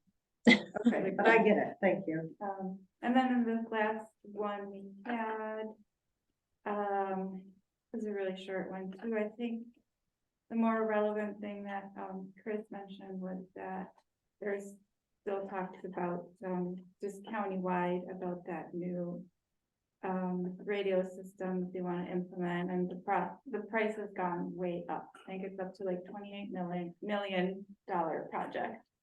But it's still up in the air. You don't really have anything. You know, we don't have a clear idea of anything really how that's gonna be distributed. Is that coming out of your emergency management day? Okay, ask me the question again, I didn't hear. Where the new 911, The enhanced 911. yeah. Okay, that's gonna be countywide. that's gonna be part of the rollout from the state. With that system, we're talking in the next 3 to 4 years, doing all upgrades, adding towers, that sort of thing.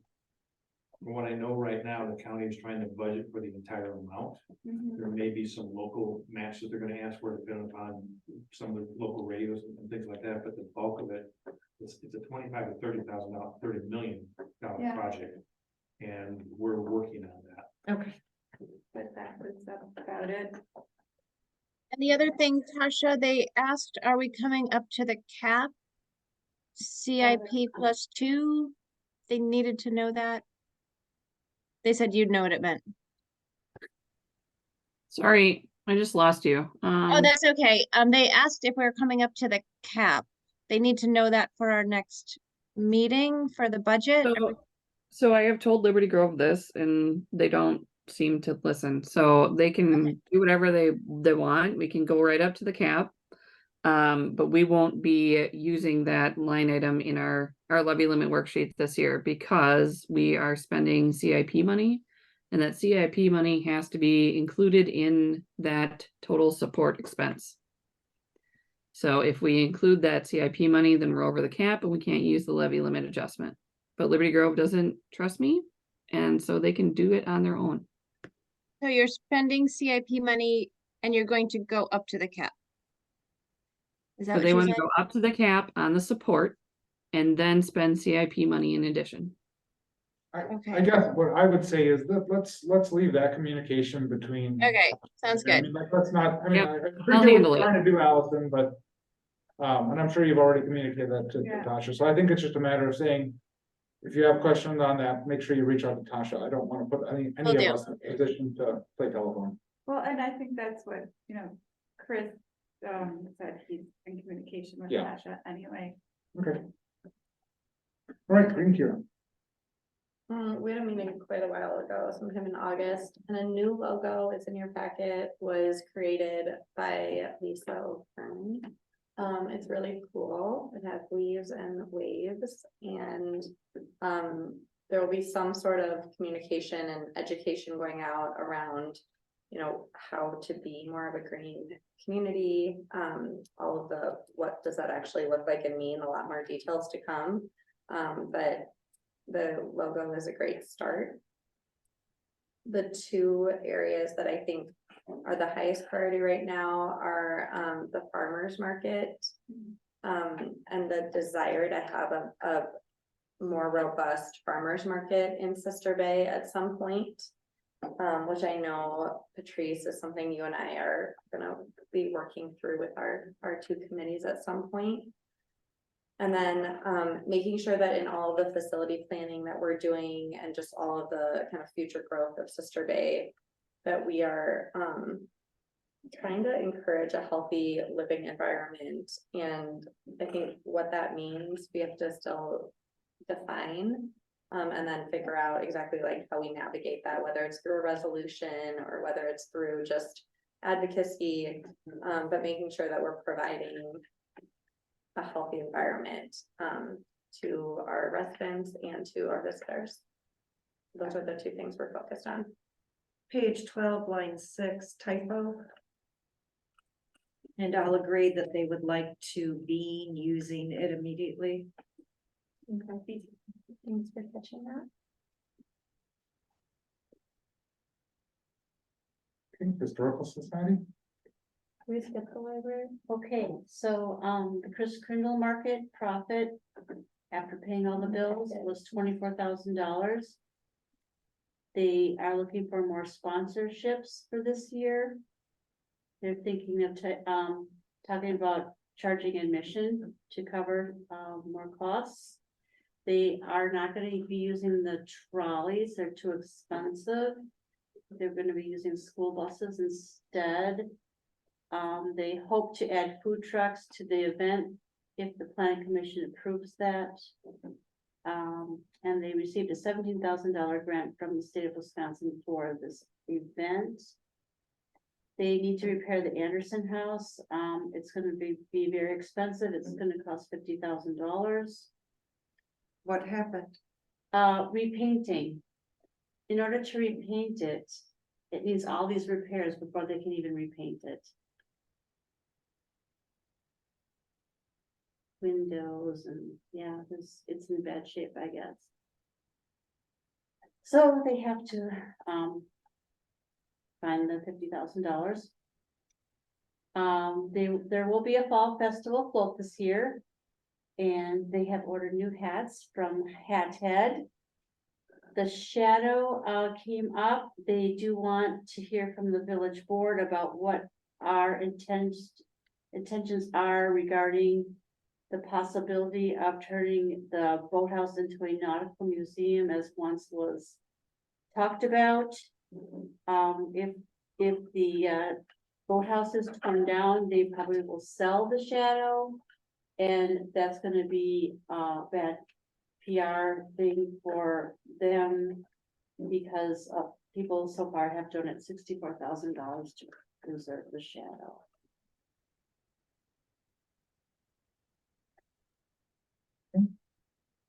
None of the library. We declined the proposal from the county library, about the shared staffing cost contract. And, you know, Julie, you and I are gonna connect about, writing a letter on behalf of the, library commission, kind of helping to explain our position. So that letter will be sent to the county board before the end of the month, I believe. It keeps dying. Yeah, I know, it's here. You have a spare? I didn't agree. County board meetings 26th. The 26th, okay, before that meeting, so Julie and I will talk this week. We've But to get them the packet, does it have to be there by Friday? Ready before, right? so this Friday, Would be the 20, it's the 19th, so the 22nd. 22nd. Yeah, so that's what before, so we will be sending a letter.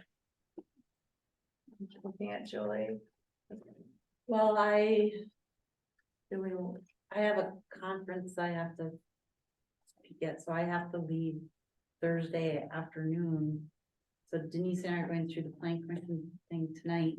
God, I'm never getting home. I'll come in tomorrow morning and try and crank something out, a draft, and send it over to you. It doesn't have to be anything big. No. But just kind of reiterate those high points of that email that I had sent. Yeah, I think it is basically your Kind of cut email. and paste a little bit. Yeah, I'll get it to you tomorrow. Do that from okay, home. and then I wanna make. I know internet reception.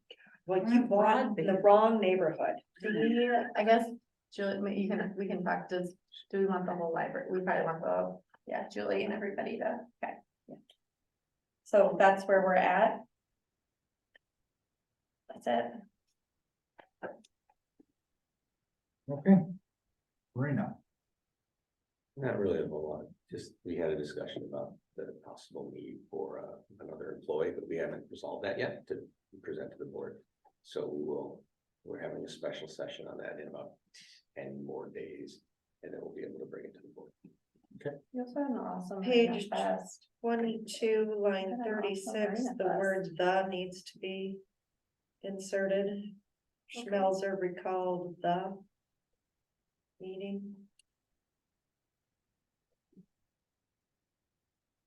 Marina Fest. Yeah, we don't even have a meeting scheduled. Whereas the entire purpose is to review how it went. Well, It'll be a short meeting. and to dissolve the fund, you have to distribute the funds, but we're at the point where we're waiting for the nonprofits to give us their 2023 contributions. Ad hoc outdoor rec, going to have a joint meeting Wait. next Monday. There was an awesome Marina Fest, though. It was fantastic. Yes, it was really great. We should celebrate that. We just like moved right past that. Well, All the kids. did no, a we were tractor. talking about Marina Fest, we were talking about the Marina Fest committee meeting. So I don't have anything. I know, but can't Please move on. we celebrate the Marina Fest? It was good. It was fantastic. I was happy. Outdoor ad hoc rec and transportation has got a meeting next Monday. I won't be at that till later. I know it's at 4:30, but I'll get there as soon as I can. Parks, properties and streets. Anybody have any questions Can I from just point the out minutes? something quick? My name is misspelled, it's missing an L. Lily. I'll let you know. LL. Fine, thank you. Now. Minutes are in there. Oh, shoot, we have to go back. Oh, no, I can take care of this. Remind me, page 29, Okay. Heidi, of minutes to correct after the meeting. Okay. Plan. Minutes are in there. I was not there. We did talk about the in lieu of parking. That came up on, it's something we'll have to have a greater discussion on. That was the corner of Mill and 42. I think that was the only really particularly interesting thing that happened. Minute. Well, cluster design, move that forward to public hearing. Okay, That's exciting stuff. I guess I've already. the cluster- You'll see cluster housing. It'll be really exciting. In R4 and all that fun stuff. Okay. SBA, Nothing really major. okay, tourism zone, Can't remember if I was at the last one, but nothing exciting. okay. Utilities, Utilities. Putting up flyers. Just Finance. about disposable, the issue that ongoing issue with the disposable whites being flushed, we just talked about putting out either flyers and or distributing them to businesses and including SDRs as well, okay, And in the tax bill. and in the town. village hall planning, We meet tomorrow, special session, because we're gonna review the 2 additional, RFPs that came in, because there was a few things missing, so, and then I know I have a lot of other things to say about it, but I don't know if this right now is the time, I'm bringing it up. right now. Or Yeah, is it right okay now. I don't know Thank what you. you're gonna say, but I. have Well, I was gonna things to say is, I, from the beginning, I understand why it all went down this way, but as we're talking about 250 people in meeting rooms, out by the ice, and we're talking about another community center, basically. Village Hall should be part of the village planning, it should have always been part of it. The committee got a little sideways with trying, quite frankly, to decide, do we need to have historic certification to preserve the building? No, village kind of spoke, we would like to keep the building, it's a nice building, we made a couple changes, and the basement's drying out, the new HVAC system's in, I mean, we've done some things already, removed asbestos. We have some cosmetic things that absolutely have to happen. The survey came back and, we all saw what everybody wanted to be a community center, right? For all kinds of wonderful things. But it's sort of been orphaned by the village plan, and it should be included. There's other things we could actually have, as you guys are adding other meeting spaces and other buildings and all these things. This is a beautiful building sitting there. We're trying to determine what to do or what it should look like. That's what to do with it, but what it should look like. It may not need a whole lot more than just some real nice cosmetic fixes. Maybe it's some additions of bathrooms, maybe windows so you can see the water. I mean, it's not, so we got to get past these RFPs. We have, they're both quite expensive. And decide, look, are we overthinking it? Because it seems like we're overthinking it right now, and we can't move forward when you overthink it. So the historic designation, I think I can't remember last time, we did have the presentation from the gentleman from Madison. I think we decided we really don't have to do that but there's like, everybody talks about this local historic designation you can get, but nobody so far has brought that to the committee about our own policy we have, or our own historic designation that we can apply as a village. Like that, we've talked about these things and they just haven't come to, so. Bottom line is that it needs to be part of the plan. There's something maybe we can do with it. I think tomorrow, that's part of the meeting is gonna be, we're gonna have to talk about that. Did we? Sorry to interrupt. No, I'm done. I'm really done. Did we mention once about the village Yeah. hall that we could turn it into some sort of like an arts community center? Yeah, that's part of it. It's You know, 100% like, part of it. where we've got the sports complex for all your sports, and then we have that space for more like arts, performing arts or whatever that the community could use, and maybe even offer different classes there. We have a lot of talented people up here that could utilize a space like that. Could be a lot of things. Could be a lot of That's what open it up, just like every other village around us in our county has a village hall. And it's, they Yeah. almost all look the same. Some are a little nicer than others. You look at a first ceiling and it scares me. Anyway, go ahead, please.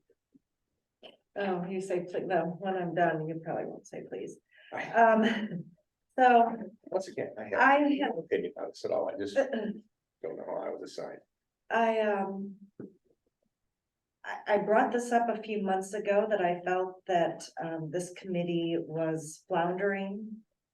And reading the minutes and talking to other people involved. I don't know that they are working towards completing the objective that the village gave them. And what we decided in December of 2022, and this is from the minutes of that meeting, is that a 2-year task force assigned the task of determining the best use of the village hall, the renovations that are needed, and how to fund those renovations. And then it goes on to say how the committee would be comprised of, who, and that's pretty much it. So the best use of the village hall, the renovations needed, and how to fund those renovations. I would, reading the minutes and hearing conversation from people that are there, I would like this village board to give that committee some direction. Because there are some people on the committee that do not want to address the bathroom situation that the village board has talked about, the Parks Committee has talked about, and the Marina Committee has talked about.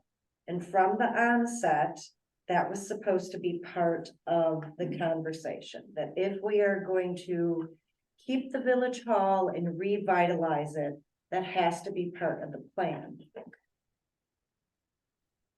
I think we need to reiterate that that has to be part of the plan so that all the members understand that this is what you are tasked with. And I'm happy to hear that maybe this historic preservation is kind of off the table now, because that was not one of the 3 things that the committee was tasked to deal with. Correct. So we have. I want this committee to succeed. I may sound harsh. I apologize. We have 2 RFPs that have been returned. The RFPs will show the renovations. We're gonna decide on one of those, if we decide to go with one of them. And do a bigger plan, then maybe we need to, but those are in place, so we did go out, we found out what it should be, so that's the first one, check Right. what it should be. 2, get RFPs for the renovations, check, okay, we got those. And the third one is how to fund it, I have no idea. We don't know how much it costs, so we gotta look at those. So The idea is funding it, coming to the village, and the village funds it. That's a big part of it. I don't know if it's, again, like the ice rink, I don't think this is a fundraising charity case to remodel one of our buildings that we have. It's part of our obligation. So funding it is, we budgeted for it, and we find a place in the budget for it. But I heard, okay, you can Yeah. confirm, you were on I the will. committee. Yeah. That there is not consensus of what the building needs. The kind of when you can talk generally about it being a community center, but what kind of space do they? That's what the architects are gonna show us. Okay. The RPS, so I just heard that there's not consensus on the committee. Is that incorrect? the committee has, I think the committee had, all agrees it's to be a community center for things that Lily just talked Okay. about. Center for the Arts. Okay, you don't have to go into detail. If there's consensus, it's just not what I heard, so I'm glad you confirmed that. But I just had to Don's point, why isn't it part of the overall facilities plan, or can it be connected to that better? Yes. Because it feels like done. it should be Unfortunately. the facilities plan.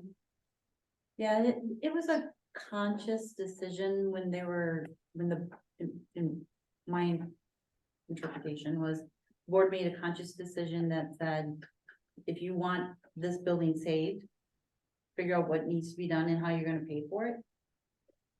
Not just put in a line item in the budget, it was figure it out, and maybe that is the answer, put a line item in the budget, maybe that's what they figure out. But But we then- did talk about fundraising. Yeah, that was a conversation, they had to come up with ways, how are you gonna pay for it, and because some of the discussion back then was.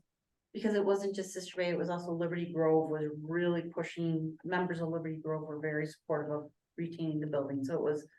Okay, figure that out, but aside from that, then when we got to the facilities plan. It was, which structures are we rebuilding and where? And don't worry about the village hall, because there's a committee specifically designated to just figure all that out for them. And that's why they were left out of the facilities plan. And here we are trying to relook at SBAA, here we are trying to relook at administration, here we are trying to add more meeting space. And we're sitting in smack dab middle of downtown with a big building that could do all those things. But it's not part of the plan, makes no sense, I agree with that. makes zero sense. But it I didn't understand. do all those It was things. Nobody considered can't that. do all of that, it can do one of those, it can do, if you can pick one of those, and it can do those. You can build that to be some of those, not all, of them. You can't stick everything. Oh, I think, okay, so it is in the. We all realize the village hall is still available for those smaller meetings and stuff like that. That's a given, and I don't think the facilities plan is saying that it shouldn't be. The facilities plan was looking at. New office spaces. Where you're gonna have a 250 seat hall, because the village hall cannot do 250. Right. You know, so They they can't even do 150. No, the plan recognizes it has that value, but it doesn't meet the needs that were identified. I guess is the right way to say it. And that's one area. You know, I don't know where SBA is gonna be going, right? None of us do right now. There's. The survey came back and the citizens said, Village Hall, Center for the Arts, things like that. And of course, it could be all those things. You know, as far as the bathroom goes, you know, we brought up the bathroom several times on the committee.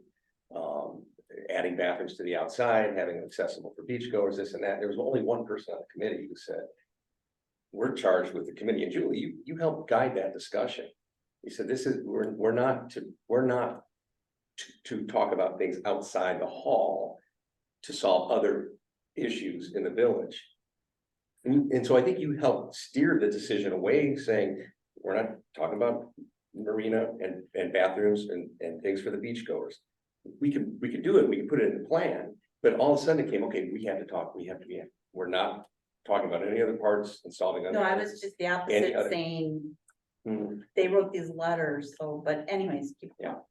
So we decided, okay, we're not gonna think about how we can make which is foreign to me, because if you're gonna do something, you can benefit by doing it. We're not to try and solve another issue when we're doing this. And I thought, well, of course we should. We've talked about that. We said, if we can have bathrooms that are exterior or whatever, and more accessible than the ones that are halfway down the stairs, we should include that in the plan. And then it became, well, that's not really what we're charging. But I mean, But okay, it was so brought how- up at the yeah. very beginning, the bathrooms had to be included. Yeah, So how do we set you up for success? Because don't- I I feel don't like know. we actually, like, the citizens have spoken loud and clear, save Village Hall. Which is what you're tasked to Yes. navigate right now. Yes. We also have a master facility plan Yeah. happening. Yeah. Sure, it's done, but like our job is actually to bring it home, finish this. So they actually do need to come together. So here, yes, and so here's what happens. So we sit in the committee meetings, we sit in the hall, we look up at the ceiling, and we go, God, that's a terrible ceiling. We should fix that. I mean, it's so.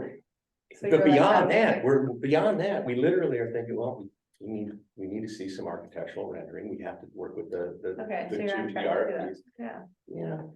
Yeah. But they're asking, they say, well, what do you guys want this? We say, a community center. We need some speakers, I mean, there's just nothing, there's no inspiration other than a community center. A place where people can come and we can have performing art shows, we can have all these things. We have that, but it just needs, it needs, Makeover. yeah, a hell of a makeover. And if in doing that, we can add a couple of things to solve other issues that we have in the village or what that we have in the area that we can address while we're doing this, and we should.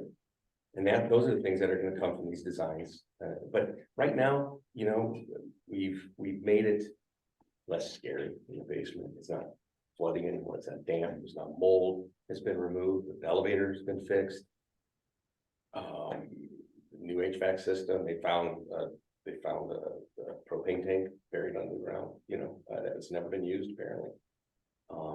And so we're gonna get rid of that coal boiler or oil boiler in the basement, so progress has been made to the point where, we may not be talking about a huge new renovation for the village hall. We might be talking about cosmetic things that really make it nicer and bring it up to date a little bit.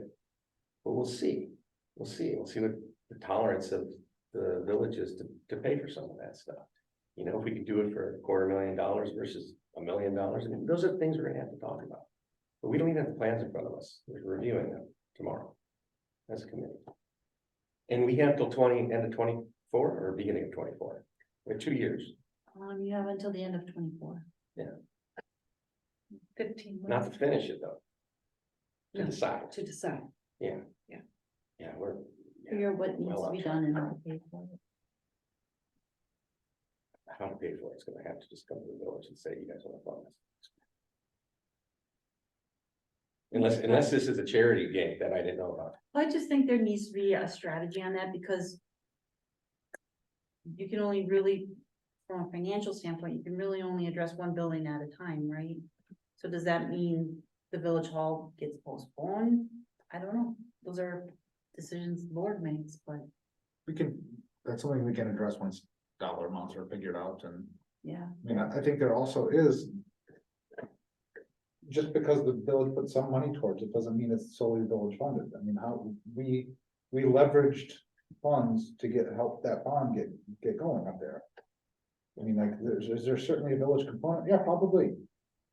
Is it the whole village component? Maybe not. That's a future discussion point, but I think that what the committee was tasked with was trying to find alternative funding sources that wasn't just the village. That's why that was put in there as part of the initial formation of the committee. Correct, because everybody said that we can get donations, we can do this, we can do that. Before the committee was even Yes, formed. when they came out with torches and pitchforks, they also said we can get money. We said, okay, let's do that.